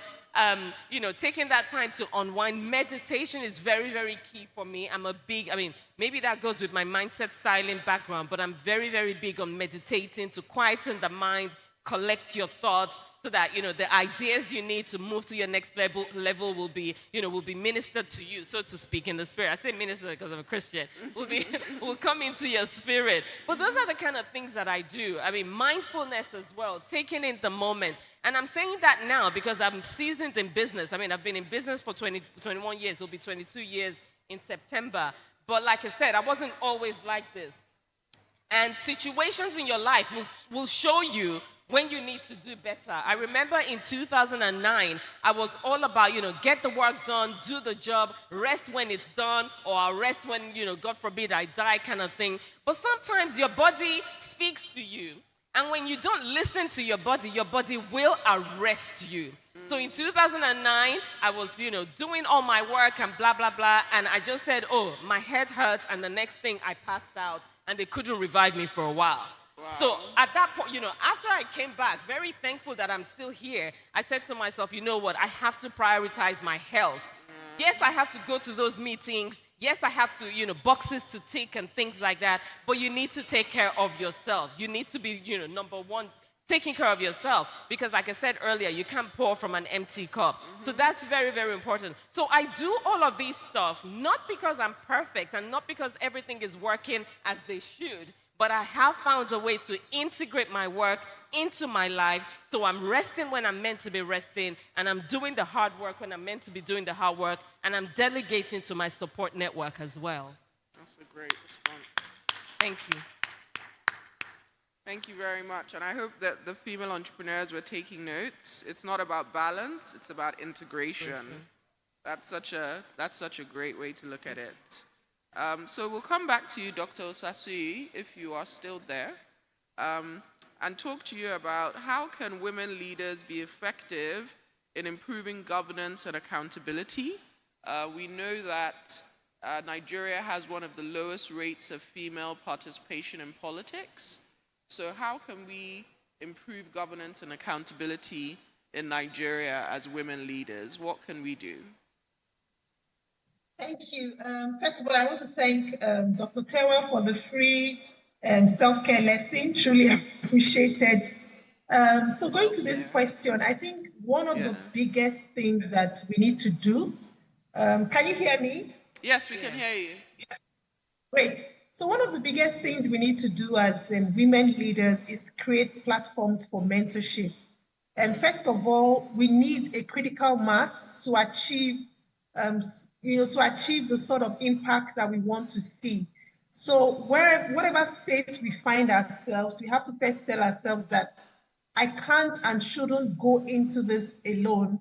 I need to ensure that I'm raising generations of women that can come after me. So one of the things that we've reflected on over the last few years, which is why we set up the Gender and Inclusion Summit, is that realization that for advancing gender equity, for advancing women leadership, sustained advocacy is critical. So it's not advocacy for 2 years, or like Dr. Tewa said, she's been doing that magazine for 17 years now. So it's just understanding that it's advocacy on the long haul. So with that understanding, we know that whenever it's just, I'm the only woman in the room, I'm not trying to be exclusionary, right? I need to ensure that I can create an enabling atmosphere to ensure that there are a few more women coming after me. We keep growing older, we transit to other things, and sometimes we leave a vacuum. And so if you're trying to advance conversations about governance, accountability, and creating platforms where we can actually advocate, because it's not enough to be a leader. Some women have found themselves in positions only to realize that, I'm just a tokenistic leader, so I'm there as a figurehead because I haven't really taken time, or we haven't really taken time to create the influence, the power that comes with being a leader. So I don't want to be called just a woman leader, just like, give me that title. I want to make impact. And in doing that, the first thing I need to do is make sure that there are women coming after me. The other thing is we just completed a study, and it was an intersectional approach to understanding and addressing corruption. And one of the things, social norms that drive corruption, one of the things we're trying to look at in that research was the sort of gender dimensions to understanding and responding to issues related to corruption. And one of the things we found is that when women are found to do 1% of the things that a man may do, they may be hit with a much harder stick. The sanctions, the criticism, and all that is a lot more for women. And so raising the bar with how we reflect on accountability, how we reflect on creating governance, creating boundaries around ourselves. Some of the things that, other panelists have talked about today, putting those basic structures in place to ensure that as we're growing, we're creating the structure that enables us to look back and see that we're not just making impact, but we're creating systems. We're thinking through systemic approaches to change that would outlive us, so that when another woman steps into our shoes, we've actually created an opportunity for them to thrive, to do better, and then also advance more in leadership. I think the last thing I would say with this for women, because we also have that difficult task of, and I say this with every sense of apologies, twice as much work sometimes you need to do to just prove that you deserve a seat at the table, right? We need to always think about what sort of new voice should I bring along with me? Is it bringing some male allies? Is it bringing young people? Is it bringing other women? Is it looking for a woman in a political leadership? Is it looking for how to address some barriers? Is it advocating for policy? So we really need to map our ecosystem and ensure that if we want to grow and advance leadership at the level that we can say that participation for women is increasing, we need to understand the intentionality in not just thinking about what it means for me, for example, as Osasui in the Policy Innovation Center today, but what it means for so many other women who will be like thinking system, thinking for the future, thinking long term, and thinking about the sustainability of the systems that we're putting in place. Very well said. Thank you so much. So I want to break up the panel a little bit and see if we have any questions from the audience. We've had really great contributions from the panelists. Any questions? Okay, we have one question there. Thank you very much. We can hear you. Thank you very much. Okay. Thank you so much for the speech. My name is Chisom Ifediora. I am a writer and also a speaker coordinator for the Omniverse, actually. Okay. So, my question now is, many African women face subtle pressure to tone down their ambition. Like Chimamanda Adichie said, when you do something, they say you do too much. When you read too much. So how do we unlearn this, both personally and culturally, as African women? Okay, just to make sure that I got what you said, you're saying that women tone down their achievements? Yes, we are asked to tone down, the pressure to tone down, to not be too ambitious. So how do we unlearn this? How do we unlearn it as a culture? So I think that is for Dr. Tewa, obviously. So please help us answer the question. Thank you so much for that. Right, how do you unlearn it? Number one, you have to be patient with yourself, because it took a while for the programming that once was there, and I'm saying once was there because from now on it's going to be changing. It took a while for you to get to where you are today with that mindset. And with what has been programmed into our minds that, women are meant to be quiet, women shouldn't talk, women shouldn't be ambitious, even if you're doing well, you shouldn't really talk about it. No, We're in an era where you talk about it, you toot your own horn, you say your achievements, you closed mouths don't get fed. And there are people doing less than you that are talking about it and getting into those rooms. Facts. So, exactly. So you have to be patient with yourself and know that it's going to take time, but you have to constantly practice being out there. And I'm going to talk a little bit about patience again, because when you get to a certain point, you will still get to a point where you still feel like, oh, I still need to be a bit shy because you're in a room that, are with people who you think are higher than you in stature or education or whatever.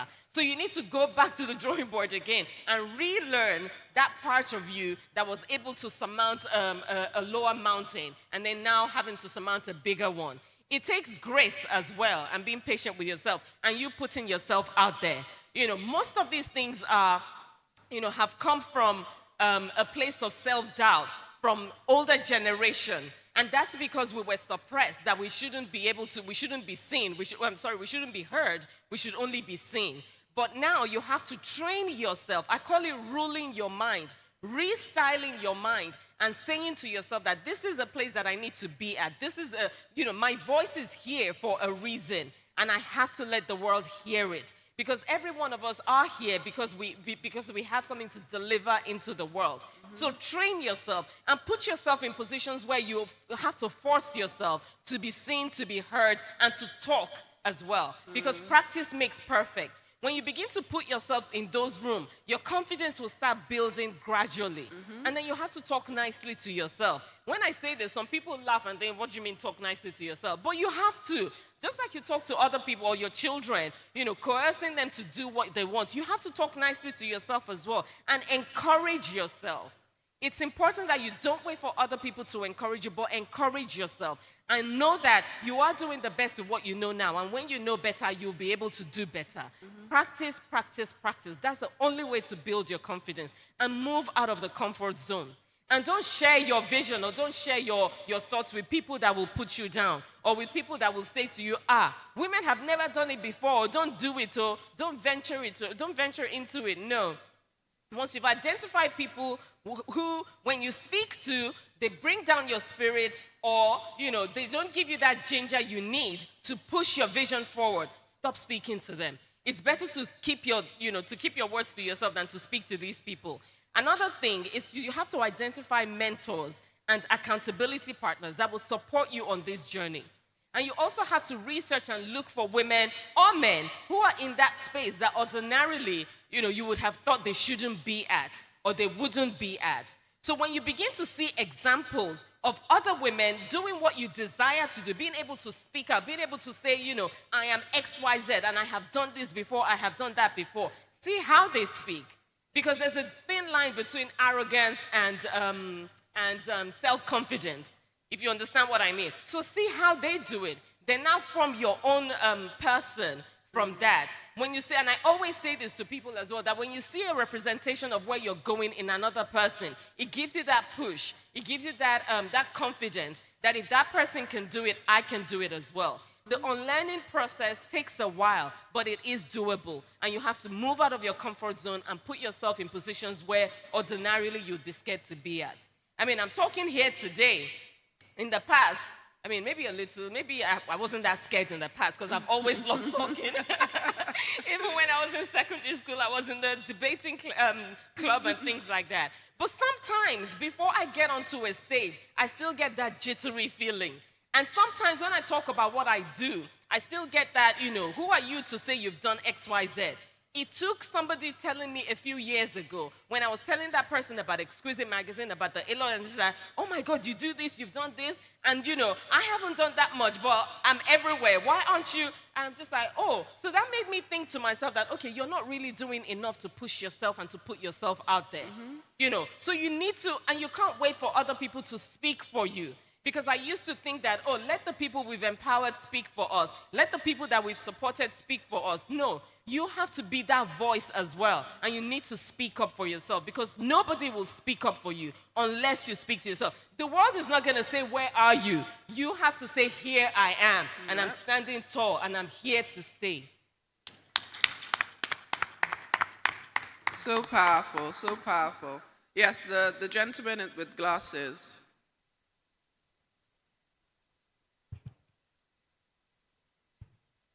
Hi, everyone. Good afternoon. Paul Okoro is my name. I'm from Warri, Delta State. I want to ask a question. First of all, thank you to the panelists for your contributions and insights so far. Now, there is a digital policy for Delta State that I'm privileged to be in the drafting committee. And one of the things we try to include is gender inclusion. Now, Jesse, gender equity and social inclusion, people with disabilities, people that are marginalized and all of that. Now, when we're drafting it, some of my colleagues, there were people who said, these are not necessary. Let's just get the digital, the ICT part of things done. But because we have the support of SDN, and they were very intentional about this gender inclusion, we're able to put that in. But now it took us 3 years to get to this point because we didn't have a lot of support. So my question is this.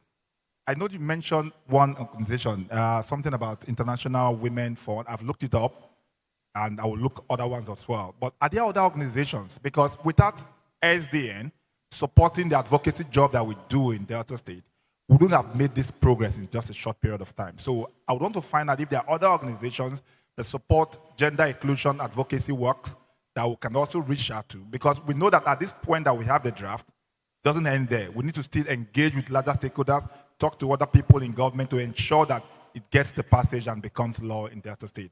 So I just want to find out if there are other resources that we could also, check on that can help us with that advocacy work. I will direct that question to the lady on orange. Thank you. Yeah. Thank you so much. That was a great question. So I know you targeted me for that question because I work in policy with the Georgia House of Representatives. I just want to say, while I did list some of those gender inclusive policies, my state representative, who I'm doing policy research for and revisions, we aren't focused on that. We're actually focused on projects like sustainability, healthcare, equity, education, and business.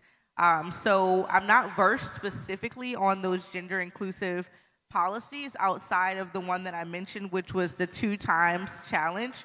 It's written as 2X challenge. 2X, yeah. But I'll definitely be doing additional research into gender policies. Thank you. I wish I could have answered that better for you. I don't know if Dr. Osasui heard the question. I think through the work that she does with NESG, NESG is another great body for policy advocacy. So you might want to reach out to them as well. The One Campaign, I don't know if you've heard about the One Campaign, but the One Campaign are also very actively lobbying for more equitable policies across Africa. So you can look them up as well. But great work in what you're doing, and well done for being persistent to include the fine print for women in those policies, because that's really where it starts. And if it's not written into law, people will not measure it. And we need measurement for accountability. So well done on what you're doing. Yes. Well done. Can I add a few thoughts? I don't know. If Dr. Osasui, did you hear the question? Okay, I did actually. So, I mean, like I said, we're just off developing a digital policy for those states from scratch, and we've worked on this for the past couple of years. So, first of all, just to say you're not alone. For most policy conversations that we have at the Policy Innovation Center, where I lead, we always start those conversations because we have a gender transformative approach to the work that we do. So we always start that conversation internally from how do we ensure that we situate women, vulnerable groups, persons with disability right at the center of this policy, designing policy for humans. Now, it's never easy, so well done for all you have done, but just to know that it's never an easy process, whether it's a digital policy or a women's economic empowerment policy. It always helps to do a lot of work. So one is mapping your stakeholders, mapping the ecosystem, who are your allies, who are the people who are likely to go against it, doing a political economy analysis. And then from this, you can come up with almost like your theory of change, like from all the input that needs to go into the output and the outcome, which is this very inclusive policy at the end. Who do I need? What resources do I need? What support do I need? Technical and the rest. I also explained when I talked about our process of doing our digital policy, that we did a readiness assessment and we used the insights from that assessment as an advocacy tool. Because it's one thing to tell people to put gender at the center of this policy, and then they ask you, why is there even anything wrong? But when you have the evidence, you have the insights. I mean, proportion of women, so using evidence to guide decision making and evidence-based advocacy. So not just advocating for the purpose of, bring women in the center. No, we have data to show that 22% of women compared to, for example, 75% of women own mobile phones. I'm just giving a hypothetical example. We have the data to say that these are the inequalities, these are the gaps that we need to bridge. Sorry in the process. Sorry to interrupt, Yeah. Dr. Osasui. We're just wrapping up here. Our time is up. Okay. But thank you very much for that. Evidence and data is very important to drive home the point. So thank you so much. Well, thank you very much to the audience, and thank you to my panelists. Thank you. Thank you for having us. Thank you.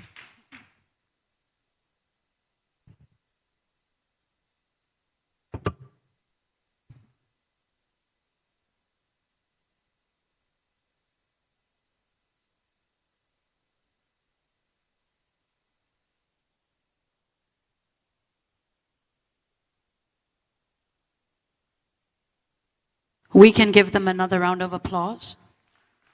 I say it all the time that it's not always easy speaking up here. I know we look good when we speak, but it's not always easy. Again, I'd like to thank all the women that were up here, also Zainab Salami in her absentia. Thank you so much. And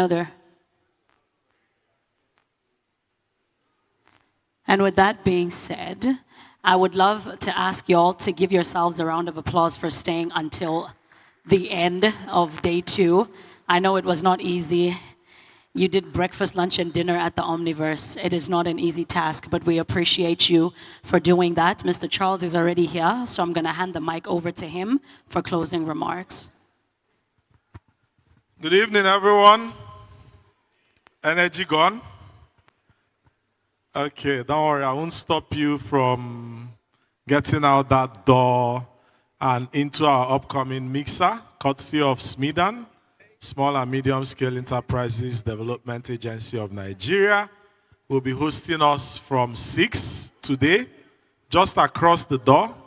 So, and I think we've had a wonderful day. Several sessions on stage here, several guests, several speakers, a few deals struck, MOU signed, winners across the different rooms. I think that it's important to just remind you that we still have tomorrow and next tomorrow. Tomorrow we start again at 9, and we will have the breakout sessions again from about 11, I think. And we come back here at 3 to round up the day. And then on Friday, I'm looking forward to that. I think we have a theme for Friday, which is African. Is that correct? Yeah, African. So, but as we plan for that, I would say thank you very much all for today, and have a good evening. And don't forget to wait across the road, across the stage at the deal room for the SMEDAN evening event. But you have to register. Thank you very much and good night.